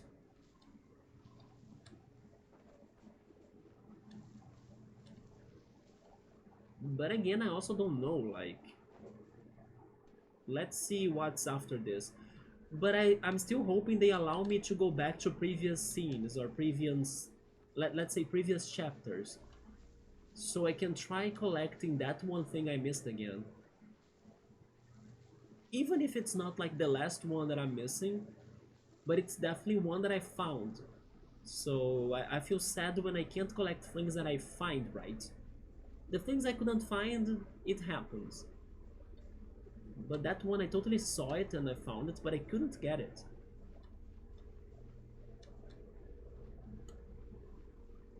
Okay, so what else is left to this plot? I got an achievement. Provations. Find yourself through the subterraneous passage. And then that was an achievement, like, complete it, right?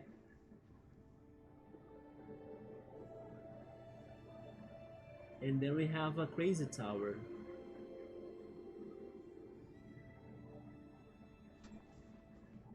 And the friend is back. I was thinking or saying at first that I doubted that character, the friend, would be with us for this long, but I guess I'm wrong. Especially because he's necessary for us to be able to jump, right? I kind of don't like that. I think there should be more...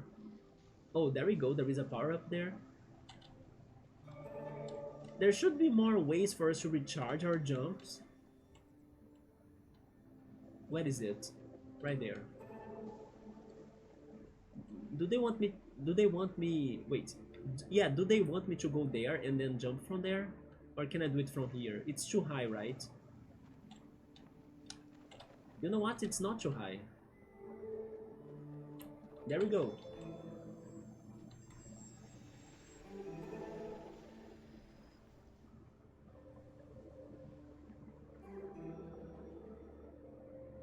Now let's go to that one next.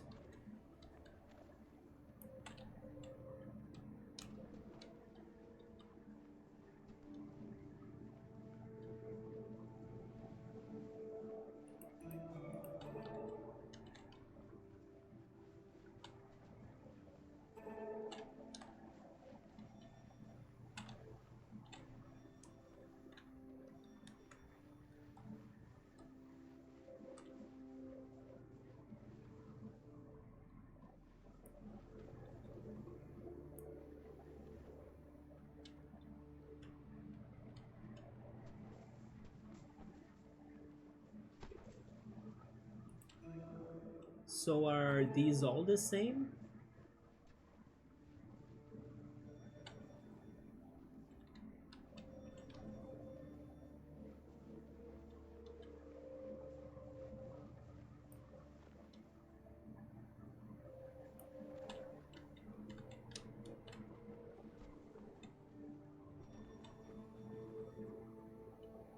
Can I make to that one? Wait.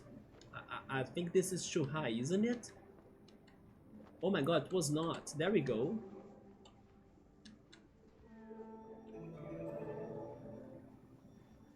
Yeah, they want us to be climbing like this, isn't it?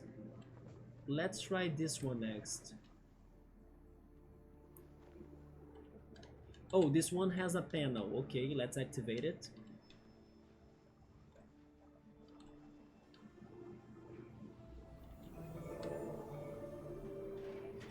Yeah, it is showing. Oh, there we go. Finally, the.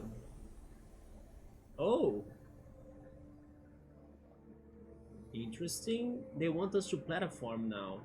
But yeah, they are showing the attack from the monsters, right?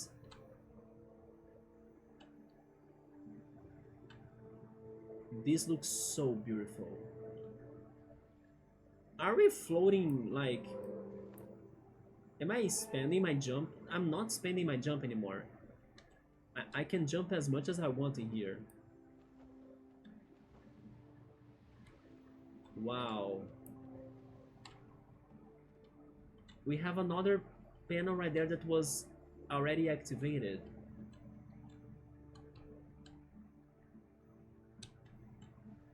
It is the beginning of the game. It is us, I think, waking up and looking at the ancient plates. Right? So what's going on? How do they know that?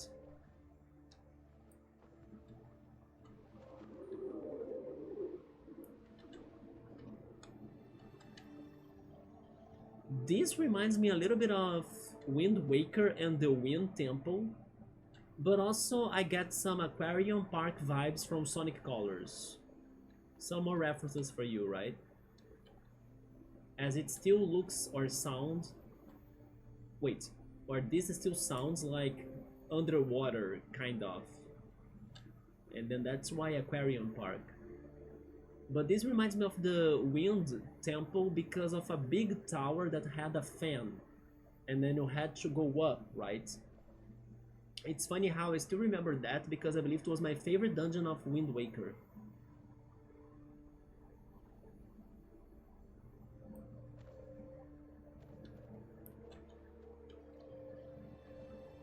Okay.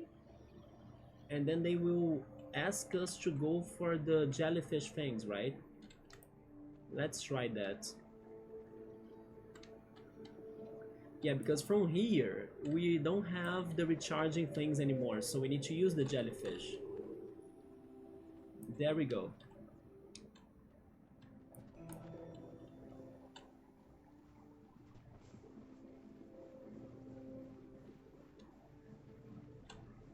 Um, that looks like a secret.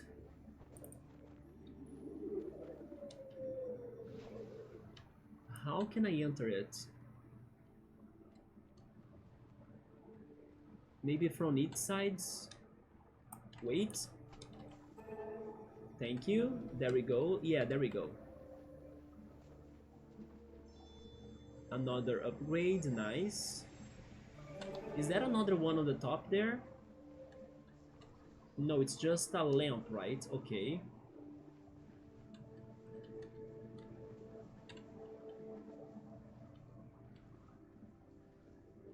So let's go back or try, and we need to get to the lamp. Okay.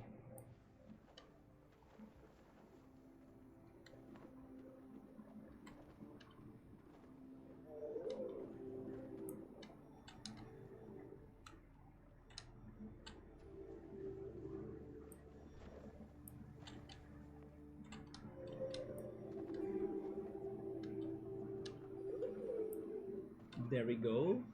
Oh, this is another panel.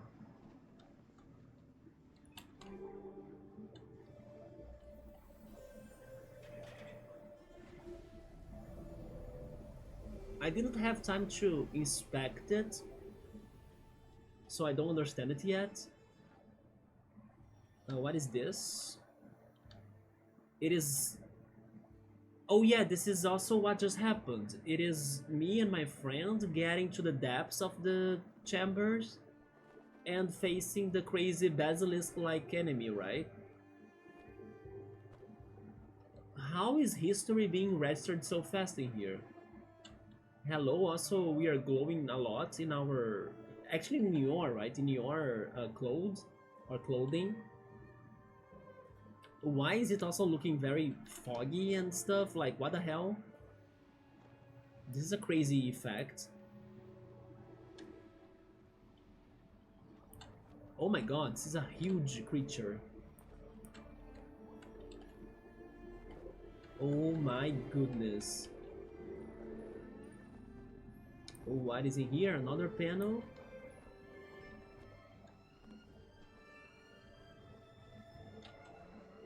It's going to talk about the present again, right?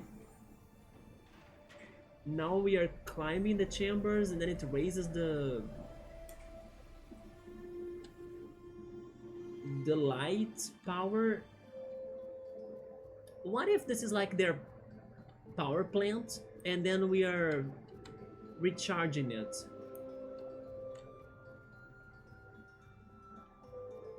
It feels like that, right? This is like a big power plant and we are little by little recharging it. That's a power up, isn't it?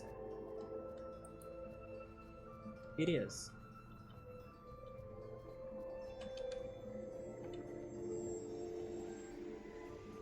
Okay, so in this one area they have tons and tons of those power-ups.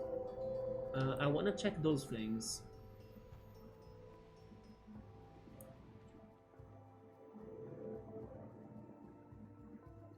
I don't know if I get this one, but I think it is us again exploring this area and facing the monsters. Not really the monsters, those are the jellyfish, right? Yeah, those are the jellyfish.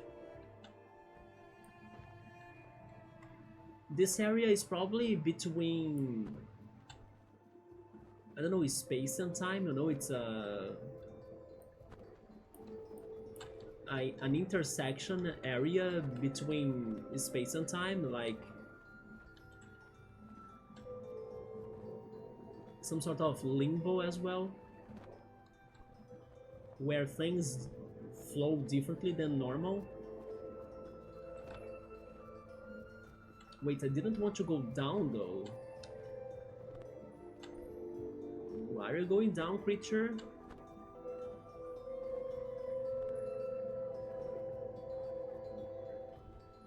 I mean, I can go up anytime I want to, right?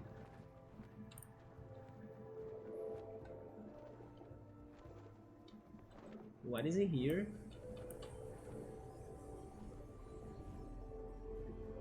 We have a passage. There is something up there that maybe we need to be walking around it to get there. Okay, we can try.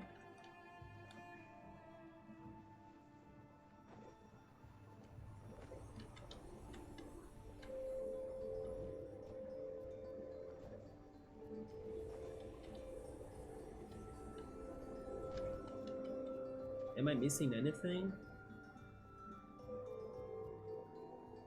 That's a lamp, right? Yeah, under it there is a lamp, okay.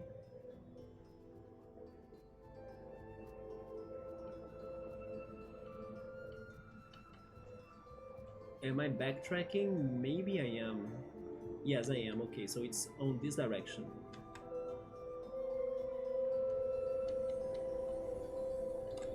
Alright. Now this one.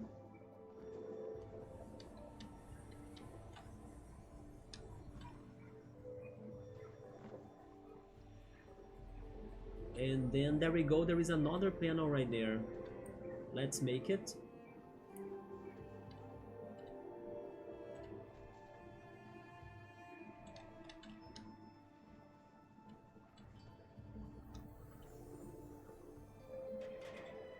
What? The pyramids ruined or like collapsed? Is this the future?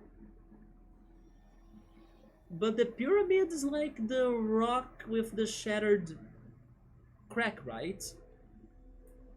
We are not there, are we? That was like the future. It kind of said that it was going to get destroyed or something. Are we destroying the rock? What? Wait a minute. Am I going to the right direction, by the way? I hope I am. I need to get up there, right? Yes. Before we check the next either premonition or like flashback,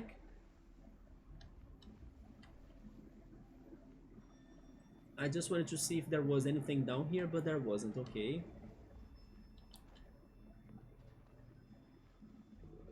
Alright. What is in here for us? Also, it's pointing to different things on the floor now.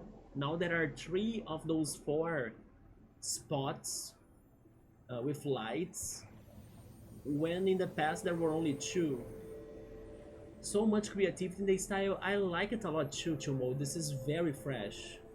And I like how the carpets that we were walking on matched our character clothing a lot too, so it was a nice, you know, combination of colors, but for different things.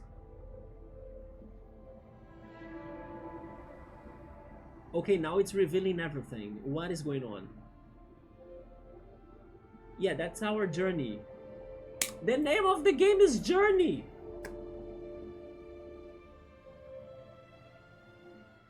Now everything makes sense! It's a game about journeys, right? Oh, it's not... Yeah, that's what I saw. I was thinking that was collapsing. No, it was actually our entrance to the dungeon, I see. Then the tower, and then at the end we were worshipping the pyramid god. Yep. That's what they want us to do, right? Look at the textures. Yeah, those are us. Even though I think the other guy is me as well, like... Because he... The only thing different about the other friend is that his clothing, they get more lights than ours. But the size of our scarves are the same, the spell tags are the same. But in this dungeon in particular, his clothing got other lighting effects. You see, his clothing has details, ours doesn't. That's the only difference between us.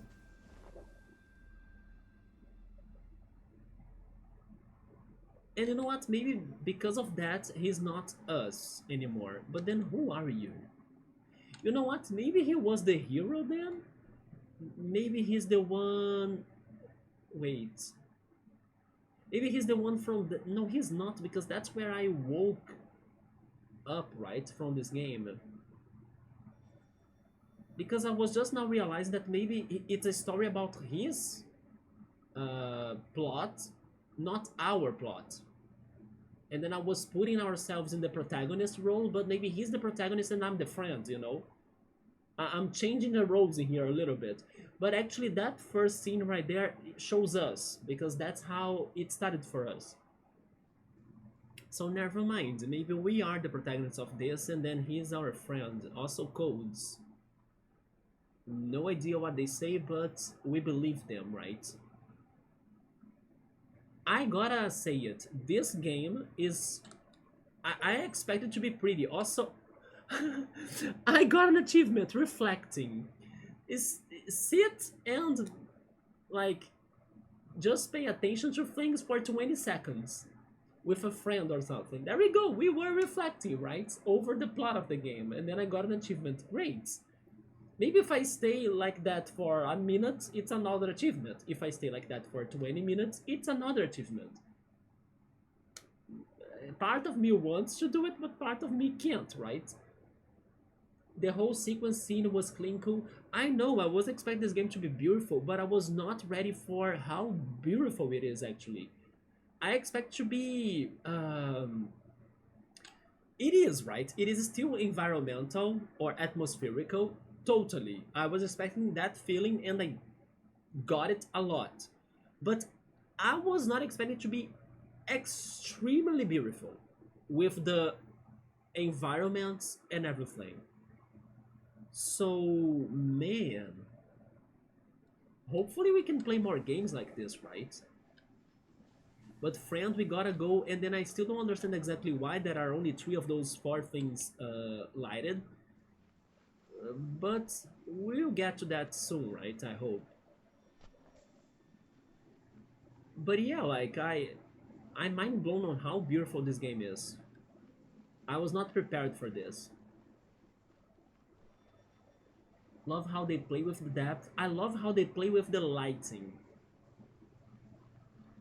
Yeah, the lighting to me was very well done. Like, it does feel like we are living in that world, you know? I really hope you guys can have a good... oh, snowy time?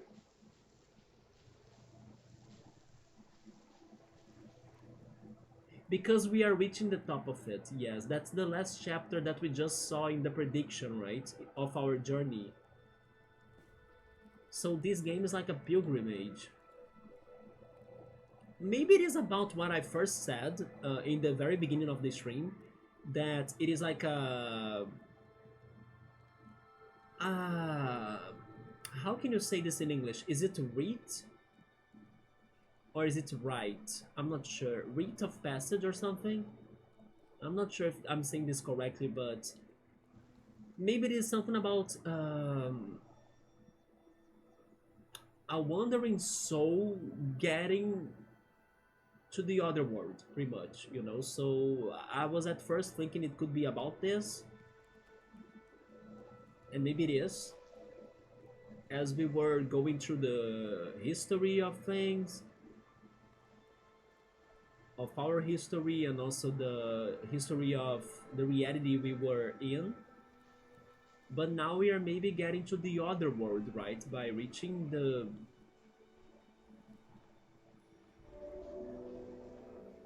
powerful light. That's maybe a god, or a, I don't know, a strong force or energy that... Oh, the monsters are here again?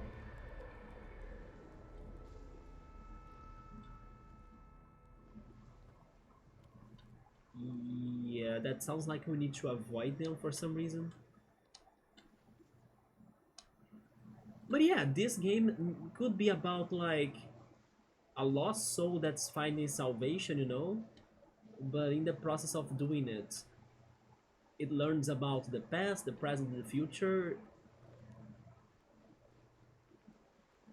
But I don't know, let's see how it goes once we are up there.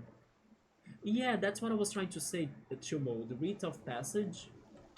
A ritual one goes through to move on to the next stage of life. Yes, that's what I was thinking. By the way, I think this ice is like draining our light, right? It is, isn't it? Or am I crazy?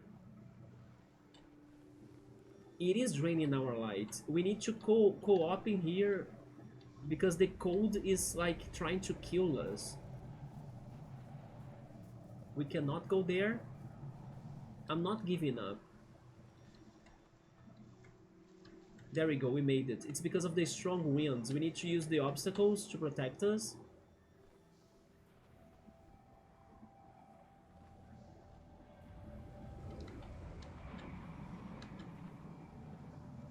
Yeah, we need to progress shortly, right?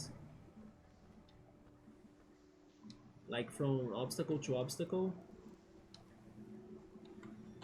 From this one, where do we go next? That one, right? Okay.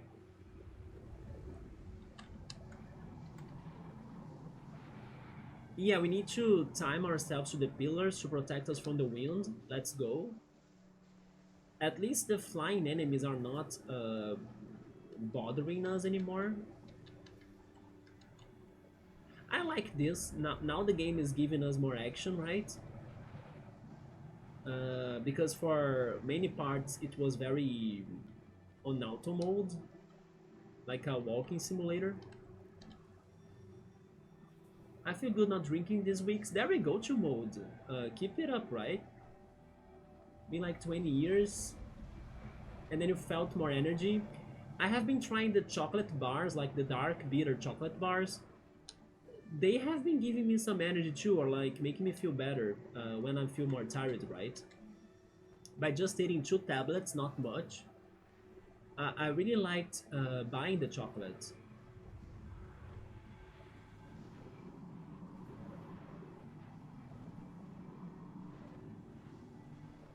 Okay.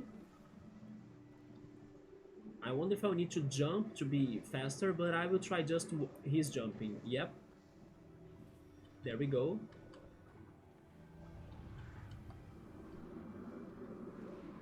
After that, where do we go? The last one. Do we climb this? I think, right? Sunday to Thursday, no drinking. Today we're chilling at a friend, nice. And he is on the same path. You guys can try helping each other, right? Wait, maybe I just need to go straight ahead instead of jumping. Not sure. We have more of those plates in here. I have the feeling there is something up there though.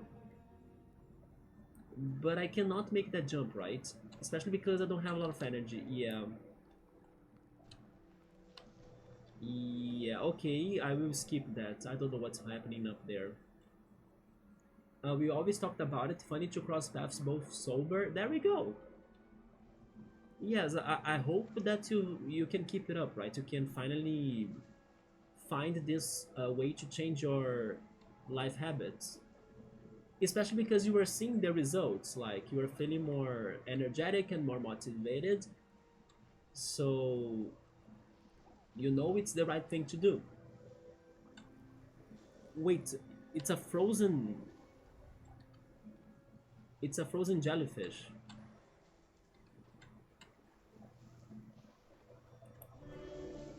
Oh, it's back now, okay.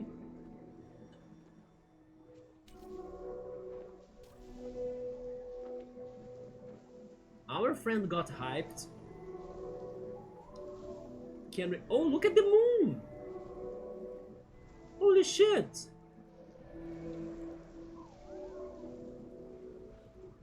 We got moons in here.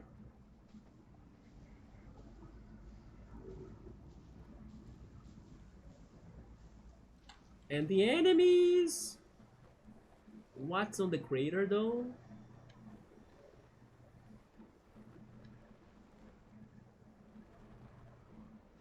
Oh, that's where we came from, isn't it?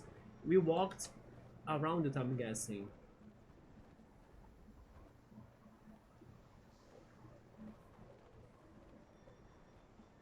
This reminds me of a place in Final Fantasy X. There is a snowy mountain area in Final Fantasy X that reminds me of this too. Yeah, the moon, right? Wait, a sneaky chest? You mean the jellyfish there that was hiding? The atmosphere is 2.0 game. This is very immersive, right? Thank goodness it's not dangerous as it could be. Like the freaking flying. Wait, what is that? There is something there. I think that's the way to go. But then what's in here? A chamber? Yeah, this is a chamber. Let's activate those. It's another panel, right? Oh, okay, it's a panel for the spell tags. Wait, is there anything up there? There is, and then there is a panel. There we go. Let's reveal it. What is this? Wait, are those ships? We had ships. Wait. Wait a minute here. Those are like warships. Because you can see that they have like a face, or maybe I should say an eye, right? That's shooting lasers at each other. So it was not a war between technology and the people, it's actually a war between the people themselves? Because yeah, this is showing that they are shooting each other, so like... This is not good. You know the spot that I mean Final Fantasy X? Yeah, that mountain that was also challenging to climb it. It is the mountain where one of the characters is from, right? I forgot his name though. One of the party members is from.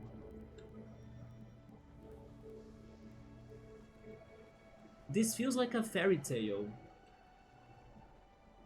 The chamber is from... Yeah, chamber, right? Did I say chamber or something? I'm not sure.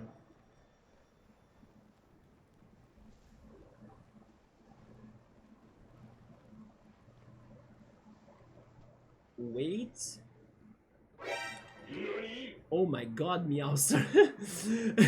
I was so focused looking right there, and it's funny that I was going to read the chat, but you got me, man. Yes, you got me now. How's it going? Welcome to the stream. We are here playing Journey. Have you heard? Have you played it? What a beautiful game. Hopefully you all can try this as well. Yeah, you got me now. But it's funny that I kind of reacted to something on the chat as the message showed up in there. And also I gotta say something, Meowser. Be glad that I fixed the sound alerts and the sticker alerts, because when I was trying to start the stream, I was having lots of technical issues. This Roller Coaster Tycoon have been having the technical issues, sadly. But I fixed them. So there we go, I fixed them for it to scare me, right? I only had to refresh the cache of the alerts, but it worked, thank goodness. But yeah, today when I was starting the stream and testing this game out, I was having some technical issues. I even gave up on playing this on my controller. I'm playing this on my keyboard, because when I was trying to play it on the controller, it was freezing my computer, so yeah. Oh, you were waiting for it. Okay, so you learned how to trick me, right? But funny enough, I was looking at the chat and I saw the message, but I didn't have time to process it. And then the sound effect got to me, right? If you actually tried it a little bit earlier, then you would have scared me even more, because the volume of my monitor was louder earlier, and then it was a jump scare from the game that made me lower the volume, but still it was loud enough for me to get scared. Also because I made the stickers and the alerts a little bit louder than before, because they were too low when we were streaming some other games, right? Maybe it's better this way, for them to be louder and noticeable than not really able for us to hear them at all, right? Wait, why is our friend... Yeah, come here. We need to keep on going.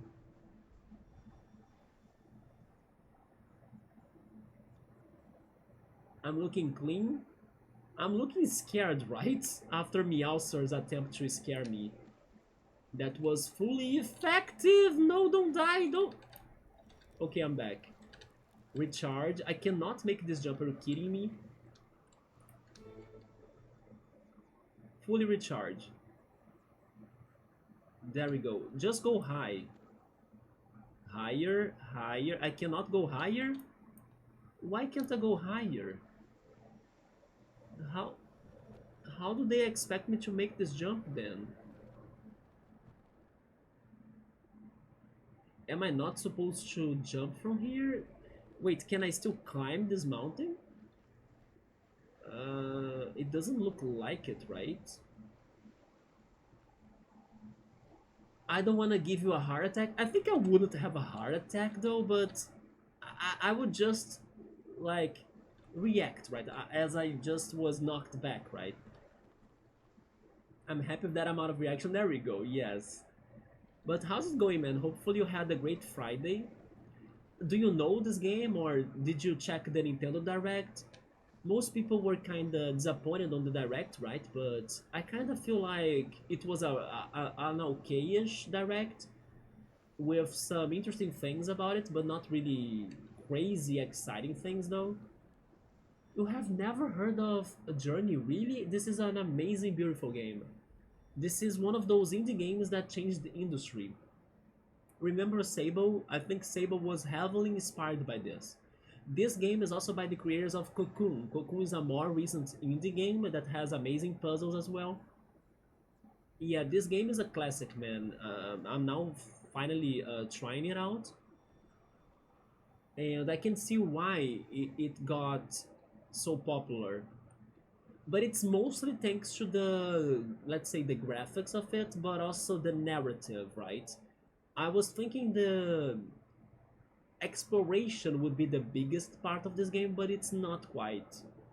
Can you get on that pillar? Maybe. Good idea. Oh, you're not too plugged into the Nintendo news. Yeah, this time you may have not lost or missed a lot of things. Oh, yeah? Oh, there we go. Wait, we had to use the power flame? Yes, we had to just call for it, right? There we go. The chanting summoned it to get closer to us. Yeah, this time we also did not miss many things out, but it was still an interesting direct for some random and unexpected announcements of minor games that nobody really expected to be on the Switch One, right? Wait, the snowstorm is back? Come on, friend, we need to go and complete our journey, our pilgrimage. We need to get to the moon. Can you believe, Meowser, that this is a 2012 game with like these graphics? I'm mind blown by this. I feel like I have been missing out all of the beautiful games from the past because I have been playing retro games only. I imagine how am I feeling when I don't know really play a modern generation game, you know, or actual generation game. I played Astrobot in the gaming event in the shopping mall here, but then again it was a small monitor, you know. Maybe if I had like a bigger screen or if I were closer to the game like I am right now, I could be more impressed by it. But man, I'm really seeing what graphics can do to a game, but not only graphics. More than that, artistic direction. That's what this game has. Hence why they managed to do such a beautiful game back in the day. Yeah, the chanting summoned the carpet, right? Flying through stuff felt good. Yeah, let's go to the moon, but then we have those enemies. I don't know if they are going to attack us again. They are. I cannot...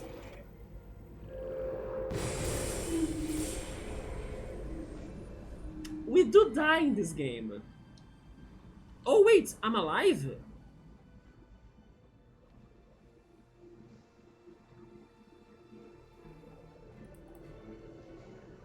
I survived. I could swear I died.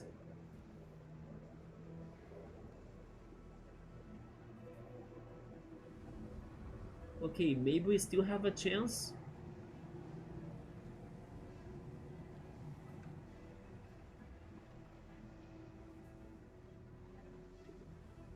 Let's keep on following the platforms, I guess.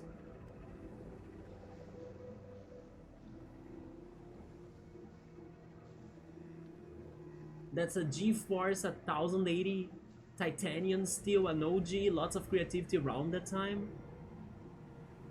Those are OG graphics cards still mode. That sounds to me like one from like more recent days that I was looking for graphic cards to my computer, you know? Maybe today things are very different then. I've been playing Ghost of Tsushima and the graphics are pretty nuts. I have seen clips of it, yeah. Has it been too hard? Like, it is one of those Souls-like games, isn't it? Hopefully you have been able to progress well. Yeah, towards them rocks and then we found a cave. I should have been checking with more detail if I'm missing the power-ups, but I could not see anything in there, and I was scared of the monsters, so I'm hoping I'm not missing a power-up. Although I could go back a little bit, right? Let's check this panel. Yeah, they're showing how people are getting to the top of the mountain to praise the gods or something. Maybe to find enlightenment. It is tough, but it's fair, okay.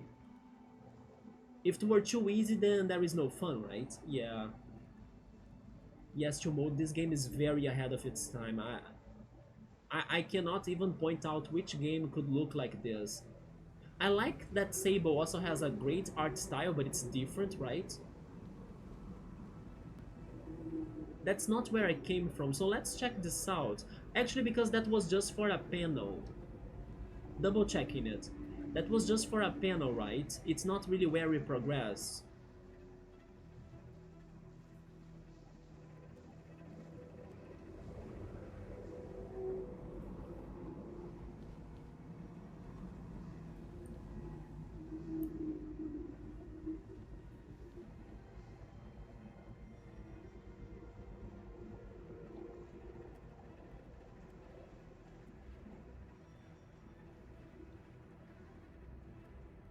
I'm trying to see if we got...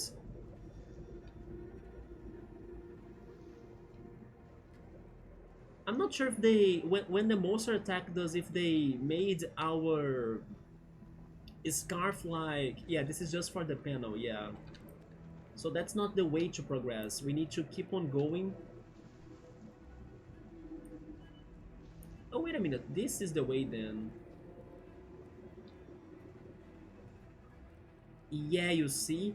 When the monster attacked me, they got rid of part of my scarf. Okay, now I feel bad. That's what I was paying attention to. You see, we lost a lot of our scarf.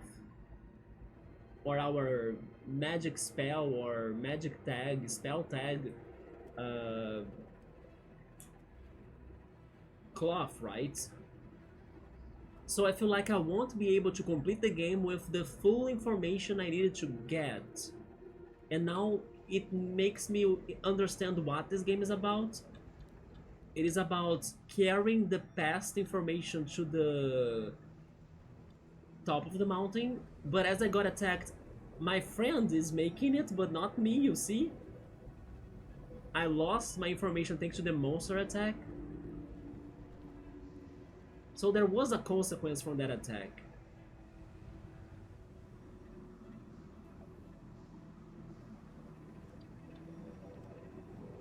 Yeah, I feel like we're not getting a very good ending anymore. I mean, our friend is doing great, but getting hit was totally not good.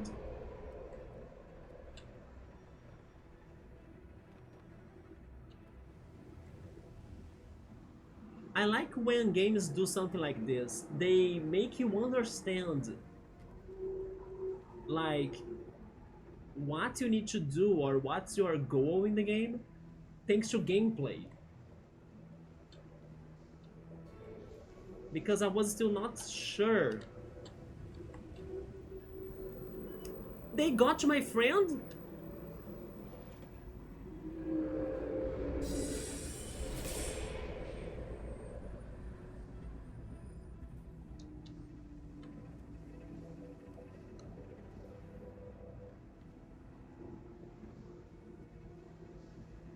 Never mind, I jinxed it. I was saying that our friend was doing great. Unfortunately, it's not the case anymore. But yeah, this is amazing. Like, the gameplay is showing me what is happening. Oh, fuck. They.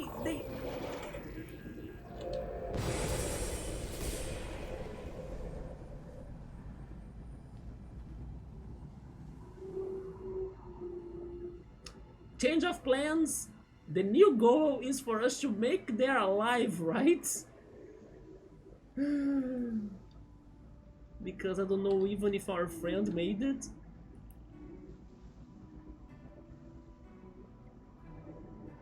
I'm now not sure if those attacks were forced attacks, but I wanna believe they were not, you know? I wanna believe there were... Oh, our friend is back. There we go. I wanna believe there are ways for you to actually avoid the monster attacks. But if those were forced attacks, still they were awesome, like they looked awesome. And they gave the drama I needed for this. And they helped me to understand what's going on, like why are we journeying. We are carrying the information, now it's clear to me. We're pretty much bringing what our ancestors and the past people that tried to like climb this mountain have been trying to do, but they could never complete it, right? I mean, maybe they could complete it, but we are the ones in the task right now. So from 1 second to the other, I fully understood like what is going on in the game. It really is a pilgrimage where we are bringing history to the, I don't know, to the compendium, you know, like we need to register who we are, who we were, who were here before us, and what's going to happen next as well. We need to register all of that. So future can exist, the present can exist, and the past can be remembered pretty much. But now that I lost a lot of my information though, after those 2 attacks, it's harder for me to climb this, but let's go. Yeah, this was... I'm still like amazed that this game did that for the gameplay. I respect this game a lot for that. It's a little bit like the old Zeldas, you know, that you need to find hidden rooms and puzzles by placing bombs at specific points. That's like gameplay genius.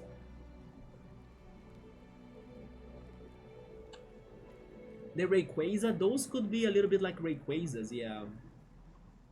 It's a Pilgrimage 2.0, yes. With the scrolls, big time game. Gameplay genius for sure. Is this a fortress?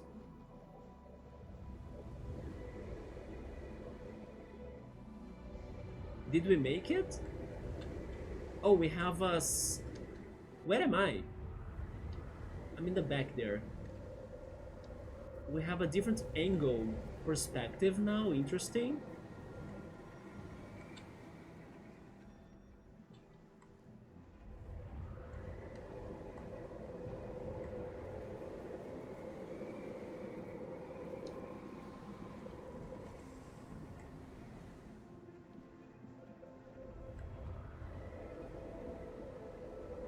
I also like how the wind and actually the obstacles in general are really making it extra hard for you to keep on progressing, you know?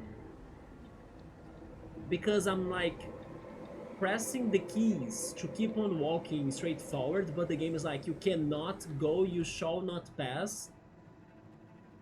So it is another gameplay communication between the player and the game. It's like really giving me a challenge or some trouble to like accomplish what I want to do. Like I want to go straight forward, but the game is like, you cannot. Look at that. You cannot do it. I think I need to jump, right? There we go. Now we need to be careful because there are holes on the walls. Wait, what happens in here? I mean, I kept on going and I still could make it, okay. Anything in here? No, maybe the power-ups are done, right? We are getting there, guys. It is right there. It also looks a little bit like the portal from the Tron movies, right?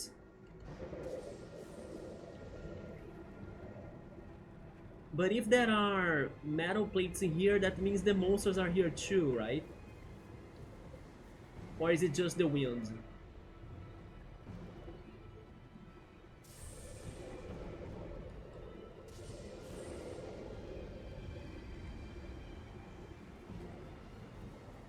I hope it's just the wind. The cinematic though, look at this angle. It feels like a storm in the sea, right?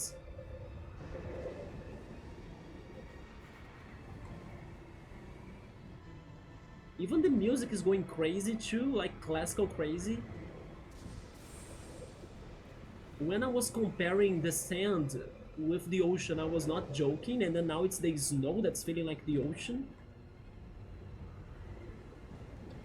Holy shit.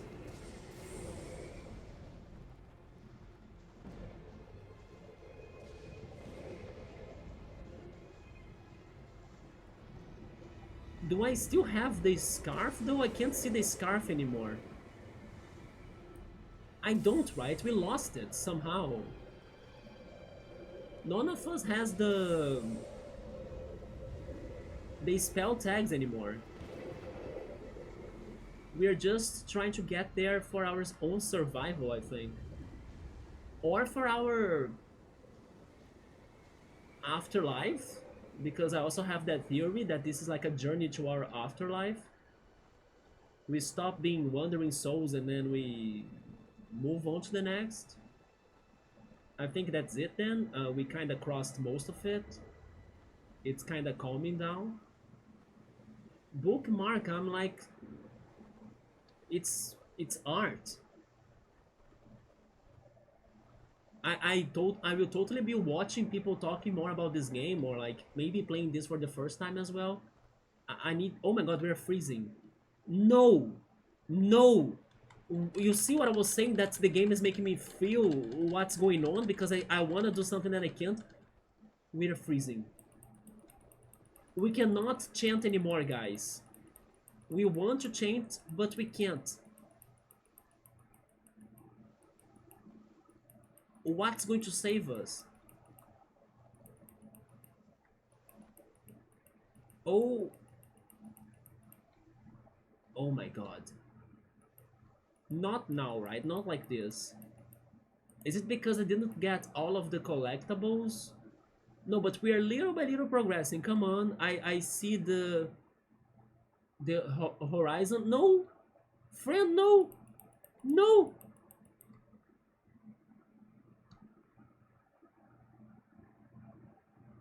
Bad ending?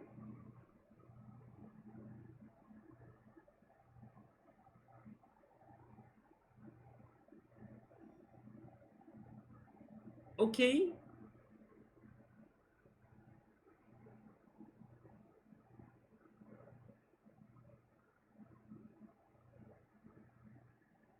The gods?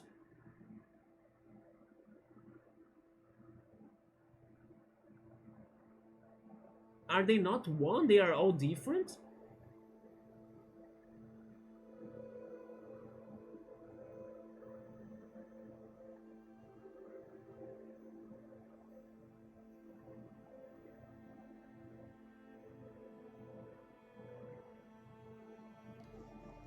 Oh.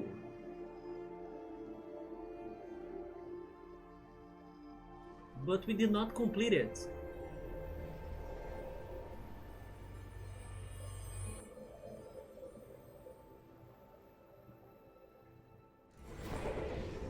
Oh shit.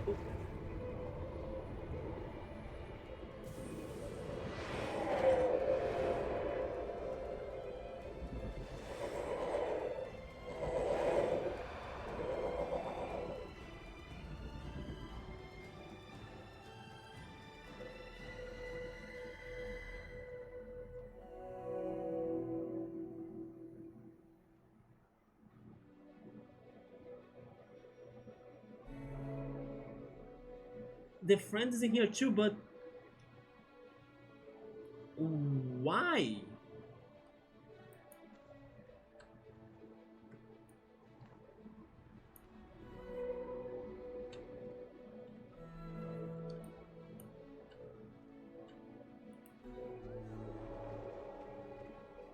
Why did they help us? Like,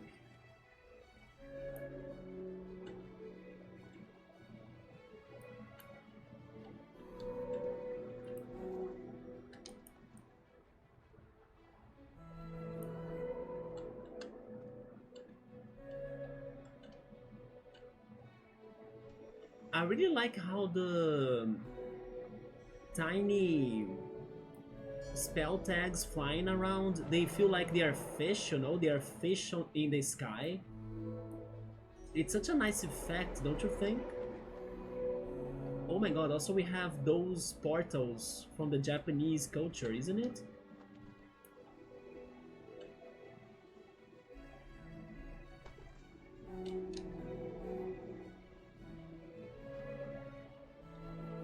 Yeah, we are probably finishing this tonight. But this looks amazing.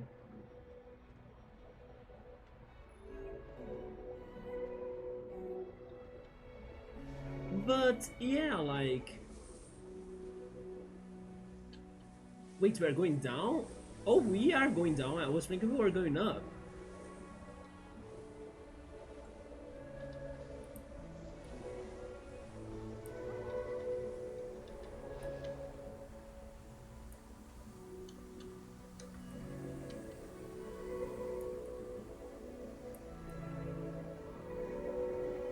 Oh my god, now we have real waterfalls. Look at that. It's not sand falls.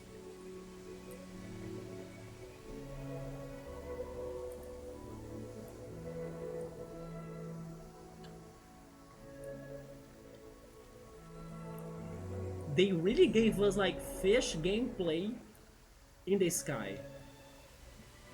I feel like I'm a fish, not like a bird. Especially with the jellyfish right there. Look at them again. If these creators ever come up with like a fishing game, it's going to be a big hit, I'm just saying.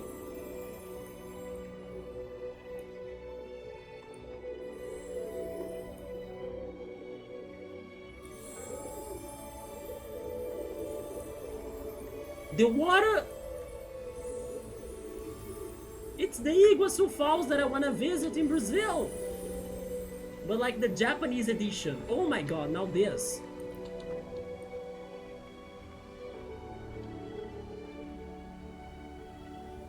I'm running out of jumping ability though. Recharge me. There we go.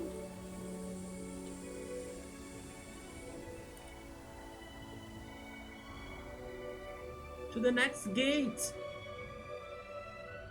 The sun is back. There goes the moon. And then we are finally making it to the Twin Peaks. To the Shattered Mountain.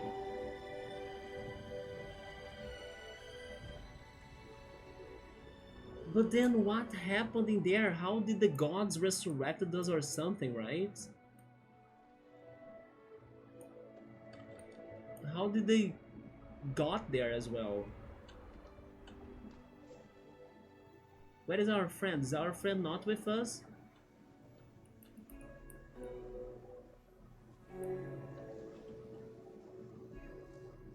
Oh, there he is. You know something else that I wanna see about this game too? Boundary break episode. Yes. The music background has been good. Yeah, the song in here was amazing too, right? Very epic sounding. That's crazy, oh my goodness. Use the warm-up materia. Yes, I really thought that we died in there. And then we were saved by the gods for some reason. The music, right, Chumo? The final battle, although the gods gave us the powers. Also, we have like different designs, right? Different shaped lights on our bellies. I guess maybe that's our identities. I'm not sure. Like four different icons, and then a sphere on the center. That's our core, right? I'm guessing that's our identity, right? That's how we are called. We are like inverted C, triangle, and inverted triangle. That's our name. The sunny, snowy mountains. It's beautiful with the waterfalls. It was amazing. Right, the background and the colors. The colors were great with the touches of red as well, and then the flying fish like magic tags or spell tags. I'm actually amazed how they went from sand to snow, and then it both look amazing, you know. Look at the snowflakes too, right? But it's time, guys. Let's finish this. But I believe that in the end, even though I did not understand what happened in there regarding the gods saving us, besides that, I believe this game is about the share of information. You know, we are carrying the information that made us pretty much throughout all of history, throughout all ages, throughout all life experiences, throughout the universe, throughout everything. We are here bringing that information probably to send it to the next generation, to the next people, to the next civilization, to the future, to the next species, to the aliens, to whatever happens next in the universe. Because isn't it our job in our lives actually? Isn't that what life tries to do?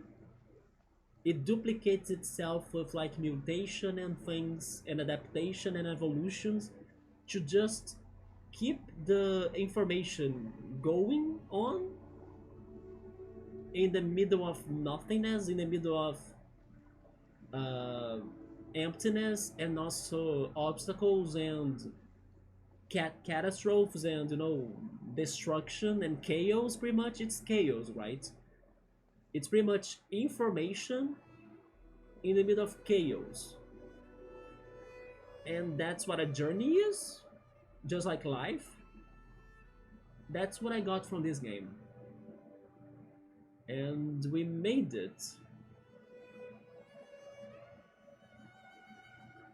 with the beautiful violin.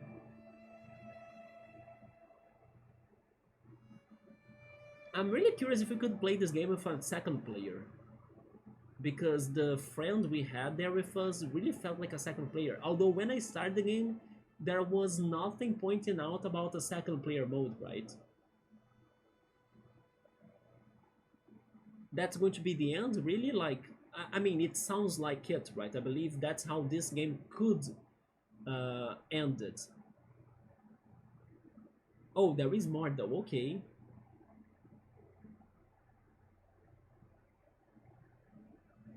Is it a happy ending? I think it is happy because we made it, but at the same time, I'm not sure if it is like an afterlife passage, and then that would mean that we would die right now, or like our souls would be purified. Yeah, right? Wait, that was another comment. It's a comment of like the power-ups, right?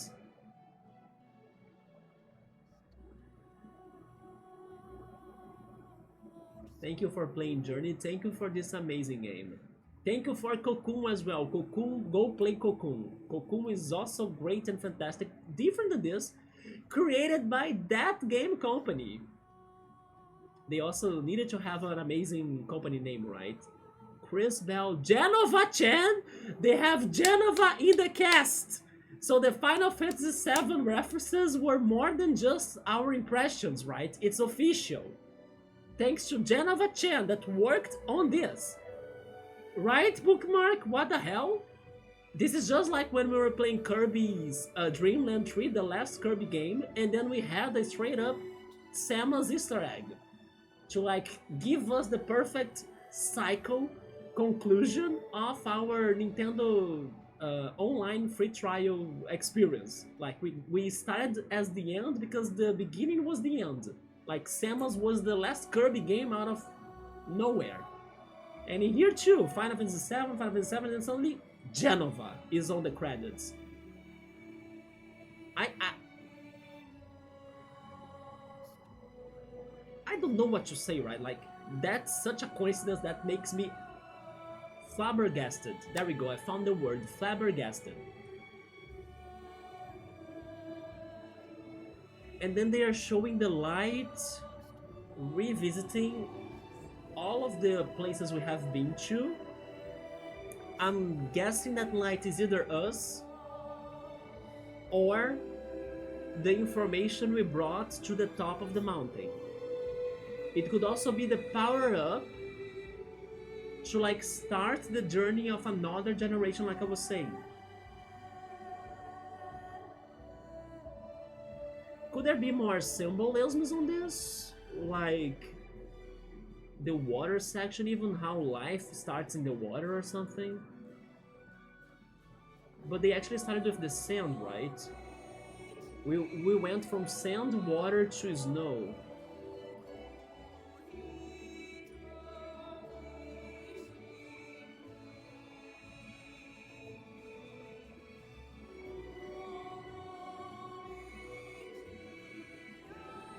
I was saying that one of the reasons why I really wanted to play this game was that I could explain to my friend the meanings of it or what I felt about playing it. At least I could get to some answers, or at least inner thoughts, right? Especially regarding how it is about the information, let's call it transportation, right?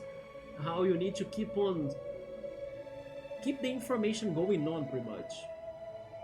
This is sky right now, are you kidding me? Oh my god, this is one of the most beautiful scenes of this game, like in the credits. That sky was so... This as well, like... Who needs Breath of the Wild when you have this?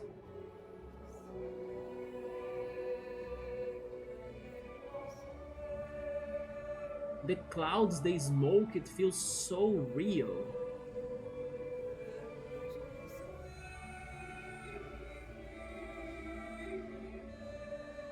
Oh, wait. Remember that?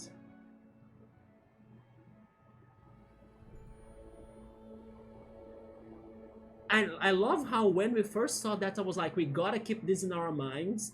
I totally forgot about it. Were we the third thing? But then that makes no sense to me. Companions met along the way. Oh, I got two achievements. Reborn, end the game and get to the beginning. And also, the journey was completed, right?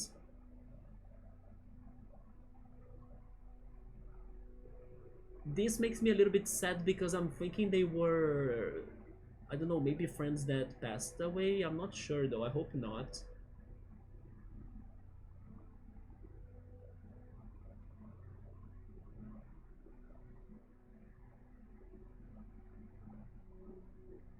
Thank goodness I'm also playing this with like the... Oh my god. They really changed the menu now, nice. But I'm very happy that I'm playing this, or I played this by having my old computer as like a second monitor, because playing this with the full screen totally gave me a total different experience than if I had played this by having it windowed, right? No regrets about playing this on full screen. There we go. Yeah, but then the end of the game kind of made me a little bit uncertain about my own conclusions, right? Which makes me want to watch more videos about this game and then like see how people interpreted this, because we ended up being that in the beginning, but at the same time, were we not really trying to help somebody else in the future? We were just like repeating a cycle of ours. That's why I'm confused right now. The plot twist that's actually making sense. What an ending! You love that style. The cracks were also beautiful. There was that one of the final scenes. That scene had such a beautiful sky. Like, it's crazy how artificial sky in games could also be as pretty as the real ones, right? The wishing star. I mean, this game had that tower that was also comparing the future to the present, so maybe I shouldn't think it is too weird for us to have a somewhat returning to beginning ending, right? Like, it's like we repeated the cycle, and then the cycle is going to start over again. Because they showed us the future when we were climbing the tower before the snowy areas, so maybe they were pointing out that it could be something that has been happening multiple times, you know, with our character. But again, I would rather have the interpretation of passing the information ahead. I kind of prefer that message.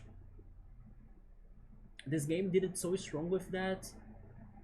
The sun come up like this. Yeah, the sun, right? It's actually still going, isn't it? Or am I crazy?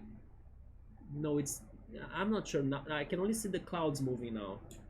But I have a question. Can I go back? Can I choose a chapter? No, I'm starting everything from zero, is it?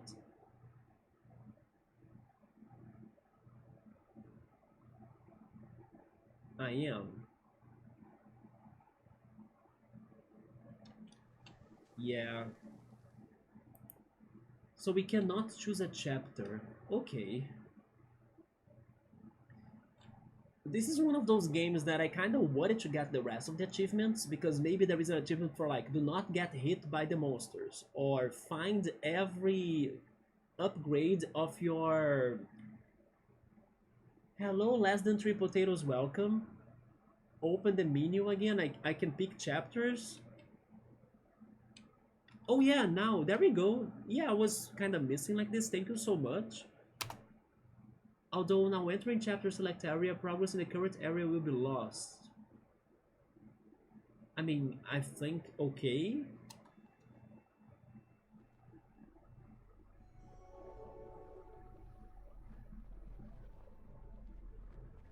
But then wait, why am I now here? This is some sort of hub? It is, right? Because those... Yeah, those panels were not powered before. Although our magic... Wait, our spell tag scarf-like thing is shorter.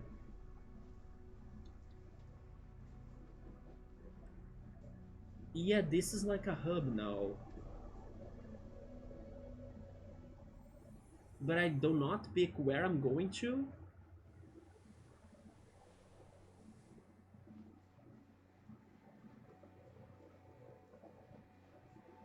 What?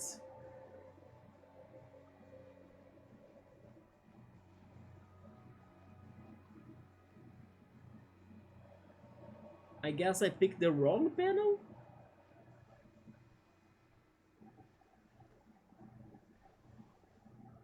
But if I go to the menu, they allow me to choose again, right? Let's try that again. Wait. Yeah, chapter select. Yes.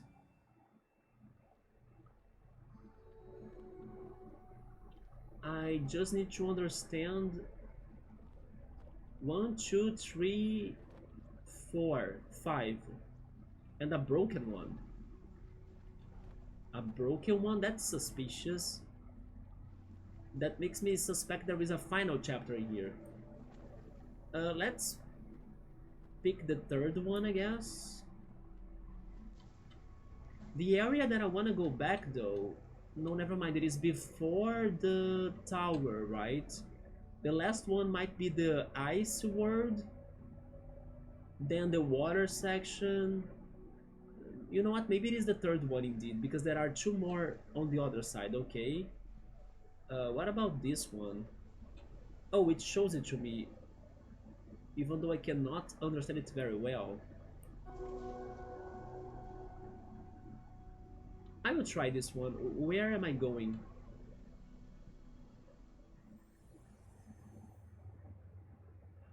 Oh, okay, so this is the...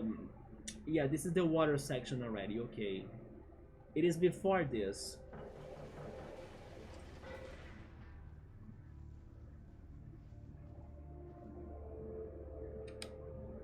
Chapter select. Yes. Let's try again. Try the number 2, right?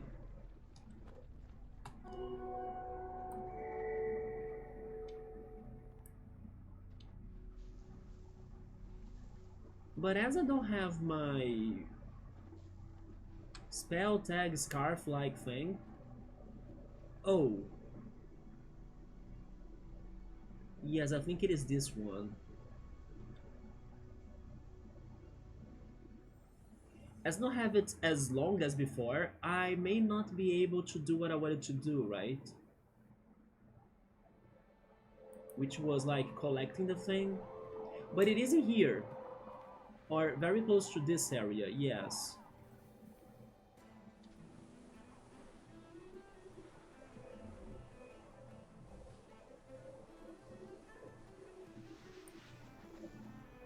But I doubt they will allow me to get what I need to get if I cannot jump too high. Like, I wanted to climb the sand waterfall, but... Wait a second. Oh shit, there are more upgrades right there. I just saw it. So these sections have the upgrades too. I assumed they were too fast for us to get upgrades, but they have them. Oh my god. So yeah, this game has more... There is another one right there. No, that's the one I wanted to get. That's the one! Go there! No! Well, I stopped in there, but I need my friend. Friend, yes, recharge me. Recharge me a little bit more. Come on, come on, come on. Let me follow you. Yes, this is the one I wanted to get. There we go, I got it. Yeah, this is the one I totally missed before. Nice. And then now I found another one. But they were saying that if I leave, then I will lose my current progress. So I'll need to maybe finish the... like, the chapter. I missed the ending. Do you mean whatever happened right now, Chill Mode? I'm not sure. Is he... Our friend is a god now. Wait, no, never mind. No, he is. His clothes are white now. Oh shit. But then, like I was saying, I don't have energy to climb this anymore because the stamina was removed from me. We need to go together, friend. Otherwise, I cannot make it. I mean, we could also try... I'm pretty sure we did something for this, right? Yeah, we activate... Yes, we activated those things. There we go. We can do that. Yeah, that's how we did it in the first time. That's true. Max Spirit. Yes, I think he turned into a god. while we are back to start, right? He was promoted pretty much. I mean, he took less hits from the monsters than us. So I guess it's fair that he got promoted but not us. It would be very nice if we have an ending where we get promoted, right?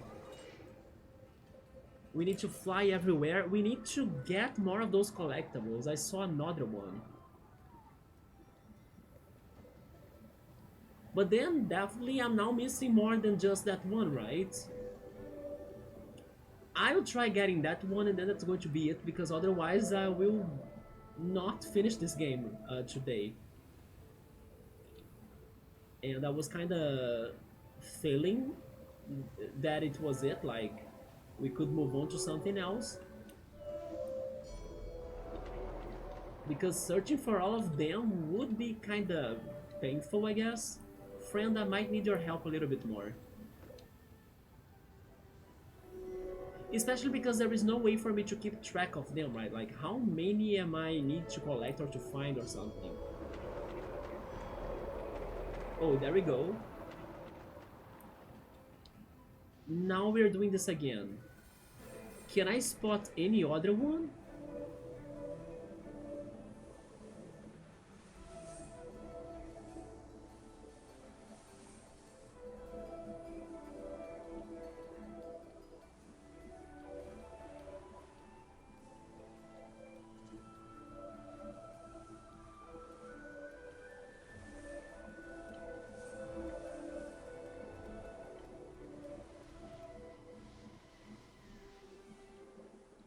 Well, this area seems to have none so far.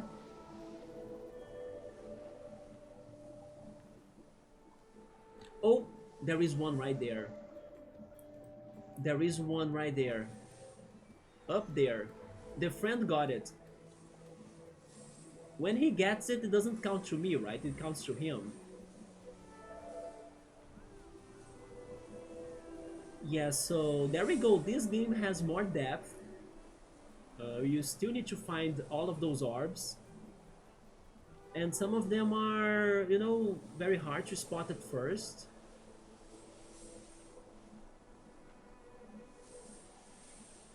But I think I'm not missing too many then. That was a... I cannot go there, right? I cannot, yeah.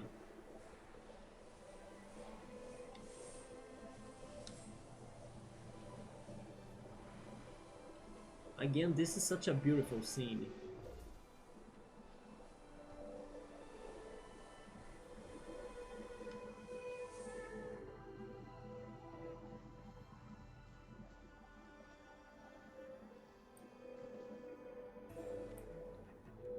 And here we go once again. I wish I could keep my long scarf though.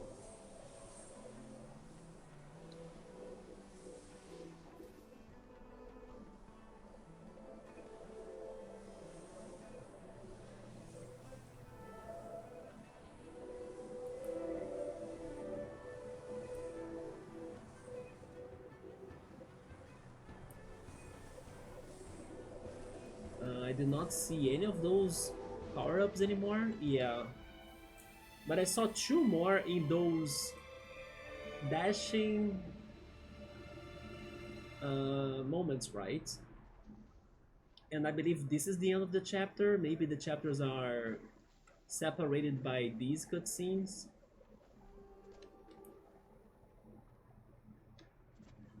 So yeah, I'm going to save it in here. But at least I got the one I saw in the first attempt, or like in the first run. And I wanted to go back to get it, and then we could get it. There we go. This is a portal, I'm thinking. It is a portal. Yeah, it's a portal to the cutscene, right? Yes.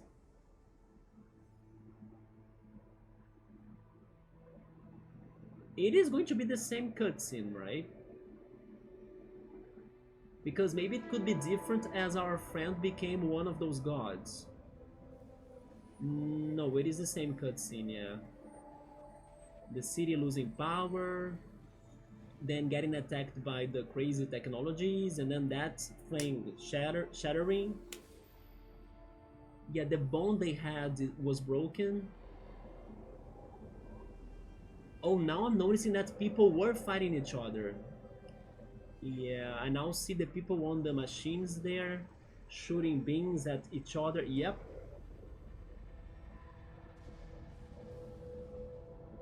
So it was actually good to return to this one cutscene, because now I saw that they were showing that attack. Uh, they were showing that attack, and then I kind of thought it was only by humans fighting, not really humans, but like these people fighting the monsters. But no, it was actually the people fighting the people, right? It was a war between the people by using the monsters as weapons. And then I only got to that conclusion later on in the game, but it was shown in here since this moment. But yeah, guys, I think I will cut it in here. I don't want to say it's impossible for me to go after those things, but I'm not feeling it, right? At least I wanted to go after the one I saw, but then those others I will need to be paying more attention to find them all. I don't know how many are there either, so I think it's... I don't know, it's kind of sounding like a lot of work. But yeah, I think I'm going to cut it in here then. Let me just confirm that I can go back to where I was. And then they always say that, but I believe I could get the one I wanted, right? Yes. There we go. But then I will also assume that there is a final ending, or a real ending or something. Like, there is a broken teleporting area right here. This is very suspicious. This is not in here for no reason, right? This is where the true ending is in this game. Probably you need to collect all of the pieces of information, bring it to the... Oh yeah, look at this. Wait a second. You know what? That's actually counting how many we are missing. Interesting, we are missing 6. I found 2 though. Yeah, we're missing 6 of those.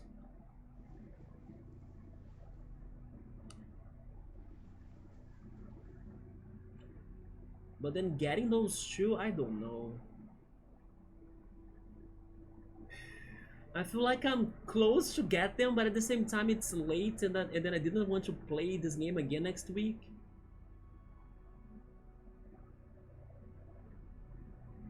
Because we found 2. Could I found the other 4?